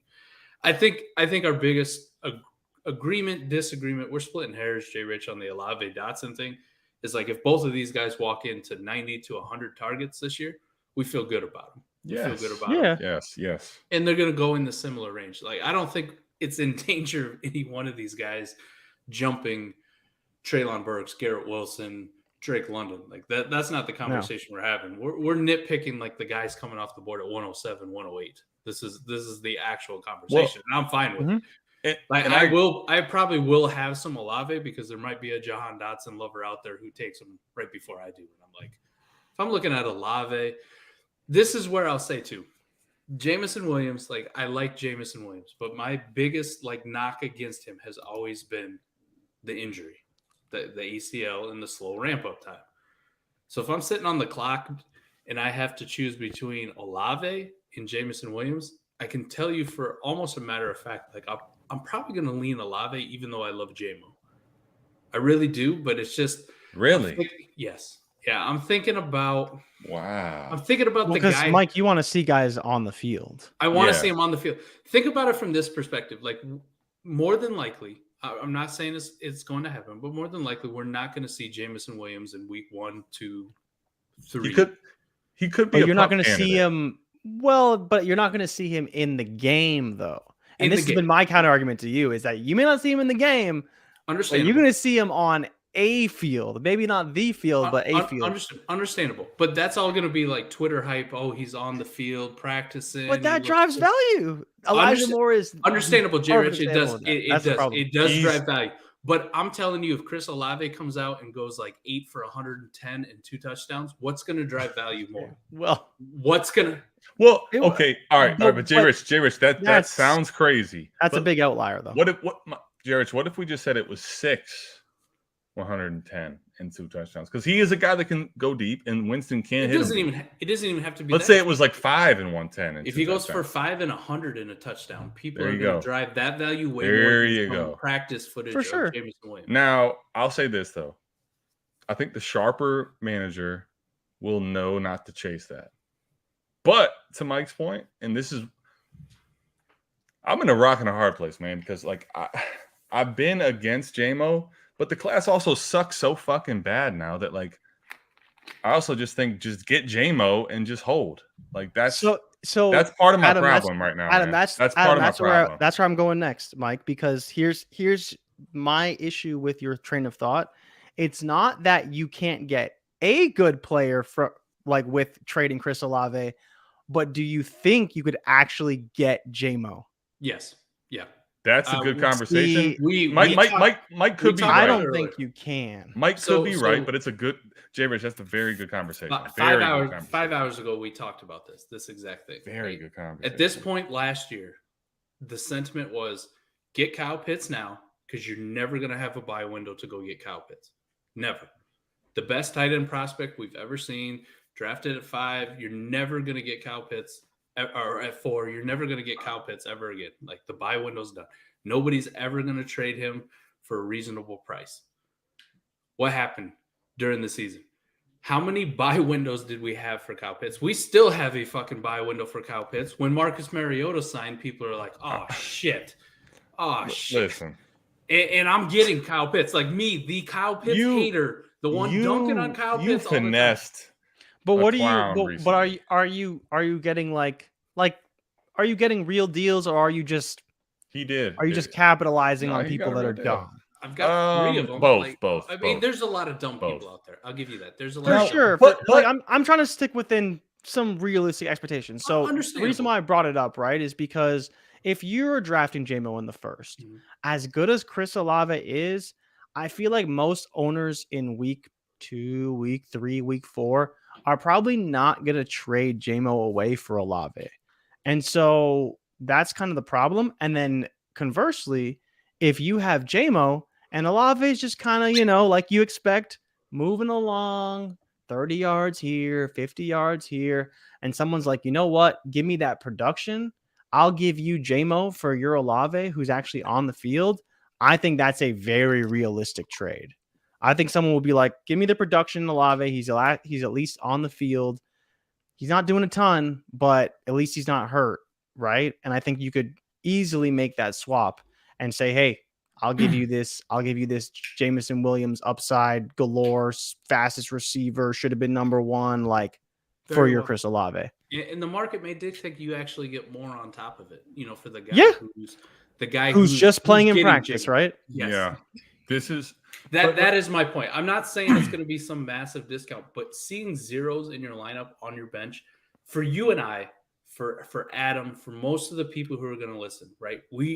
Let's be real. We are in the minority of people tapped into the space. There's not most of the people we play in leagues with are just kind of vaguely aware that the draft is going on. They might have watched the first round. They might have watched some of the second round. They're not sitting here on a stream for 5.5 fucking hours talking about day 3. Well, I'm in a league with y'all. It's okay. So this is my reality. This is the James Cook argument. And Mike, you bring up a really good point. Both of you guys talked about this, right? Okay. If you're in a league with all sharps, strictly sharps, the Jameson Williams buy window probably doesn't come very, very easily. But let's keep it real with the audience, with at least a percentage of our leagues, man. Like, even in leagues that I'm in that are DD sponsored, they're shit show leagues, they're people that, like, I feel like there are sharp people in the league. There's also fish in the league, right? Yeah. So it's a blend, and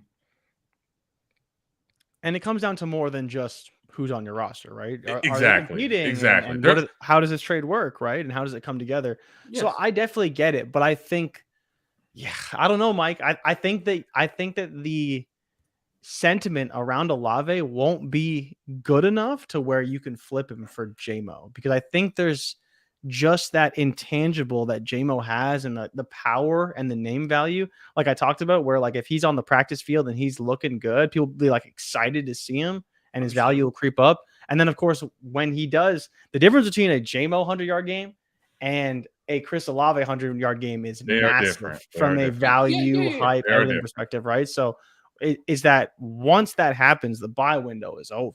But let's look at a realistic. And I think the Chris Olave buy window it'll be up and down. Right? This is something that very well could happen. All right, JMO starts on the pup. He comes back week 7 or 8. Do you really think he starts on the pup though? Those late season ACLs. Why is that crazy though, Jay Rich? Let me ask you that, because an ACL is a 9 month. This is a injury. good conversation. I know, but he heard it in the ball game. Yeah. When 9 months. Football season starts in August. Camp starts in August. One of the things that people are dunking on, like J.K. Dobbins, for is because there was a report a month ago. J.K. Dobbins may start on the pup. He hurt that motherfucker last August, right? Yeah. He tore his ACL last August. So all I'm saying is, like, there's a realistic scenario. I'm not saying he can't heal or he can't make a comeback and be ready for week 1, but let's say he does start on the pup. Like, just follow me through. Week 7, week 8, he comes back and actually starts playing, and it's a slow ramp up time. And he struggles initially as a rookie, didn't have the time, blah, blah, blah. We're still making the excuses. But you look up and it's week 17, Lions are out of the playoffs. And at that point, JMO, maybe from week 7 through 17 out of 10 games, has 400 total yards on the season. Never really had a big game, just like averaging about 30, 40 yards a game, a couple targets, nothing huge. He really hasn't done anything. What do you think his value is when we're talking April 30th, 2023 next year? Like, is he a lost man, like a forgotten man because of that? Are we having this like Travis Etienne type discussions where at one point people are like drafting Travis Etienne in the 2nd, 3rd round, and now he's sometimes struggling to be in the 5th round just because we haven't seen him at all? Like that's my point on like the discounted JMO. If he doesn't come back and do anything, yes, the Twitter hype can only last for so long, and it will boost him. Like, oh, he's looking good on the practice field. But when you see him on the actual field, if he's only putting up 5-6 points a game and really doesn't have a statement that comes out that gets people excited, at this time next year, I mean, you're going to get him for the 23 class hype is in full fucking swing. You're going like, I got the 205. Let me get JMO. Fuck it. Here you go. Have him. Take him. Like, I like the wide receivers in the 2nd round. Like, there's a new Jameson Williams that I like. So that's my point when I'm sitting there at the draft. I'm thinking about, all right, this is a realistic possibility. And if it is a realistic possibility, I'm comfortable, like, missing out on the opposite. You know, like, oh, he's back for week 1, and he's Jameson Williams, and he's everything that we wanted, because the odds are probably about the same. Let me just take Olave. And I got so many more outs to flip Olave for JMO if I really believe in JMO, or flip Olave for a JMO-like prospect down the road. But don't you think you're playing it really safe doing that? Like really safe? Because I think that while you're projecting, because what you're saying is you're projecting JMO to be on the pup. You're not really projecting he could be on the pup. Yes. Right? Yes, James. You can see this later on our stream. Right? Like you're kind of projecting him to be on the pup because you're out. You don't really want to take him. You rather have Olave, Dotson, all these guys, right?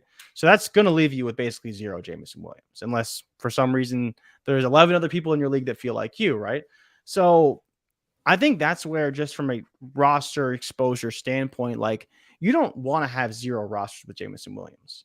Yeah, because if you're true. If you're talking you don't some risk, if you're going to talk some risk allocation, let's be realistic and say, okay, maybe I'm not going to take him in like 80% of my leagues, but I still think if you're saying there's 50% chance, you should probably have 50% exposure. And to be honest, like I think what's more realistic is that he is ready to go for week 1. He just takes a few weeks off because the pup is a long wait. And he could, ramp up, and maybe that was the plan all along for Detroit. And we won't know that. But I think the thought is that he wants to play. And from everything we've seen so far, he looks like he's trending. If I'm projecting, he's trending a very good direction. Okay. Not necessarily week 1 start, but to not be on the pup and be practicing playing sooner than later. Okay. Right? At least in training camp. This is another good conversation because it does seem that information is trending more to be the realistic opportunity. Now, here let me give you this scenario too. The way I view it, and I'm not Jeff, I'm not fucking some doctor that can tell you what to do and why, but I'll tell you this: I tend to target the guys that are coming a year removed from ACL injury, as opposed to the year they're just finishing ACL surgery. And I'll say this: what is the chances, Jay Rich, that he plays? He's good, but he's not great as a rookie. Let's even say he starts like week 3, week 4. Probably pretty high because he's still playing on Detroit. Like, let's be real, he's not playing on a good offense. Yeah. Understood. 100%. He's all right is pretty high, probably like 60, 70%. I'm with you. I think this is a scenario that needs to be discussed too. Like, let's say he pushes back, he gets to rehab, he's ready to go. And like week 2, 3, 4-ish, right? But he plays, but he's not great. But really, it's just because he's ramping up. But then next year is the breakout year. What if he plays 14, 13, 12 weeks and he's like wide receiver 40? But he's showing you flashes, right? Well, but I think that's the problem with JMO is it doesn't take, like, his 100-yard games look a lot different than Chris Olave's 100-yard games. Yeah. Well, okay. It's because then you say, oh well, look at what he did in this game and that game. Look how quickly he gets down the field. Or look, he's not even at 100% yet. He's only 10 months removed from ACL surgery. Right. So I think you bring some good points. I think, Mike, that's where you may lose in the long run because you're right. He has so many built-in excuses this year. He has Goff. He has Detroit. He has the injury that if he just has a decent season, there may be a lot of talk of JMO taking the next step in the Detroit offense, a full year removed from surgery. Yeah. And that may cause his value to actually stay higher than we expect because there's all these built-in excuses for JMO to not perform. And you look at Devontae Smith, he didn't have any excuses to not perform other than Jalen Hurts. Jalen Hurts is a pretty big one, but people didn't really give him the pass for that, even though he was really good, right? And there's also the market. There's also the market correction, to Jay Rich's point, to add on top of it. There is a market, I shouldn't say correct. Currently, the market trend is wide receivers and ones that we think have upside. Where last year in the ADP, like, that wasn't really baked in. And if you add that into it, there was a lot more run. Look at ADP now and look at ADP then. Like, there was a lot more of this running backs or, go get your ones early. Now you get 5 or 6 and then it really falls, man. Akers, Gibson, these guys are going in 4th, 5th round now. Like, that is a market correction thing based on what everybody is seeing and projecting. So to that effect, and knowing that 23 is going to produce 4, 5, 6 running backs. Well, and wide receivers, right? Like Scott Connor, I think JSN, a lot of them was spot on. Like I think we're just going to keep seeing receivers in the first round every year. Yes. It's only going to become deeper at receiver. That is a huge thing to me. Like when we're talking about this, Jay Rich, yes, from the perspective of me not getting a lot of Jameson Williams shares and not having a lot of exposure to it, I'm fine with it because of some of what we're talking about here with just the depth, the girth of wide receivers. Stay out of here, T-Rock. Is so good. Is so deep. Like, yes, it may not be I can get a Jameson Williams, but I can get something pretty similar about the same value pretty easily with like my Olave shares if I'm not an Olave believer. I can make that pivot. If Olave has a decent enough rookie year, like we're still talking about him in the terms of like Devontae Smith, right? Value-wise in the same rounds. If Olave comes out and goes for like 90 targets, 60 catches, 900 700 yards. No, that's a big projection for Olave. Okay. Right? Okay. That's okay. So even worse, right? Like, because right now, if you're looking at, you were saying Devontae Smith or Chris Olave, who do you want? I'm taking Smith. Okay. I'm taking Smith. Yeah. Perfect. We're all in agreement. If I'm thinking about like Chris Olave, like what he can buy, I'm not the biggest Chase Claypool fan. Okay. Fucking Chase Claypool. Not now. I am more concerned on Claypool than I've ever been. But think about that value, Adam, for like startup ADP, like where Chase Claypool is going in the 9th round. Like there's a lot of 9th round receivers, which I think are in the relative terms of Chris Olave. If Olave has a decent enough season, like that's probably where he's going to slot in, right? So you have Cortland Sutton. We just talked about Rashad Bateman was going at 8-12. Well, and okay. Look what happened and what changed with his situation. All I'm pointing out is that 7, 8, 9, 10 for your wide receiver ranks, like those rounds of where those guys are going. Wide receivers, we're looking at like wide receiver 25 20 to 50. 50. Yeah. Let's just say 25 to 50. So you have 25 wide receivers there. It may not be a Jameson Williams that I can get into, but I have 25 options of guys that I may be able to pivot to if I'm not feeling Chris Olave. Now, I may be happy with Chris Olave, but I'm telling you that Jameson Williams is going to be valued in about that same range, in that same spectrum. Like if JMO comes out and he has a couple decent games and he has a boom 100-yard game and all these narratives start about what he could become, Jared Goff was holding him back, it's the fucking Lions, he wasn't fully healthy, he's still only going to go in that like 7 to 10 range, depending on situation. So why am I going to run the risk with all the negatives on a prospect like Jameson Williams and not just go with something that's safer? I get it. It seems like the poop play, but from a value standpoint, like I'm less likely to suffer a catastrophic value tank job with a guy like Chris Olave than I am a guy like Jameson Williams. Because if he does start on the pup, he does have a crappy rest of the season, right? He never looks fully healthy. There are a lot of built-in excuses, but his value is still going to plummet for other people because there's all of these guys. There's 25 of them with more coming in next year that are going to keep pushing him down, where essentially like those arguments don't become for JMO anymore. It's just like, why struggle to like, oh, JMO's my guy still. JMO's my, oh, fuck, there's like 30 guys I could have that could be my guy over JMO. Like you're not going to do it to yourself. So my counter argument, and it's the one that I talk about a lot when people ask me about my dynasty strategy, and where it stems from is like, I don't like to buy wide receivers at the top, right? Yeah. So you talk about, for me, look at this. Oh no, fresh off of the Jag is in here. The Vegas. Hey, Jag, where's my Savage at, bitch? Where's my Savage? Yeah, we're still waiting. And we've been drinking the whole time.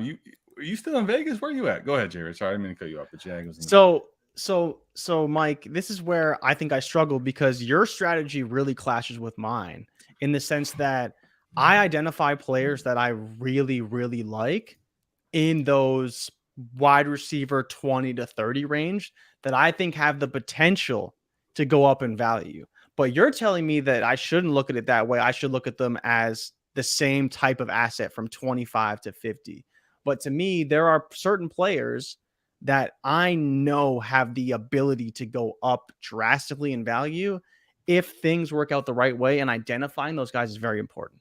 Deontay Johnson is a perfect example of one of those players that if you identified him at the right time, you got that return on value. And now he's overvalued because yes, he can get 170 targets, 100% overvalued. He's at his peak right now. Michael Pittman, another player who's at his peak right now. Outside of Jameson Williams, right? I just want to name off some names. Like, dude, this is a good conversation. This is a good conversation. I'm trying to understand too, like where you're coming from. So I'm going to look at like wide receivers 25 through 50. In your mind, like who are these guys where you're like, I think they have a value ascension, like a Deontay. Right? So go ahead, Jay Rich. You go first. Honestly, Mike, I don't know who those guys are this year and right now. Because you haven't. I think Mooney is one of those guys who still has the ability to do that, right? Yep. He's, and again, there's a lot of reasons why to think that. I think he had 130 targets, but again, I'm not saying there's a ton of these guys, right? I'm definitely not saying that. In case anybody cares. I'm not saying there's a ton of these guys, right? But there's definitely a case to be made. Let me say this, man. Jay Rich made an interesting point. So my counterpoint all along for JMO and why I was like hesitant is if he doesn't play early or if he doesn't play well. And my big argument was always a guy like Rashad Bateman, right? Prospect we all love. He went to a bad landing spot. Then he was practicing, and then he had the core muscle injury. Then he didn't play early. And then he was like, okay. And there's a lot of people like myself who still love the prospect, still think it's going to work out. But ADP was reflective of him in the 9th round. And until this recent Hollywood trade, that was dipping. It was actually dipping and getting closer to the 10th, right? So, okay. But I'll give you this. I listen, and Jay Rich, something he hit me to is a very good point. I don't know how willing I am to bet on it, but I think it's a very good point what he just made.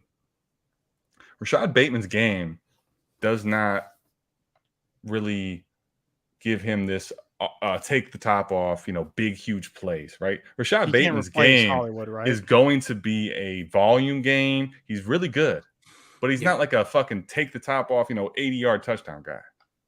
Jameson Williams is. Like Jameson Williams, dude, he can fucking take even with an ACL injury, he could have one big 75-yard touchdown, which hypes everybody back to his value. That's something Bateman never offered. And given his situation, I think that's why his ADP kind of is the same as like, it's Lamar. He doesn't have big playability. And we're hoping that he's the possession guy. Now that's starting to come to fruition. His ADP probably rises. But Jameson Williams is different. Jameson Williams is going to be one of the fastest receivers in the NFL. He has very high draft capital.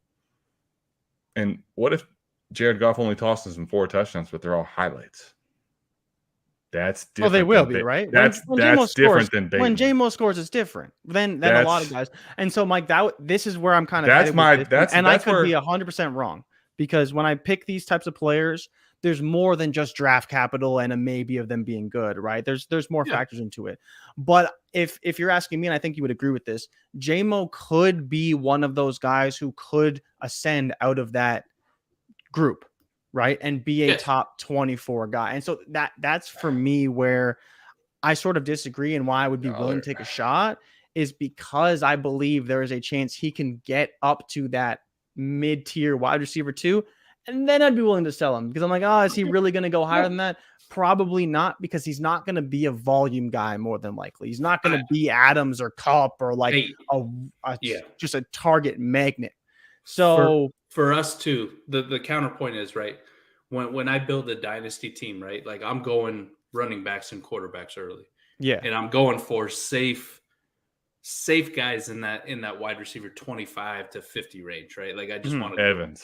A little bit of a difference is like when you do it, you said you still like to take a running back early, but you're not going like 2 or 3 or 4 of them in the top. Just depends on the draft, right? I try to stay pretty fluid. Okay. Yeah. But generally you're more open to like taking a Jamar Chase or a Justin Jefferson at a certain point in the 1st or 2nd round, right? Yeah, if I think the value makes sense, then definitely, like, and I made the case on the show that one time. I'm like, if I know I can get 4 firsts for Jefferson, and I'm staring down QBs that I don't think can command the same value, why am I taking them, right? Yeah. And again, it's just, I'm doing my best to maximize the value in a position that I really hate to be in the draft, right? If I'm going to start up and I'm at like the 9th pick, I hate my life. And again, in this scenario, you can't trade out. Yeah. I got to take Dak Prescott pick. or like, someone I don't think has the same value of maybe a top receiver or a top running back, whatever. So there's a lot of things that go into it, of course. But I hear what you're saying, but I still think even if it was me, I get it for Olave, but I still, you still might just want to take that shot. Well, Jared, this is good combo, man. This is really good combo. And say you got a team and you built the team heavy running back, right? You built the team heavy running back, and your first receivers aren't to these like Mike Evans type, Keenan Allen's, DeAndre Hopkins. Like you're give us a hypothetical. Well, your wide receivers are kind of shaky, and you're sitting in a rookie draft right now. Are you taking the swing on Jameson Williams for that upside, or are you taking more of the shit? My wide receivers are clearly the weak part of my team. Do I need to take the more? Do I need to take more of the solid, high floor type guy, right? Because I think that's where we're differing at is when you build some roster construction. Like even if you take a wide receiver in round 3, like you take a CeeDee Lamb or whoever it may be, like whoever your guy is, you already have like, boom, I got a piece. So when you get to this Jameson Williams range, like you're more inclined, like I already got a piece.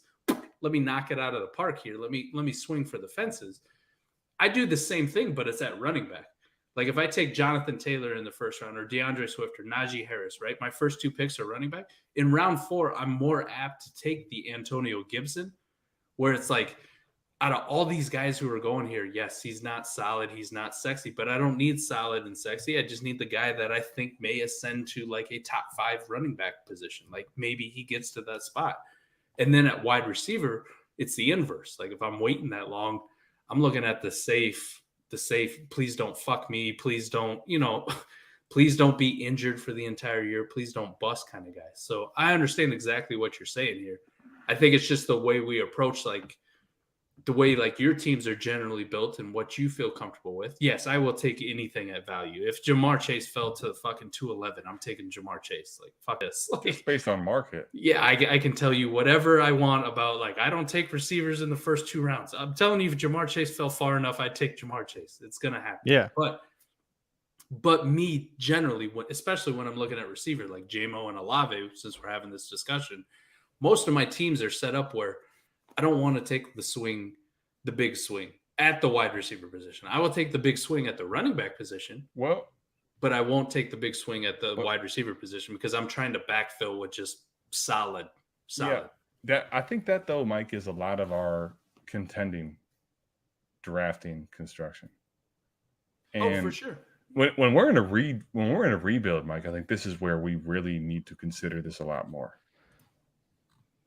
Like if you're in a rebuild and you have 5-6 picks, round 1. Jay Rich, man, it's not often someone swindles me. I am now in a rebuild, especially. I'm taking JMO over Olave. Well, I'm taking JMO. I'm taking JMO ahead of everybody but the big 3, I think, in a rebuild. He's still your tier 1 guy, right? Like, whether you like it or not, he's still your tier 1 guy. But what I'll say to your point, Mike, if we're being real, like if we're contenders and we're staring down the barrel of Chris Olave and we're unsure about Jameson Williams, we're trading that pick for a veteran wide receiver. Like that's what we're doing, right? If we're talking the real move combo here, that's what we're doing first and foremost. And to your point, my personal strategy, I don't think I would take Olave. I think I would hold true to my tiers and what I believe, especially, considering draft capital was similar. I'm going to bet on the talent a little bit more there, but I understand why you would do that for sure. Because like you're saying, you think you're going to get more targets, more sure production, less chance of the floor falling out.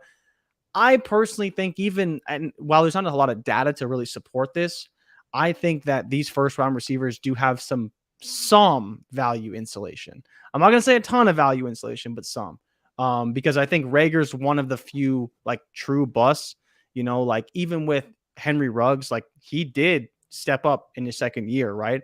So you think about in these 1 or 2 years, not all of them are going to hit their first year. You hope they do, but do you want to bet on maybe Jameson Williams hitting in his second year versus Chris Olave maybe just being fine for 2 years, right? Would you ever be willing to, I guess the answer is no, I'm assuming, be willing to take the bet that by his second year, JMO is far valued higher than Chris Olave? And I think that's the route I would go, is that I would take Jameson Williams knowing that the first year could be a little shaky, but by the second year, I expect him to be the guy. And if he's not mid-season, he's gone.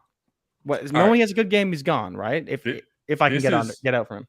This is where the convo hinges, where yes and no, I would say. Yeah, value insulation for the right ones. But like even that last draft, 2020, right? Wasn't it 2020? Henry Ruggs, that was 2020 draft, right, Jay Rich? That was 20. Yeah, I guess it was 2020. Wasn't Judy a first in 2020? I think. Yeah, let me pull it. He was. Yeah, he was. He was like the 20th pick or something. No, he's 15th pick or something like that. There you go. Was right behind Ruggs. So he would be a good discussion on huge name, huge height, scout the helmet. If that's what you do, right? Alabama, like everybody's high. Russell Wilson came over. That's the only thing that surged his value. Russell Wilson coming over to Denver. He's still a projection. Like, well, maybe he's going to be good, and he could be. I'm not going to sit here and tell you he's not going to be good, but that to me is a range of outcomes for Jameson Williams. Where what happens then? Like that's more of the wide receiver value insulation for me. Where like, okay, Jalen Reagor is the exception. I'm with you, right? Most first round wide receivers aren't going to fall to Jalen Reagor territory. That's outlier, right? And even like you said, Henry Ruggs. You don't project that, right? No, and even Henry Ruggs, who was really bad, like, okay, he even started to ascend and then he killed somebody and he's done. Like, okay, so once again, remove him, outlier. But like, I think Jerry Jeudy is a recent case in point that would give me more of the value insulation for receiver issue, you know? Well, and he got hurt too, right? Yeah. The truth is he got hurt. He got hurt in his second year and he was trending in a good direction, even with bad quarterback play. Yep. Right. And so you think about like Reagor in recent memory is really the only guy who never really had his moment where he was valuable. That's why he's the outlier, right? He never even showed like, he's got Ayuk had his moment where he was top 12, top 15, you know, like don't ask us what we were doing last summer. Don't ask us. Right. And then you got, you know, Henry Ruggs was trending the right direction. And he was having a good season, despite what people may have thought about him. It's not like he was super highly drafted in rookie drafts anyways. You obviously have Jefferson, you have Waddle, Chase, Pitts, all these guys, right, having good seasons last year. First 2 years, kind of seeing how it plays out. But I think it's interesting, right? I think the case can be made, but with them all being first round picks, I think you gotta maybe give him 2 years. And I think especially for J-Mo, I'd be willing to give him 2 years to see how it played out. Just because we don't really know what we're expecting. We're expecting a couple of really good high-end receivers, but it may not be 6 deep in the first round again. We'll see, though. You never know. Could be. Some of it that I'll say, too, like, I mean, we're kind of talking about, you know, like you said, the Jalen Reagor thing. Like, I can bring up some other examples, and they may not be extreme, but N'Keal Harry will pop off immediately. Oh yeah. Easy. Wide receiver one in the class, too. But even kind of think about a guy that we kind of liked. At least, I mean, most of the community kind of like Jerry Jeudy when he came in. People are valuing him as like a top 15 wide receiver. That's the example I just made. Yes, 100%. We're talking about Jeudy. Yeah, okay. And then, you know, the fall down, like before the Russ signing, like you're talking like wide receiver 40 territory. Yeah. Like just absolutely dumpster. Shitheads, this is how you know. Unscripted. Mike left. Headphones off, and he's saying, "What the fuck I just said." That's how you know it's the shit. That is the mind meld. These receivers are just so, because there's so many of them. Like it's just so easy for people to forget them and move on and go to the next guy, and just toss them aside. We're done with them. You do get like the value bounce backs. Like, I mean, look what happened with Judy. Judy's a great one just because it's like, oh, he's left for dead. Do you remember name value, right? That's a good. This is why That's the name value conversation bump. makes sense, though. Think about this, Mike. Jerry Jeudy. We just talked about this. He was left for dead, pretty much. Like if they didn't make Russ Wilson trade and they had Drew Lock or some fucko at quarterback, values in the sewer probably. tanked. His value has risen out of nowhere on projection again in year 3. Okay, another good one, right? It's because he's Jerry Jeudy, though. But yes, but that's Jameson Williams is going to have a name value. He's going to have that name value, yeah. We kind of forget about this. That's crazy as hell to think about Jerry Jeudy too. He hasn't done shit to show you anything in the NFL, and he's still got a bump based on just a quarterback. Listen, we kind of forget about this one a lot, right? And people brush it under the rug. But let's go, Terrace Marshall. Do you remember the hype? Yeah. Yeah, I don't Stop know, it. man. I that's a personal thing. I didn't really buy in. I get it. You Fair, did. I get it. The community as a whole did. He was, And he wasn't a first-round pick. He was an injured second-round pick. I'll say this too. Right? Jay Rich was not the person that I watched, but there was YouTube. I mean, everywhere. Terrace People Marshall love hype, Terrace man. Marshall. Dude, Oh my god. honestly, there was like a month where you could not find a content creator that I know of outside of Jay Rich that wasn't like hyping the shit out of Terrace Marshall. Ryan Lopes, wide receiver 1. I remember those fucking videos. God. Right? Terrace Marshall, though. But, I mean, he climbed up into the wide receiver 30 in Dynasty territory. Yeah. Now what he's at? 80? I mean, he's dead, 90. bro. Let's stop. He's dead. Well, I mean, way dead. I mean, he's the guy in like the 22nd. He did nothing. He's the guy in like the 22nd round. You're like, all right. He is Jay Rich. You probably know. This is the face planner that just can't recover. Like if you face plant that bad, you cannot recover. It's just he had like I don't even even think he had 20 targets this year. It's like ridiculous. He's not even seeing the little he was on the field. Yeah. Exactly. Another one. Denzel Mims. Oh, don't. My gosh. Come Can I say Come this? on. Listen, He's can I say terrible. this? Can I say this? Can I say this? Community sentiment. I'm not saying Jameson Williams is any one of these guys. I'm not saying that any one of these wide receivers is any one of these guys. But he's also wasn't he third round? No, second round pick. He round was pick. actually, you know what's crazy? Jay Rich, speaking of betting, he was a odds-on favorite to be a first-round pick, and he slid. He's terrible. He was I never minus liked him. 450 on draft day to go first round. Terrible. So Now, let me say this. Harry was a lot of people's dynasty wide receiver 1. Oh yeah, he was mine. Or rookie wide receiver 1. We got to get Jay Rich out of here, man. He said, I've had enough of I your gotta eat bullshit." soon. Bro, I haven't ate all I gotta day. eat. I gotta eat soon, man. I haven't eaten since. What, you need Uber Eats? I got you. Toronto? That's right. It's a long trip for your Uber driver. I wouldn't go that far. Oh, man. Hey, Jay Rich, man, we appreciate you being on again, man. Like, honestly, man. always fun. Happy to be here. Hey, Happy to be here. we'll keep the wide receiver running back discussion open for further review. And Bro, y'all almost on 6 hours. Is this thing over yet? no, Nope. Has Slade Bolden gone we to the Pats said yet? we told Nope. the shitheads, we guaranteed them part of their paid subscription. Whole thing. You will see our faces, The whole time. good or bad.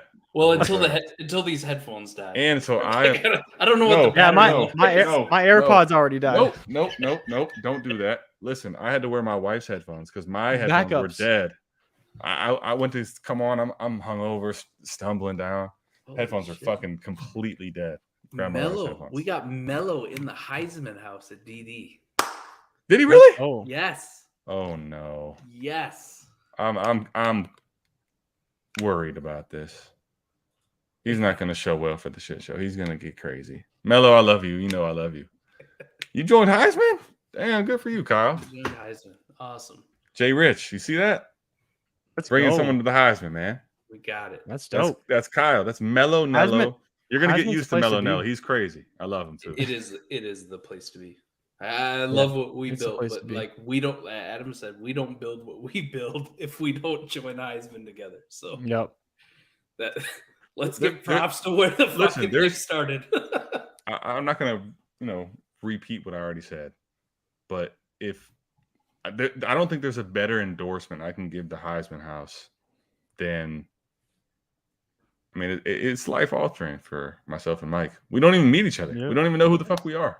I don't know. Who Bro, none of this ever happens. Period. This whole Jay Rich has to get out of here because he's hungry and fucking 15 hours of content creation. This never happens without us meeting at the Heisman House. Period. So True. Jay Rich, man, we appreciate you, dog, for real. No worries, man. If you got to bounce to go eat, man. I gotta go eat now. I got. Yes, do that. I'm surprised, Jay Rich. You battled with Mike longer than I would have cared to. Like, No, good man. on you, man. Good on you. Me and Mike were having a good discussion. It was calm. It was trying to just bring different opinions, bring in facts, situation, roster construction. Yeah. Yo, if you're listening to this, and you have no idea what to do at wide receiver, you are not paying attention. Like we gave you two perspectives, two different builds, two different styles. Like, yo, you should be able to take this and walk into a startup draft and dominate. We gave you the full breakdown from start to finish of how to win in best ball, and start your lineup leagues and auction leagues. It was all here, and it was all well thought out, explained, different perspectives, heard people out. It was awesome, man. I appreciate it. Yeah, it's blast, man. Always fun, man. Always fun. Yeah. So anyways, boys, I will see you later. Enjoy the rest of your stream.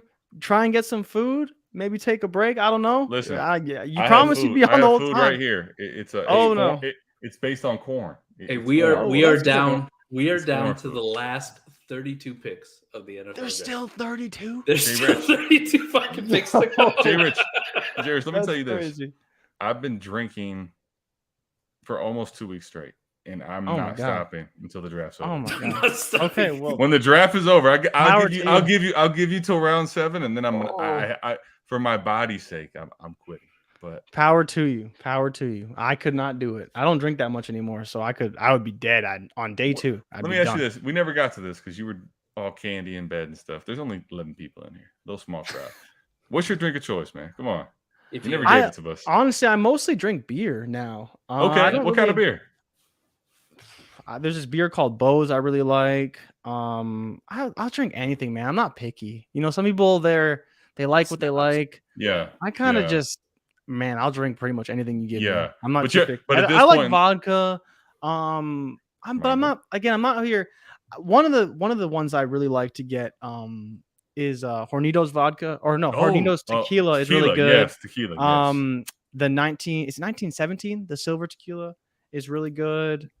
There's another one I've had that's really good. Man, I just get fucked up on tequila sometimes, but it's been a while. So it's really we'll get you tequila when you come to the expo, but for the most part, you're just not. When we go to the expo, I'll have tequila for sure. Okay, cool. I'll get some. But you're really just at this point, like, in spots you'll drink. You're not really I don't drink around the house that often. Every now and then I might, Makes sense. Most of the time I'm just chilling, man. Just chilling. I spend money on candy instead of alcohol. I have to drink to put up with Adam. Yeah. Listen, Jay Rich, you saw a mere window of what my life is. You need me to explain all these empty liquor bottles over here? I mean, come on. You understand. Hey, it wasn't so bad. It wasn't so bad. No, it wasn't. I'm playing. It's honestly fun. It's fun. Yeah. All right, Jay Rich, we'll let you get out of here, bro. All right, boys. I love you. Thank you for tapping in, man. Love you too. That's so great. Be good, man. Appreciate it. All right, I'll talk to you guys later. Peace. Oh, tequila or Henny? That's what Jag's on. Tequila or Henny? Jag, you still at the airport? Listen, Adam, I got to run upstairs. Go. Refill real quick. I got it. Okay, you talk. You talk. Phil. I got you. Jag, you still at the airport? I've been there. Jay Rich with tequila. Ask these guys. Oh, don't.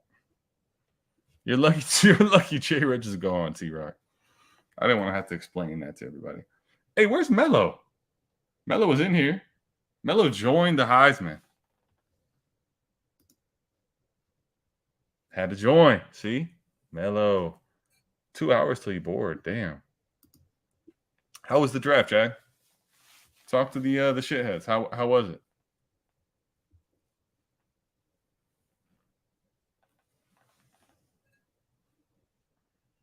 I'll drink to you guys, though, until Jag tells us what's up.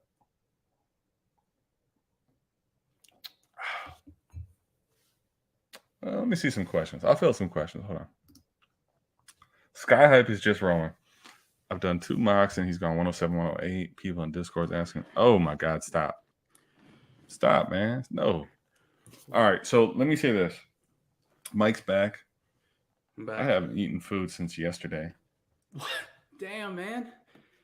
I told Bro, you. I woke up. I was, crust out of your eyes, as Ray likes to say.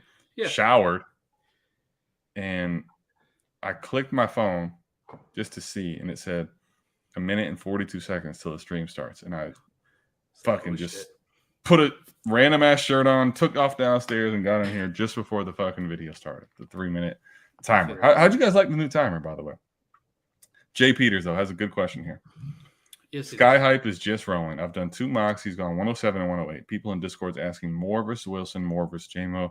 So for me, JMO Wilson, I mean, we're talking Garrett Wilson. This is no discussion, Garrett Wilson. Yeah. For me, even still, it's JMO. Listen, if you want to take Moore over Olave, that's the discussion that I think is more reasonable. If you would like to take Moore over JMO, I will be on board with that too. Listen, man. I can't do it, man. I can't do that. But I get you.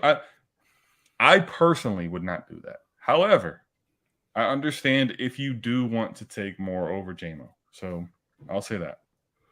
I am not taking Sky Moore over Jahan Dotson. Fuck no. Okay. So the Garrett Wilson thing is asinine. Wilson is I mean, that conversation is ludicrous, man. To even think Adam, about that. I will say, like, after Garrett Wilson and after Jahan Dotson, for me, Jameson Williams, Olave, Sky Moore, George Pickens, Christian Watson. Is there anybody I'm forgetting there?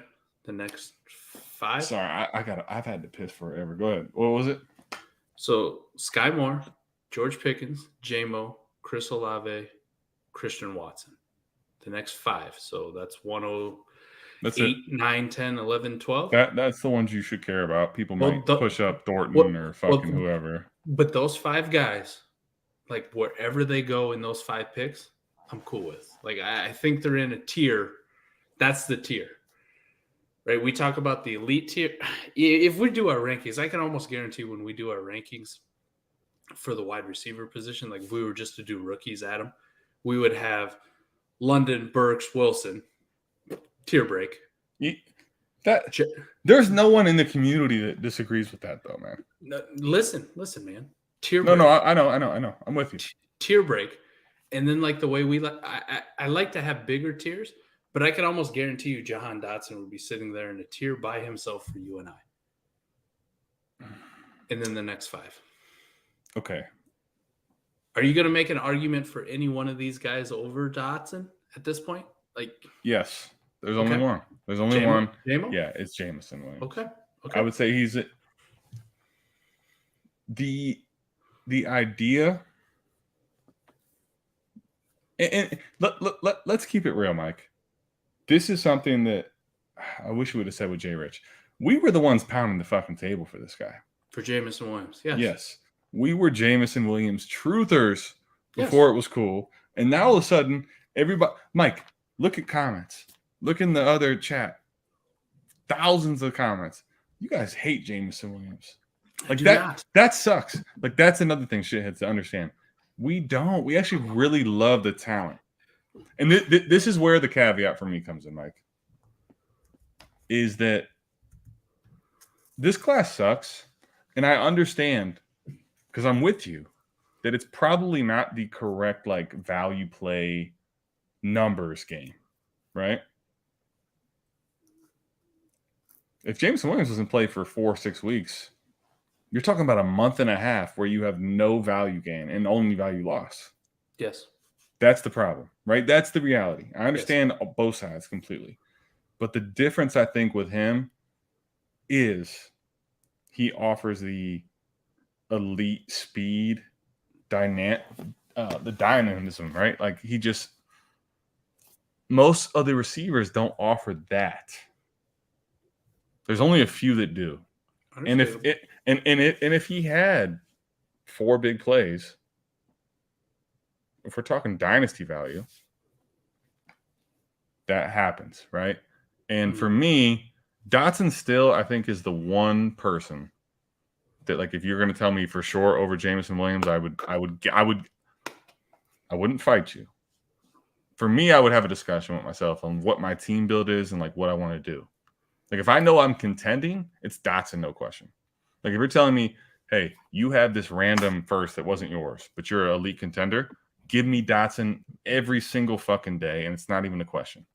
But if you're telling me like you're in a nuclear rebuild and you have that mid pick and it's between those two, I might be willing to take the longer game aspect for the higher upside potentially, even though, if we're keeping it real, there's more risk with Williams and Dotson. I think there is a sentiment in the fucking community that won't realize that he could be really good. That's the problem for me when I talk about those two. So, like, for me, I got Brees 101, Walker 102, Pickett 103, the 3 receivers 104, 105, 106, right?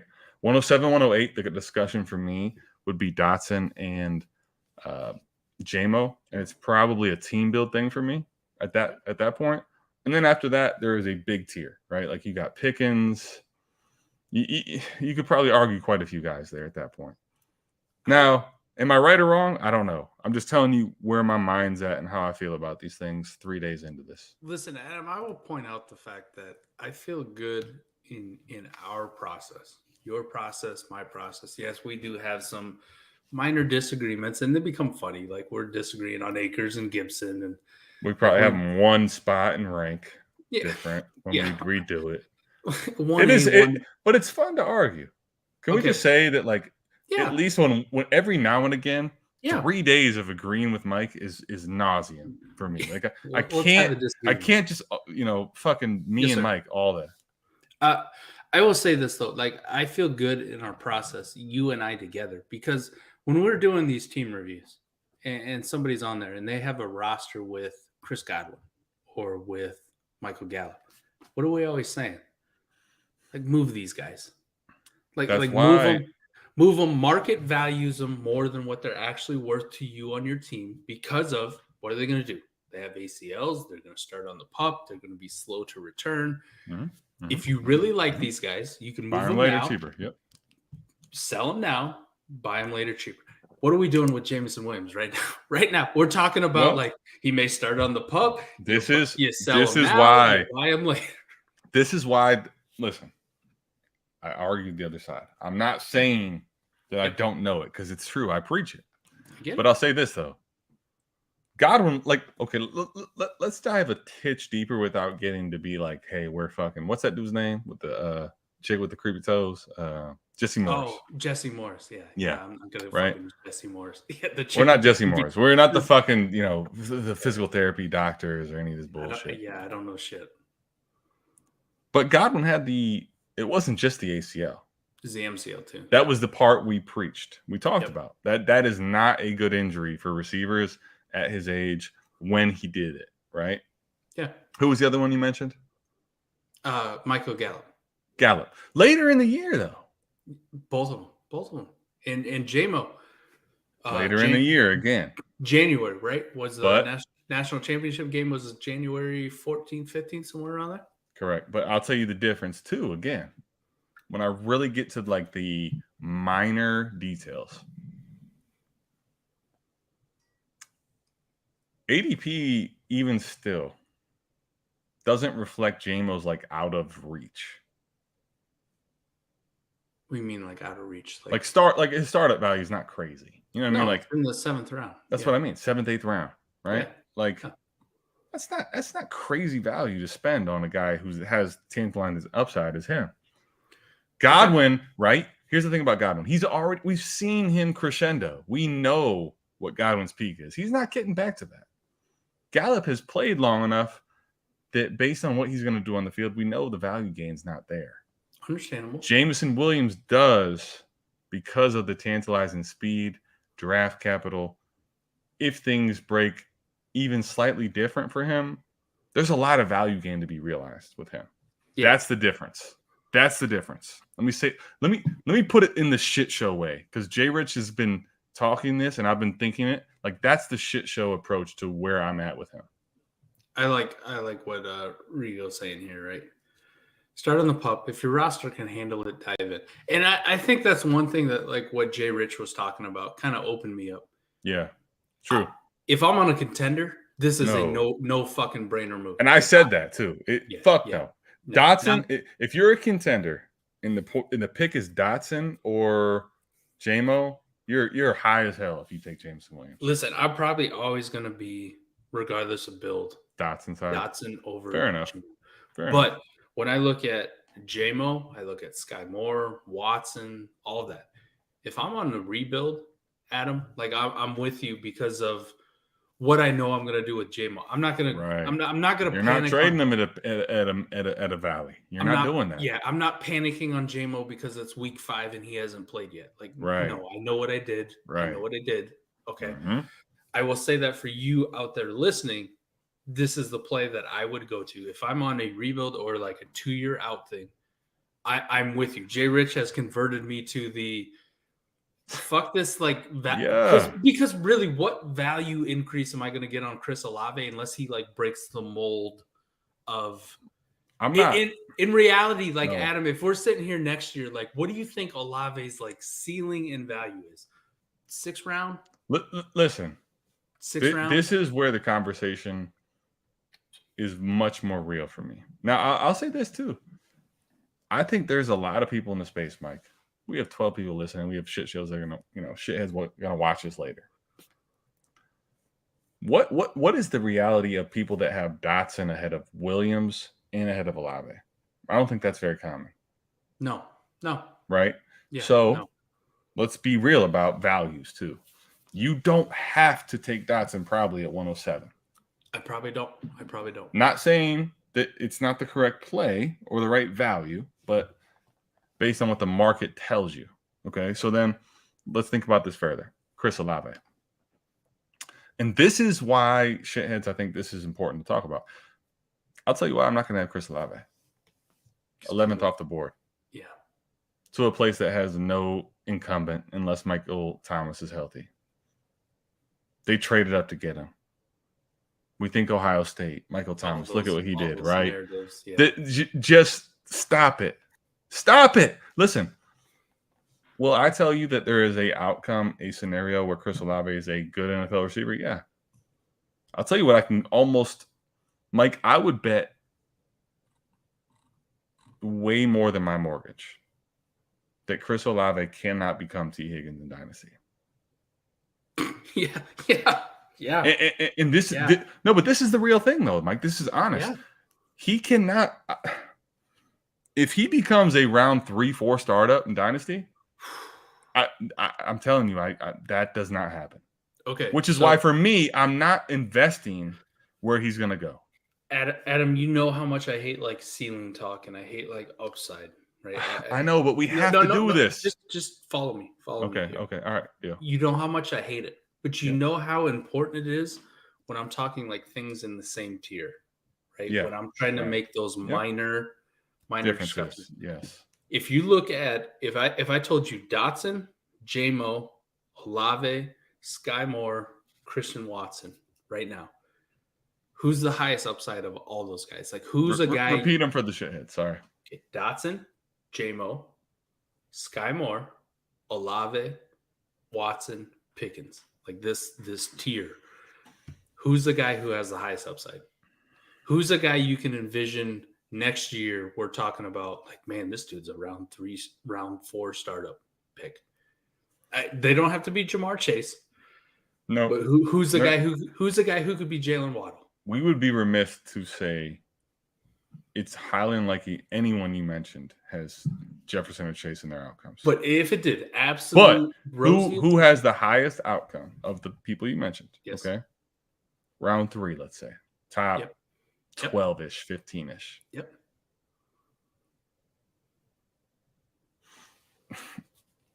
I would make a case for a certain somebody that I'm not going to mention. I think the top 2, though, are Jameson Williams and Jahan Dotson. Okay. And number 3 in your mind would be Pickens. Okay. Number 4. Sky Moore. Okay.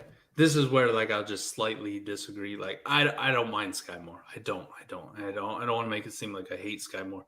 I mean, I would say 4 or 5 tied is Olave Sky Moore. I'm not trying to make it a no, not even just the Olave thing. I look at the tools that like Christian Watson has from a size, speed, specimen type. I don't think it's a realistic outcome. I really don't. But I also didn't think like Chase Claypool would be fuck all in his rookie year. I get a lot of. I'm gonna tell you this, guys. Now, the value of Christian Watson, it's real. I'll tell you where I'm at. Olave's mount. There's nobody hardly on stream right now. We got 11 people. Everybody dipped. All the fun's gone. I'm drinking still anyway. Hey, don't say nobody. The fucking 11, the 12, the 14 people, the 15 people who've been in here. Shit. Y'all You're the goats. All right? Let me say 6 hours of us 2 fucking idiots up here. Mike, do you realize we were over 5 last night? We were over 4 the night before, and we're at 6. And it's starting to get dark here. I came down here after just waking up. Now, yeah. Damn, what were you saying? Look, see, Josh Stanley, like you just call me no, Josh, you are not a nobody. Sorry, Josh. I love you, and Josh. Bert, I love you the whole time. We love every single one of you guys in here. You must be fucked up. I like that. I can't stress. What Jay Rich was talking I have been about, drinking though. What Jay Rich was talking about before he left. If you've been here for even an hour, but the guys that have been here 6 hours and 17 minutes and 30 seconds, holy fuck! Like if you don't go into your rookie drafts thinking like smoking. All right, I don't want to. I'm not gonna say like sexist, but you know the expression like big dick in the locker room. You know what I mean? Yes. Like just that confidence, that energy. You don't walk into your rookie drafts and just go, "I'm here, boys. let me fuck you over." Because I know I've been sitting with Adam. Here you go. Jay Rich, this Brandon, is what you Gene, came for. Maddie. The shit show. Yeah. This is where it's default. Yeah. But Adam, I'm just saying, like, if I'm looking at absolute ceilings trying to separate these guys, like J-Mo at the top. J-Mo at the top, and then Dotson for me. And then like 3, I think it becomes a conversation of like Watson and Pickens. Hey, T-Rock, you're much like the class. You slid. You slid. You know, I thought there was a lot more value in the class. You know, let's give T-Rock some fucking credit. I'm kidding. I'm T-Rock. Come on, you know I'm playing. Let's give T-Rock some credit because much like the class, it's poop, so everything gets slid up, right? So he's like the 104 at this point. Maybe. All right, Adam. But yeah, back to the discussion. Like if I'm having to separate these guys in the tier and I'm looking for absolute ceiling, like I'm with you. The point of asking you that question is like, who's the guy you could see in the round 3 startup? It's going to be J-Mo. Yeah, it's going to be J-Mo. It's Jameson Williams. Well, let me say this too, though, Mike. The reason I won't give you shit, even though everybody else will, and I was hoping you just do it on this little stream. When I said nobody, I apologize, shitheads. I know you guys are here, and I appreciate you. You guys are the goats. All right. They are. But I meant in front of like thousands of people. Mike's. Just, here, come roll over us. Here's Dotson. I got him wide receiver 2, love, in front of everybody. But I think Dotson has upside that people won't talk about.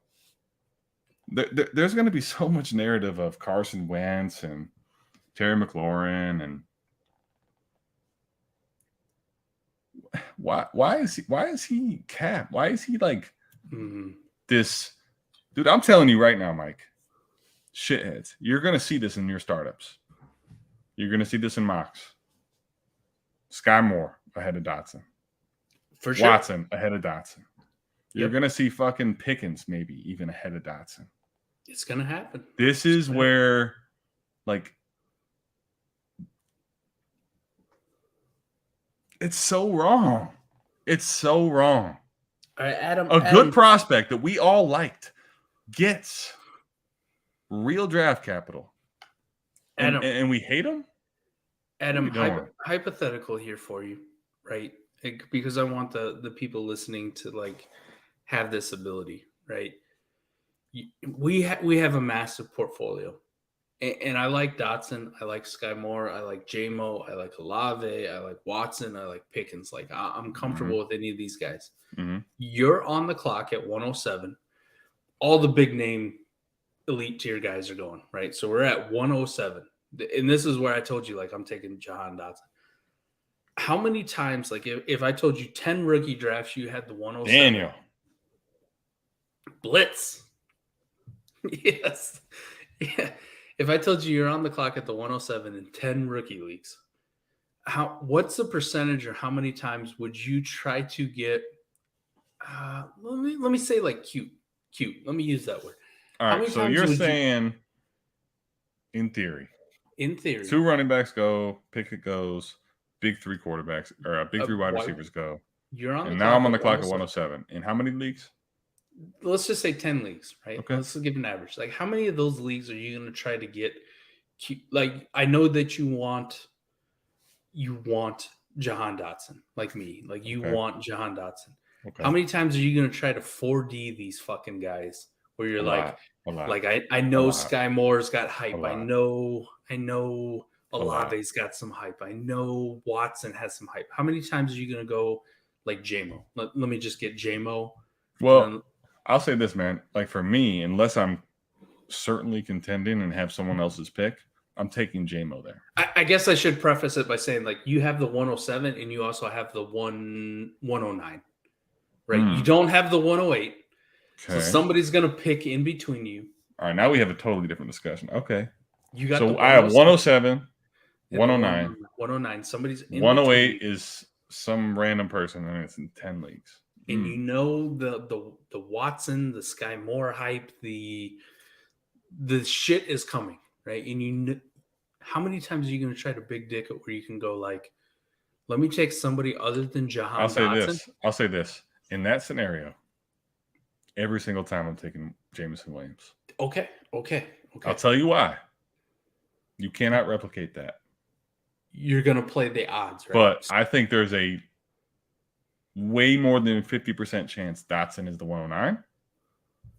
And let's say, okay, Mike, let's just say that all these 10 leagues, everybody's in here listening, and that just happens to be who's at 108. And they're all like, Ray. They're all like, no. You can have. We know what you want to do. Dotson's gone. I'll play the value game at 109. I'll take someone else. I don't have to have Dotson. Is that because of like your comfort level with the other guys too? Yes. Like I know that plays in for me. Like in a perfect scenario, I get JMO at 107 and I get Dotson at 109, right? Hey Ray, get the crust out of your eyes. Get your ass a cup of coffee and wake your ass up. Yeah, 6.5 hours. We're still fucking going. We won't quit till this bitch is over. Hey, y'all got Reggie Q in the building, man. If you got a question for him, he's in the chat right now. He probably don't want to answer no damn questions. He got to answer questions every fucking morning. Fuck that. He's just here to talk shit. He's just here for entertainment. Just talk shit to us. Listen, we do live streams and it's not to the level of Ray, right? We're not getting 550 viewers, right? No. But we answer questions. We don't even have a super chat button. You know the feeling like when you hop on Ray's show in the morning in the chat and you're like, I could just say wild shit. I can do whatever I want. It's not mine. I can say what Ray. I know the feeling Ray has. He's like, I just say whatever the fuck I want. I ain't answering no damn questions. I ain't answering your shit. I'm gonna ask you the question. Here we go. No. I hear. This is important. I'll give you this, Ray. We'll let Michael roll. I'll go second because we've had some disagreement. Ray, we've had hours of drinking and discussion. Yeah, let's just go back. Let's do the differences. Let's go. You want the 101? No. Let's go. Let's do mano y mano. Like, go ahead. 1 through 12. List? Yeah, okay. You go 1 through 12. I'll go 1 through 12. Okay. Number 1, Breece Hall. Easy. Fucking slam dunk. Number 2, Kenny Walker. Okay. 3, Kenny Pickett. Okay. 4, Drake London. 5 Treylon Burks, 6 Garrett Wilson, 7 Jahan Dotson, 8 Jamison Williams, 9. Let me go with Chris Olave at 9. Oh man. You've been converted in a few hours. Oh my gosh, Ray. You're witnessing Jay Rich coming through Mike's flesh. 9 Olave, 10. Let me go Sky Moore. I'm being converted slowly. Oh my gosh. 11, let me go George Pickens, and 12, let me go Christian Watson. Okay. Top 12. That was my top 12. Adam, kick it off. We're not too different, honestly. But I just can't believe you let Jay Rich influence you like this in front of all of our followers. I'm sorry. And Ray G. But so 101 Brees, 102 Kenny Walker, 103 Kenny Pickett, 104 Drake London, 105. 106 really tough for me, man. I think I'm going to take Treylon Burks at 105. Oh, you've been converted. Well, this is actually more of a man.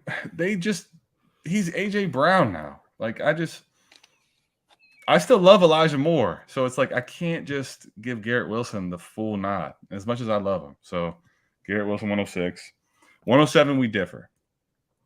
More often than not, I'm taking Jamison Williams. The only time I would not take Jamison Williams at 107 is if I'm a rigid contender. So then I would go Dotson 108. I think 109, I'm still going Pickens, man. Okay. There's an affinity for that team drafting receivers, and we know there's outs. Okay. And you and I believe in the talent. Yes. And he's got good draft capital. Let's not play like all of a sudden he's this late pick. Fucking pick 50 or something, man. Stop it. Stop it. Shitheads. You got George Pickens 109. 110. I guess I'll take Olave. Sky Moore. Then Olave. I don't even know at 112, man. I'm just this draft. I think I'll take Christian Watson, but this draft just makes me sick. We missed, man. We missed. I think this is the good one. Spiller for me is the easy 201. Hands down. I'm not going to fight anybody. 201 easy. And if you would you take him? Is it crazy to say over Watson? Golly, man, I don't think it is. What's Watson's realistic hit rates and upside in the NFL at a position which we admit is not a scarce one? I'm gonna have to look at that fucking top 24 table again that Ray pulled up last night. That JV. Here we go. Stone's asking. You know, he knows there's a legend in the building. He's asking. Yes, thank you, Ray. It's a good discussion. Jesus Christ. I could see Spiller. I could honestly argue Spiller at 112 too. I really. Let me. This is gonna sound fucking stupid for me from being like the in between. Here we go. Yes, Ray is in the building. For me being in between like the film world and like the analytics world and kind of like picking stuff from everybody. Yeah. Everybody that does like how we formed our thing. Okay. If I see that fucking hit rate chart again, and I look at round 2 wide receivers at top 24 finishes, and the number is similar or close to like round 4 running back hit rates at the position, right at top 24 finish, I'm gonna do the thing that I think is probably bad process and just ignore the fucking draft capital and just go like, yes. Ray is hitting on some stuff here too. Okay, there's a couple things I want to say. Low key, like Zamir White, Spiller quite a bit. I agree. I do. Let me say this.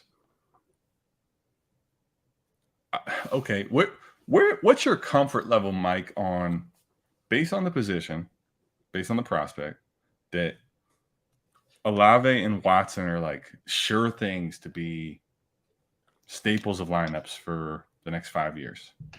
They could very well be bust. Very well. Okay. Adam, I'll preface this too. This is why I'm so glad you said that, because that's why I think Ray's 100% right at the 111s to start. Because why? What if I miss out on Olave? What the fuck, right? The chances of bust are the same. Yes, but if Spiller hits in that offense and Eckler gets hurt and he is what we think, Mike. Yeah. Come on. Yeah. You have to keep it real. Spiller has upside that the other ones don't. I want to see the hit rate chart just to make me feel good. I do, but Jay Peters says this. He is. The hit rate for round 1 and 2 wide receivers for like a top 24 finish isn't as good as like people make it out to be. We are alive, Adam. Yes, Spiller is alive. We are alive. Let's be fair. Let's think about it. How hard do you think it is, Adam? I mean, we had hours of discussion on wide receivers 25 through 50. Okay. How fucking hard is it to crack the top 24 at the wide receiver position versus how hard it is to crack the top 24 at the running back position? Much more difficult for the running backs. Much more difficult for the wide receivers. Well, but the running backs don't matter as much. Let me say that. The top 24. Elijah Mitchell could come and go, right? Yeah, the ones that really matter. Now, getting into the top 24 at receiver is much harder to do because there's so many. There's so many good ones. I love that Gabe's alive. Pop it on. What's up, upset? Buddy? But Mike, here's the thing, though. Let's say you don't take Spiller at 111, right? Okay. You took Watson or whoever on value, Olave. If they bust, you don't have a chance in sequencing. You can't get a running back. Now, to Ray's point, you might be able to get a Zamir White. You may be able to get a Rashad White. But do you think they have like Isaiah Spiller upside in their outcomes? No. That's the question. No. That's where I would caveat to I'll take Spiller. Listen, when we went to today, right? Woke up, fucking hungover, hours of live streaming, going downstairs, like not much excitement. Spiller got drafted. Everybody came on. Jay Rich, everybody, like all of a sudden life was back in. Spiller in that offense, no one else in his way. Austin Eckler's undrafted. They've never put draft capital in a running back. If he's the man in that offense, Mike, that's different. Let me put it to you this way, right? Because context changes so much about how we do our strategy and like in different leagues. Yeah. So first scenario I'll put to you. You're picking 111. You're the runner-up in the title game. Your team hasn't taken many value hits. You're basically the same team going into the next year. You were the runner-up in the title game. You're picking 111. I see what you're trying to do. He's trying to frame it. Shitheads. I lost to Mike in the title game. Okay, go ahead. No, I'm just saying you're picking 111, man. Like your team is solid. You're in the title game. Okay. Nobody's taken like a massive value hit. You didn't have a quarterback retire, right? It's basically the same fucking team. You're going from boom to boom. Okay. You have pick 111. That's your rookie pick. Who are you taking there? Are you taking the wide receiver like Olave or Watson, or are you shooting for the moon and taking a guy like Isaiah Spiller? If somehow Dotson's there, it's him. And if it's not, it's Spiller. Okay. Now, easily for me. Now, you're in a rebuild, Adam. Okay? You're in a dumpster rebuild, and you just happen to have the 111. Does that change your pick for you? Are you taking Olave, Watson? Now, in a rebuild, 111 is not going to be my first pick. So I've also diversified. But from the rebuild perspective, Mike, let's talk about this because it's a little different. Spiller is like I'm now as a rebuilder, I'm waiting for him to get the opportunity and pivoting. Like it's a diligence thing, right? Like now I'm dealing him once the opportunity presents itself for him and he gets a little bit of a value bump.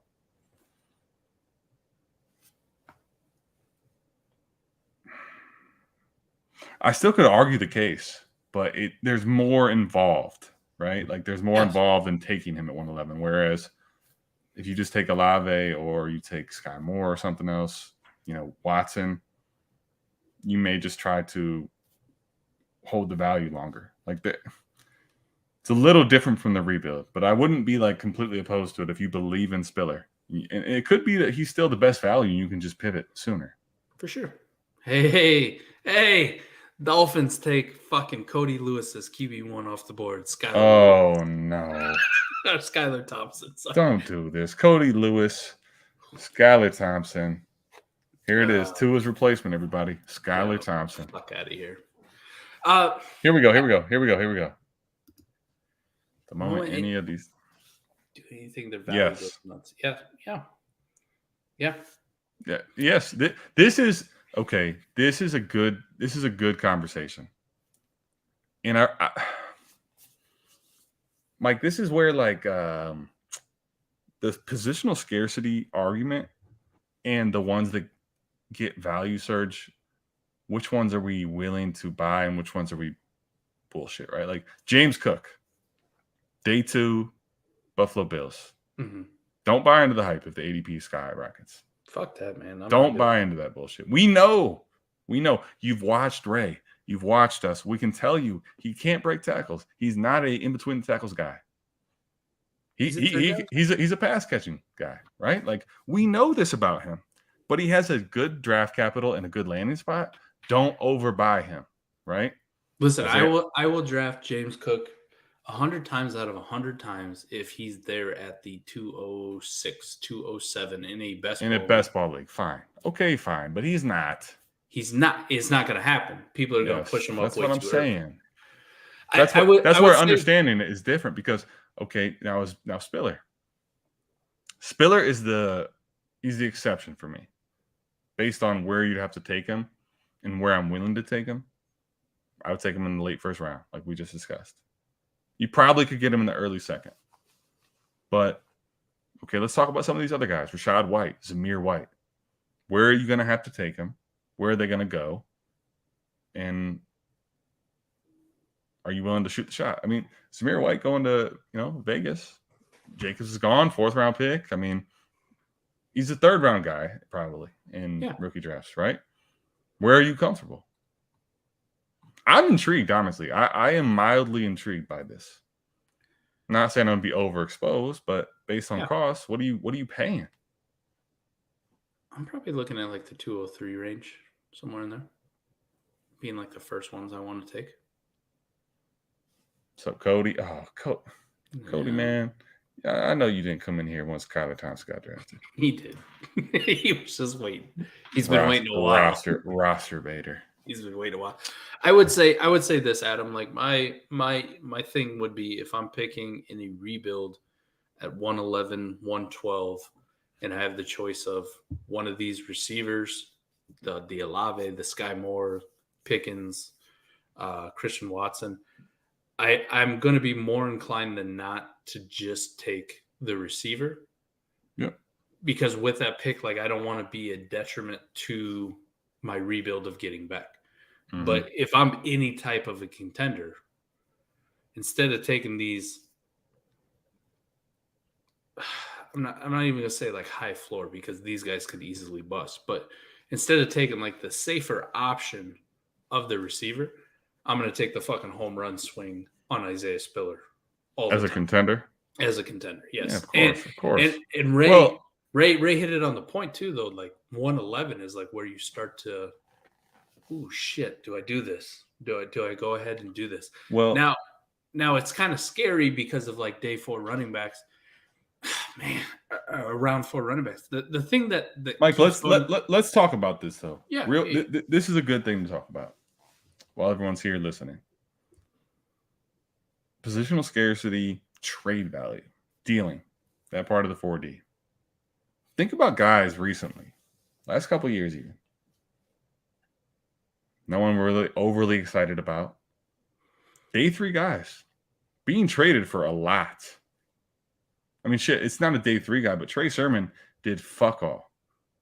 He just went to Frisco. Yeah. 1st round pick anywhere. Michael Carter just What did he do? What did Michael Carter do in production standpoint, Mike? We argued about Cam Akers' production. Michael Carter's production was fucking garbage. Day 3 pick, bad team. He had some moments. Like, let's not dunk on him too bad, but he had some okay. moments. All right. Now Mike's trying to kill my thunder. Give me what he did. Give me what he did. Listen, he was RB1 for a week. RB1 for an entire week. All right. Give me his best game. 32 points. What was the yardage, touchdowns, all that? So 15 carries, 14 targets, 9 catches, 172 total yards and a touchdown. 32.2 points. RB1. So he had the Jets were horrible. They got beat, and he had a bunch of catches. All right. Okay. But what did his season outlook do? So he had a boom week. Fair enough. He had a couple decent ones, right? For a guy that's drafted in round 4, right? He had a 16-point week, a 15-point week, 18, and another 14-point week. Like, he had some decent enough weeks. But this is the point, though. That's the point. Okay, he had one unbelievable week, right? Yeah. But the other times it was just no one's in front of him. Positional scarcity. He's the Jets running back. And no one cares about Tevin Coleman and all these other guys. Yeah, right? People are trading a late first for this guy. All the time. Everywhere. On contenders. Yeah. I mean, I saw I think 3 to 5 trades for a first or more. I saw one for a first in 2 seconds, Mike. Mm-hmm. Someone desperate. That's the point. That's where on a rebuild, I wouldn't want to take the risk of Spiller, right? If I had to put my cards on the table. Because if Eckler does assume majority workload and Spiller never gets his shot, you don't have really an out to sell on a rebuild. So I'd rather not take that risk. I'd rather just safely put it into a Olave, top 11 draft capital guy. Mm-hmm. Trade that or ascend that, right? But the point is with these running backs, Mike, especially as you get later, I know it's day 3, but if there's no one in front of them or there's an injury, they have the absolute highest ceiling as far as trade value and value to your team on a contending side. So that's where some of these guys get really interesting. Zamir White, Rashad White, Spiller, obviously we discussed, but these day 3 running backs, it's different for them. The right ones. Man, I feel like the guy who's the Trey Sermon truther last year, trying to push him up into the first round just a little bit. Now, the caveat I'll make is this class is a lot more fucking poopy, and we weren't talking really poopy. We weren't talking prospect levels like Christian Watson, right? We weren't talking Sky Moore or George Pickens in these ranges. Mm-hmm. We were talking solid guys. You remember Devontae Smith's fall into these ranges. Jalen Waddle, a fucking top 6 pick in the NFL, has fallen into these ranges, right? So Mac Jones, for fuck's sake, a top 15 overall drafted quarterback in the NFL in Superflex leagues, falling to these spots. So I think that's the only saving grace for me, because it does feel dirty, right? Doesn't it kind of feel like the really Trey Sermon? Oh yeah, fuck the draft capital. I think it's a discussion of, outside of Spiller, which I think we would admit it's prospect and landing spot, but the draft capital doesn't add up, which typically for us is not the bet. More often than not, we don't want to bet on those two things. Yeah. If it was David Bell, Mike, we don't have the same discussion. Yeah. If it was just David Bell and we liked the landing spot, but it was round 7, we're not having this discussion, right? No, there's certain exceptions where Isaiah Spiller fits that mold, I think. Right? Okay. So that's where we're talking about this. But outside of that, though, what are these guys going to cost you in rookie drafts? That's the thing. This class, like you said, it's poopy. Who are you taking ahead of these guys? That's sure as hell they're not out there. Okay, so if we just assume, let's just pencil Isaiah Spiller in at 11. Okay. We'll pencil in we'll just say Olave at 12, and we'll pencil in Christian Watson as your 201, right? Now, we can mix it up or whatever. Outside of that, is that where the draft begins then for you? Right? Yeah. 202. Yes. 202, you're looking at the Rashad Whites, the Brian Robinsons, the Wandales, the Alec Pierce, the Mechie, the quarterbacks, the Trey McBride in tight end premium. This is where it's interesting in Superflex. Ray kind of hit this here. Yeah. Where do your league mates that are desperate in Superflex start taking some of these quarterbacks that have no draft capital, right? Yeah. I like all these guys are round 3 or later, Mike. I like as much as we want to see them succeed or like their prospect profile, like, ugh. I like the Zamir Whites. I like the Damian Pierce. I like the Tyler Algier. Like, these are guys I want to start. I think it's a pretty clear cut, though, like separation between why I'm talking myself into Isaiah Spiller because of the talent and because of the situation versus the other guys. Like Zamir White, the situation is not – I'm not going to say it's bad. It's not bad. Josh Jacobs is the only thing ahead of him. Didn't pick up his 5th-year option, correct? So we're like – we envision a scenario where you're like, holy shit, Zamir White – the difference between Zamir White and Isaiah Spiller when we were looking at him from a prospect, just prospect, no draft capital, no situation, is what can Isaiah Spiller do, right? He's one of the only true 3-down backs in the class. Zamir White, you don't think is catching passes and playing on 3rd down, right? He's just a 2-down guy. Now, he's intriguing, but if I got to make that separation, I'm like, okay, both guys got drafted in round 4. Okay, the situation in Vegas isn't that bad because Jacobs may move on, but is Zamir White going to catch you 50 passes a year? Fuck no. So this is the other thing with round 4 running backs and later. Day 3 guys. They might burn brighter, and they probably give you a better boom trade option. Like if you can time it right and they hit their peak, Michael Carter type thing, right? Yeah. But you have to understand when you take them. I'd be remiss to advise this without telling you this.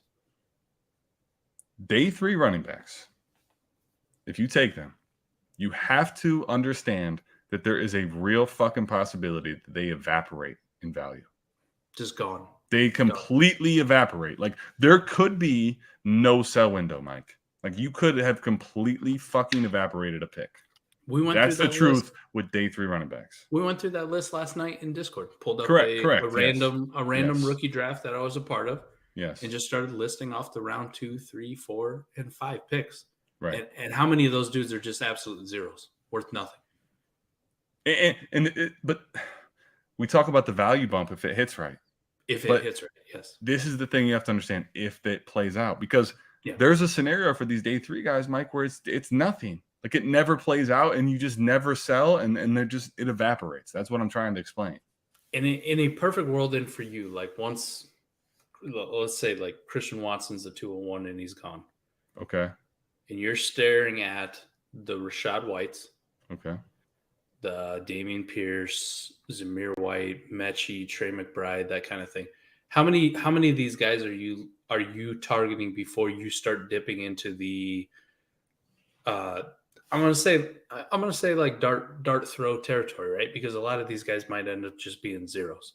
So like the dart throw territory of Matt Corral, Malik Willis, insert running back your favorite prospect, or insert like round 3 wide receiver, your David Bells, etc. Like the guys where you're like, if these guys are zeros, I completely understand that they don't have the greatest profiles, right? Because it starts so much earlier. Right. Are you still going like at 202? Like, are you still feeling like a Rashad White? I like Rashad White a lot. I think the landing spot's good. He is different for me than Spiller, Walker, Brees as a prospect. But draft capital is good. Landing spot's good. Like, at that point, I can't argue taking Rashad White.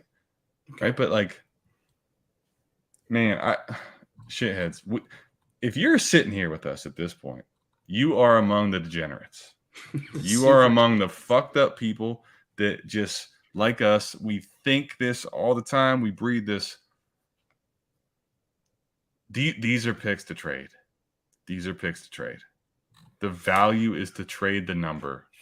The value is to trade the early seconds right now. I'm just telling you, because if you can go into 23, if you can get as a contender, man, some rebuilders like, 201, but you can get like a real player, probably better off taking that as a contender. Like, Mike, this class got really gross, man. Like, I'd be remiss if we didn't explain that this is not good as a class. Okay, so for me, like where it runs out, like this is where I'm at. So at 201, it's going to be like the Watson thing. At 202, 203, I have two guys in mind that I really like. And at 204 in tight end premium leagues, I could name the next three guys. There we go. Right? Stone, salute to generous. Yes, sir. The next three guys for me, like the tier for me, it's going to be Rashad White, Trey McBride in tight end premium leagues, and Alec Pierce. Okay, I'm glad you said that too, because if you wanted to be safe, now this is going to sound crazy because taking a tight end in round 2 is normally not viewed as safe. It's like, but who the fuck else? He's not gonna send in value. He may not play, especially where he landed. Very right? likely. That's very likely. But what are you gonna do, Mike? Like Trey McBride has to come in discussion early inside in premium. Man, I'm hating talking this out for sure. But those would be like my next three guys, right? That's my 202, 203, 204. Ray, this is at 205, Adam. I'm just it's go get your guy season. Yes. Yeah. We totally agree there. For me, it's just go get your guy season. I cannot argue a pick after 204. I will honestly tell you, like starting at 205, that's going to be the spot where I'm like Matt Corral. Let me just do it. Let me take Matt Corral. I want to hit this because you could basically erase our first podcast. Yeah, it's fucking over. Yeah, it died. It's R.I.P. We knew there was value when they got first round draft capital. This is probably right. It's a record. Like, if the Steelers don't need a quarterback so bad, I don't even know if Pickett's a first round quarterback. May not be. And to this point, let's see. I feel like a lot of normal principles kind of. Yeah. Right. I think it's really like there are 12 to 14 guys you could probably convince yourself that make sense and have realistic hit rates and have good profiles to bet on. After that, it's like what we're talking about. Go get your fucking guy because this class is fucked, man. I will 205, Mike. 205. We talked about this. 205. Matt Corral. You're talking pre-NFL draft, right? Well, I'll go through it. I'll do it right now. Here we go. 205 McBride. 205 on average in our 6 money drafts. You're gonna hate to hear what this is, man. There's no good answer. Christian Watson. Okay, you ready? Go for it. Okay, 201, Chris Olave. 202, Desmond Ridder. 203, Jahan Dotson. 204, Christian Watson. 205, Rashad White. 206, Sky Moore. 207, Trey McBride. Mike. Jesus Christ, man. Can I tell you something right now, shitheads? Those days are fucking over. They're done. Those days are way gone. They're done. That's not happening. Like, 205 is now a discussion of like, just shoot your shot. Yeah. Like, I know that Ray was in here earlier, like, no, second round, picks aren't darts. Well, in this class, like, maybe it's not a dart, but it's close. Like, you're just kind of shooting a shot, seeing what sticks, man. You remember when we were talking about like the tier being really flat pre-NFL draft. Yeah. The tier being really flat from like 206 through damn near the 4th round. Yeah. Where like any of those guys, like there's some guys that I think may have better profilers. There's some guys that I'm a little bit excited on, but right. If any one of those guys, like a lot of those dudes in the 4th round went in the late 2nd, I would be like, all right, like whatever. Yeah. Yeah. You've just taken that and we've moved it up a bunch of spots. Correct. But we shifted the goalpost where it's like, well, you know what you did? Let me tell you what you did, Mike. Yeah. You took the 4 quarterbacks that we told you were likely to go at some point and erase them. And now that's where the goalpost is at. Yeah. Man, it's kind of depressing, but I can give the listeners, the viewers, Adam, I can give you 13 solid guys. Yeah. No, you can. Solid guys. Yes. Where I could rank with confidence. Like, these are the 13 guys that I want. And outside of that, it's like, no. Now, we kind of talked about it for rookie drafts, right? Adam, you're kind of at like the 104. Maybe the 105 is like 105. Your cutoff range where you're like, I want to make this pick. 104 and earlier, I'm good. I am so good. The 105, especially knowing that probably I'll get Walker or Pickett because Drake London hype is stupid, and he could be really good. So I'm not trying to hate too much on Drake London, but I'm saying because of how high he's going, to me, give me 104.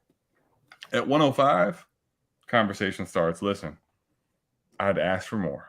I'd try to get a first and a second. I'd try to get a 24 first and a second, right? I would like to get the time value we preached, right? Like, but if that's not there, I will do a 1-for-1 starting at 105 and just move out. And as much as that pains me to admit, like that's the truth for me. Honest to God. We're at a territory too where I didn't think this would happen, man. I'm trading out to 23. Okay, but James, but where though? Like, you're not doing that for 101. Yeah, if you're doing that for 101. You're not doing that for 101. I'd hope you're not doing it for 102, but like, James, where does that start? Is I think the conversation we're having. While he answers it, we're at a point where Carson Strong is not going to get drafted. Mike, do you remember when? Oh, Ray, if you're still in here, we had a chat. I was in the Heisman chat. I got to piss. I got to piss too. Oh, I haven't pissed yet. Go. Listen, go. You talk. All right, go. Ray and I were talking on. I was driving up to work. He was being discussed as like a second-round quarterback. I was like, what if he got first-round draft capital? Well, doesn't matter anymore because he's not going to get drafted. So even if he does, he's dead. Exactly. Josh explains the chain. Yeah. So James, what pick are you trading out of to 23? Like, is there a number? 102, 103, 104? Or are you like? I hope you're not doing that for Brees. I really hope that.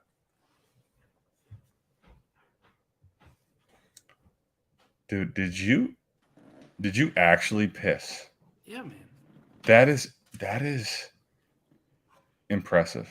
Let's say I told that. you, my bathroom is literally like. I know, but that is still 8 feet.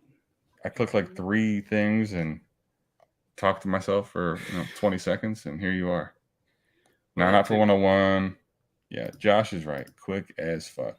Listen, we'll give you guys some free information. Like, I have to use the bathroom for the first time since coming down here, and I'll be back in 30 seconds. Go ahead. When you got a small dick, it's easier to get it out quick.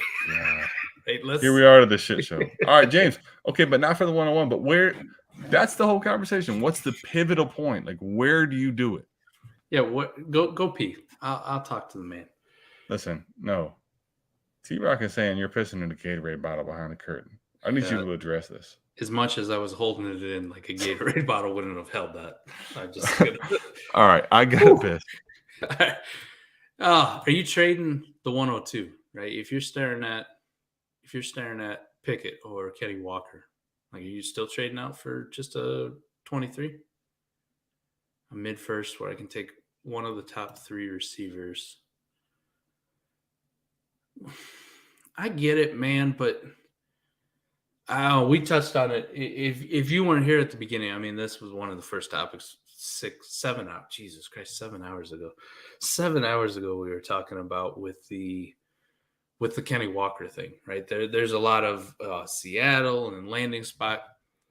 Let's just say between Kenny Walker and the receivers, if we're talking in ceilings, realistic ceilings, because there is the possibility that Drake London or Garrett Wilson or Traylon Burks or whomever has a Justin Jefferson, Jamar Chase-like season. It's going to be not likely. And I think we as a community keep trying to chase that now because we've seen it for 2 years and we think it's always going to happen.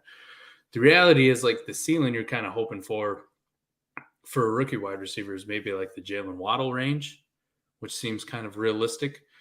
And if that's the case, man, you're looking at like a 3rd round startup. Kenny Walker, because of the positional scarcity at running back, like 3rd round is in a very realistic range of outcomes if we're talking about his startup position next year. So if it's like the 102 and it's Kenny Walker, if it's the 103 with Kenny Pickett, I'm not just generically trading out for a 23 pick or a 24 first. Like, if somebody wants to give me 23 first and second, and maybe something else on top of it, cool. Like, I'm in. I'm with you. Like, I'll go ahead and make that move. But I'm ready to roll the dice on Kenny Walker or Kenny Pickett at those spots. It's once I get to the receivers where I'm going, I like them. I think I would rather just move back to 23 and go try to get running backs there or whatever. Understandable, James. Yeah, you'd have to rewind a lot. You'd have to rewind a lot. But my cutoff point, which Adam was like, "You're crazy. That's too early," was the 104, and his is the 105. So I mean, we're talking semantics here. We're in the same ballpark, but 104, 105. Like Adam said, like, I'm trying to car salesman the shit out of it and trying to get like an extra second or something on top of it for 23. If we're just talking 24, give me a first and a second. I'll move off of it. And yeah, you get to the 107, 108, 109 range. Jesus, man, if somebody would do me the favor of giving me a 23 first for that class, for that pick, I would be over the moon. But so yeah, your trade out as soon as the big 5 wide receivers are off the board. Okay. I get it. Yeah, I love 24 first paired with 23 seconds. That's golden. One of the things we talked about earlier was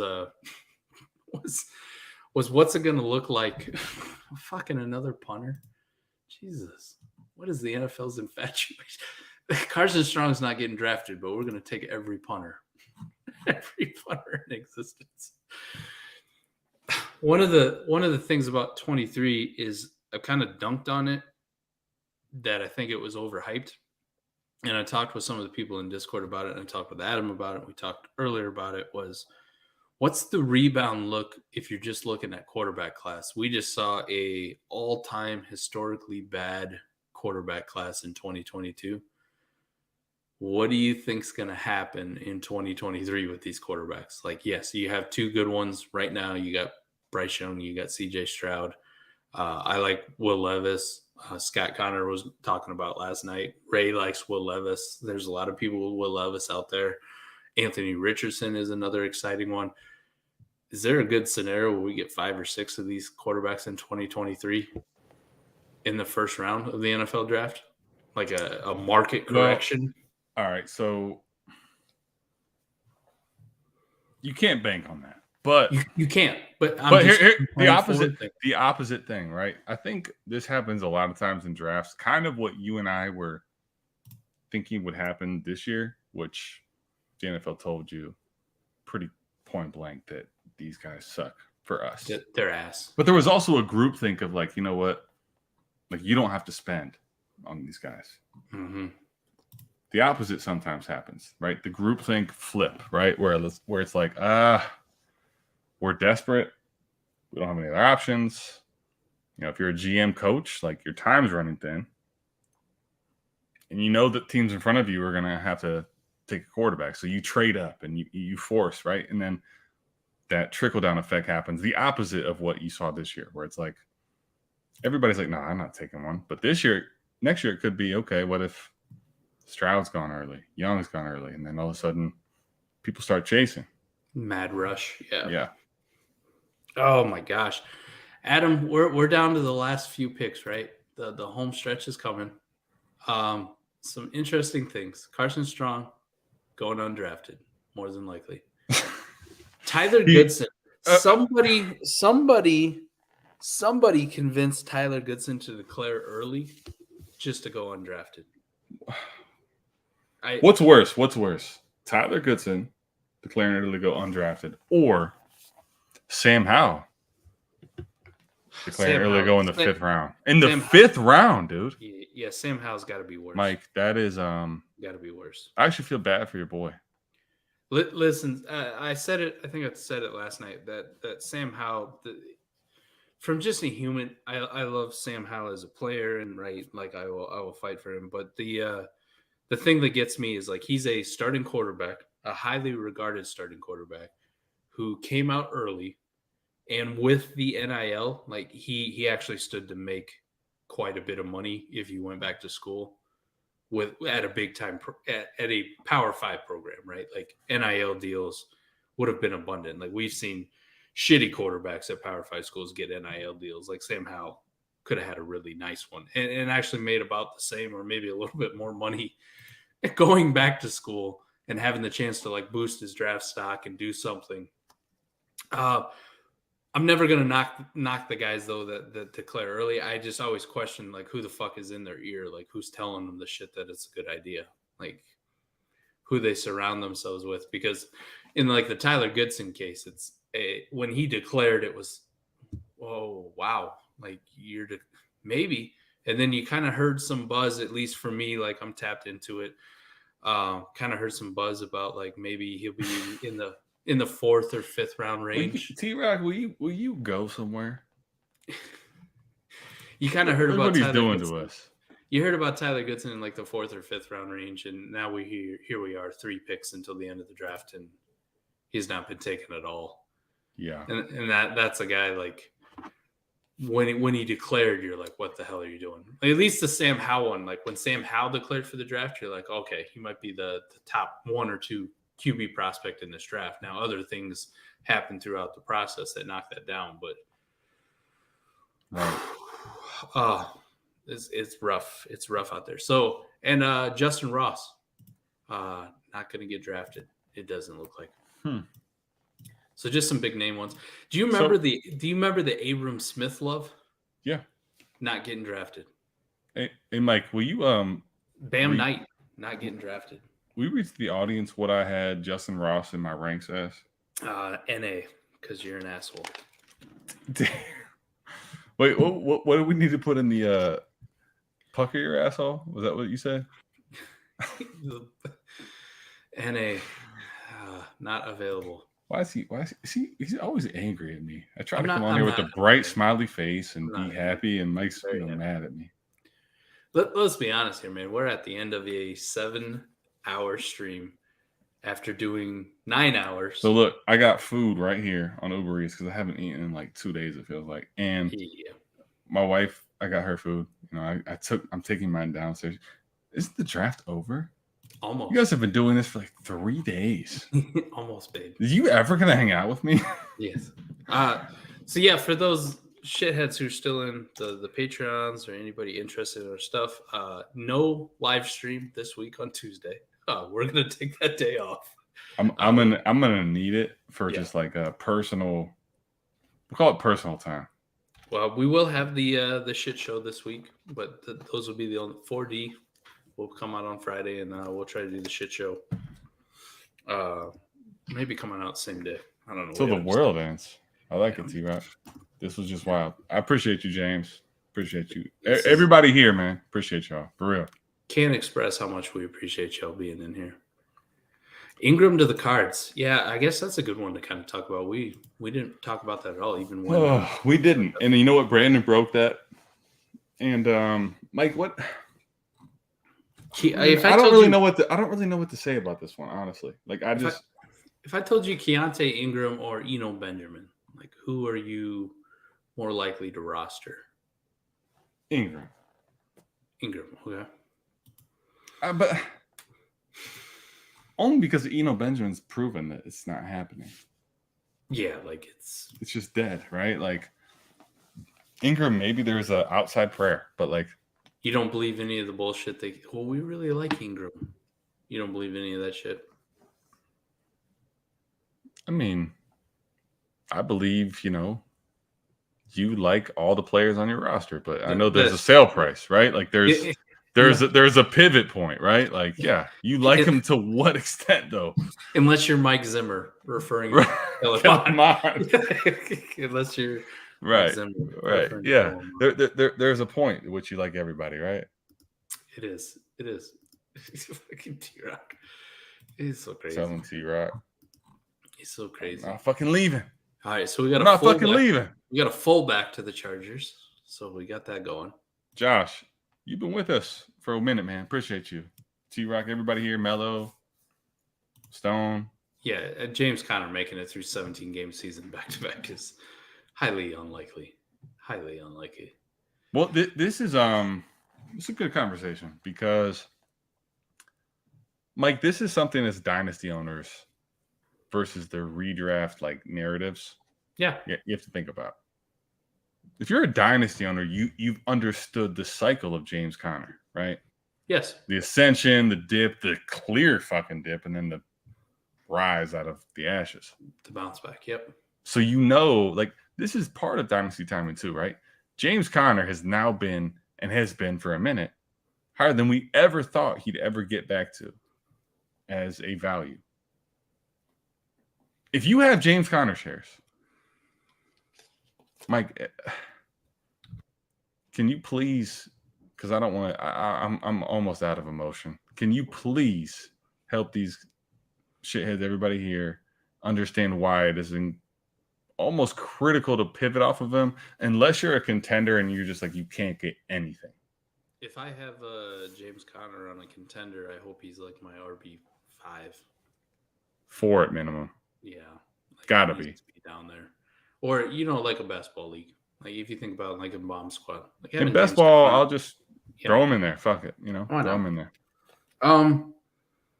Anything outside of that, like if you're a team that's, well, I might be, if you have to start with might be a contender this year, James Conner should not be. We did this last night too, right? What I mean? What are you selling? You want to rebuild? You have James Conner. You just took over an orphan. Here you go. This is your roster. Conner. James Conner? Fuck. Even in this what class? Are you taking? No. Let's say it's 23 and out. Like, let's say it's after the class. I'd take a 23 third right now. Shitheads.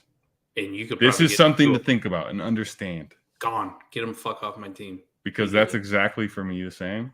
Now, if you get a second, I mean, it's a holy shit. Yeah. You're a Hail Mary. Now, maybe in season, Mike, you can get it, but it's unlikely, right? A third is though. I think everybody would almost trade you a third right now. I think so too. I think you might be able to get a couple thirds, right? Give me 2 thirds. There you go, 2 thirds, right? Give me 23. Stone's on board third. Yep. He nailed it. Rigo ain't fucking around. He knows what it is. He knows what it is. Let's just say if I were to ask you, is your team a contender, and you either pause or you preface it with words like might or or if everything breaks right, this team could be a contender. There's no ifs, ands, or buts, or coulds. Like if there's any hesitation, if you're asked if you're a contender and you roster James Conner and you have to pause, James Conner does not deserve to be on your team. You need to move him as soon as possible. Now, for like the Keontae Ingram thing, I think Keontae Ingram would be a nice like dart in the. What do you think? What do you think he go? This class is so fucking tough because Mike, these conversations third are round? good, but these discussions are hard because we've been doing this for 3 days in a row. That's true. And the truth of the matter is the class is gross. And without having like mocks to prove, like this is truly like I think this class, the ADP, like if we did what do they call that? The differentiation between like high point and low point of certain players, starting in like late second, it's gonna be widespread. Like I think you could see in a lot of your drafts variance. Thank you. So the variance from some of these guys, right? You could see some of these guys going in the late second, And in a completely different draft, you'll see him go in early 4th. And that wouldn't shock me at all. Like, this class is gross, man. And it's just go get your guy season now. Like, okay, where are you going to take Ingram? Let me ask you that. Because I would not probably take him, even as bad as this class is. There's some other guys I like a little bit more, right? Late 3rd-ish, mid 3rd-ish. I would say like mid 3rd is mid 3rd-ish, yeah. Let's see who Mr. Irrelevant is. Oh shit! Perfect, Mr. Irrelevant. What do we got? Look how excited he is. Brock Purdy. No, is it really? It is Brock. Oh my God! I love it. What a high note to end on. I love Brock Purdy, Mr. Irrelevant. I'm gonna give all the Iowa State fans so much shit. They're Mr. Irrelevant, Brock fucking Purdy. All I know is this: Mike is going to. You need a drink, man. I'm gonna get. You look good. You look good. I'm gonna get some food in me. Well, here, listen. I'm ready for food. And I'll tell you what. If you guys are here and you want to kick it, I'm gonna eat this food, but I'm gonna go on Discord and mute myself so I can eat, and you can kick it with us and talk. And I ain't got shit to do all day. It's Saturday. But you ain't got no job. Let's shut this shit down. If y'all don't know, you just randomly found this on Twitter or YouTube or Twitch, wherever the God forbid Mike's TikTok. If you're new to here, the OGs know Adam and Mike we're the shit show. We are the shit show. Patreon.com. Welcome to South Harmon. /South Harmon. I think at this point we can just call ourselves like disciples of Ray, right? Ray has built this thing just by the community. I wouldn't say that's even. I think that's 100% correct. This is Adam and I met through Ray, through Heisman. Like we don't know Ray personally, right? We've never met Ray in person. That will change in August at the Expo, but Adam and I met through Ray's community that he built, his Discord, the Heisman tier. We really enjoyed talking Dynasty Fantasy Football strategy, everything just about football. So eventually, instead of texting, we decided we start a podcast. And long story short, here we are today, live streaming. Here we are months later, live streaming 7.5 hours almost of fucking day 3 with the legend Ray popping into the live chat. So we couldn't be more blessed. We appreciate you tapping in. Check out our Patreon. We started at $1. It's nothing. Get in there. See if you like the community that we're trying to build here. Keeps growing. Keeps getting better. We got some lifers in here, like T-Rock. We got Rico in here, big supporter of us. Like the guys that I know right off the bat that are recognizing names. James, we appreciate you tapping in and rocking with us. Josh, not fucking leaving. Josh. Appreciate you, Josh. Mello, we got Mello in here, right? Oh man, we had some. Look at T-Rock. T-Rock is trying to flex unnecessarily. I hung on till the very end, but corpses have more life than me right now. It's been real. Props. You guys are going 3 days. Hey, hold on, Josh. Way to go, Josh. Keep coming in.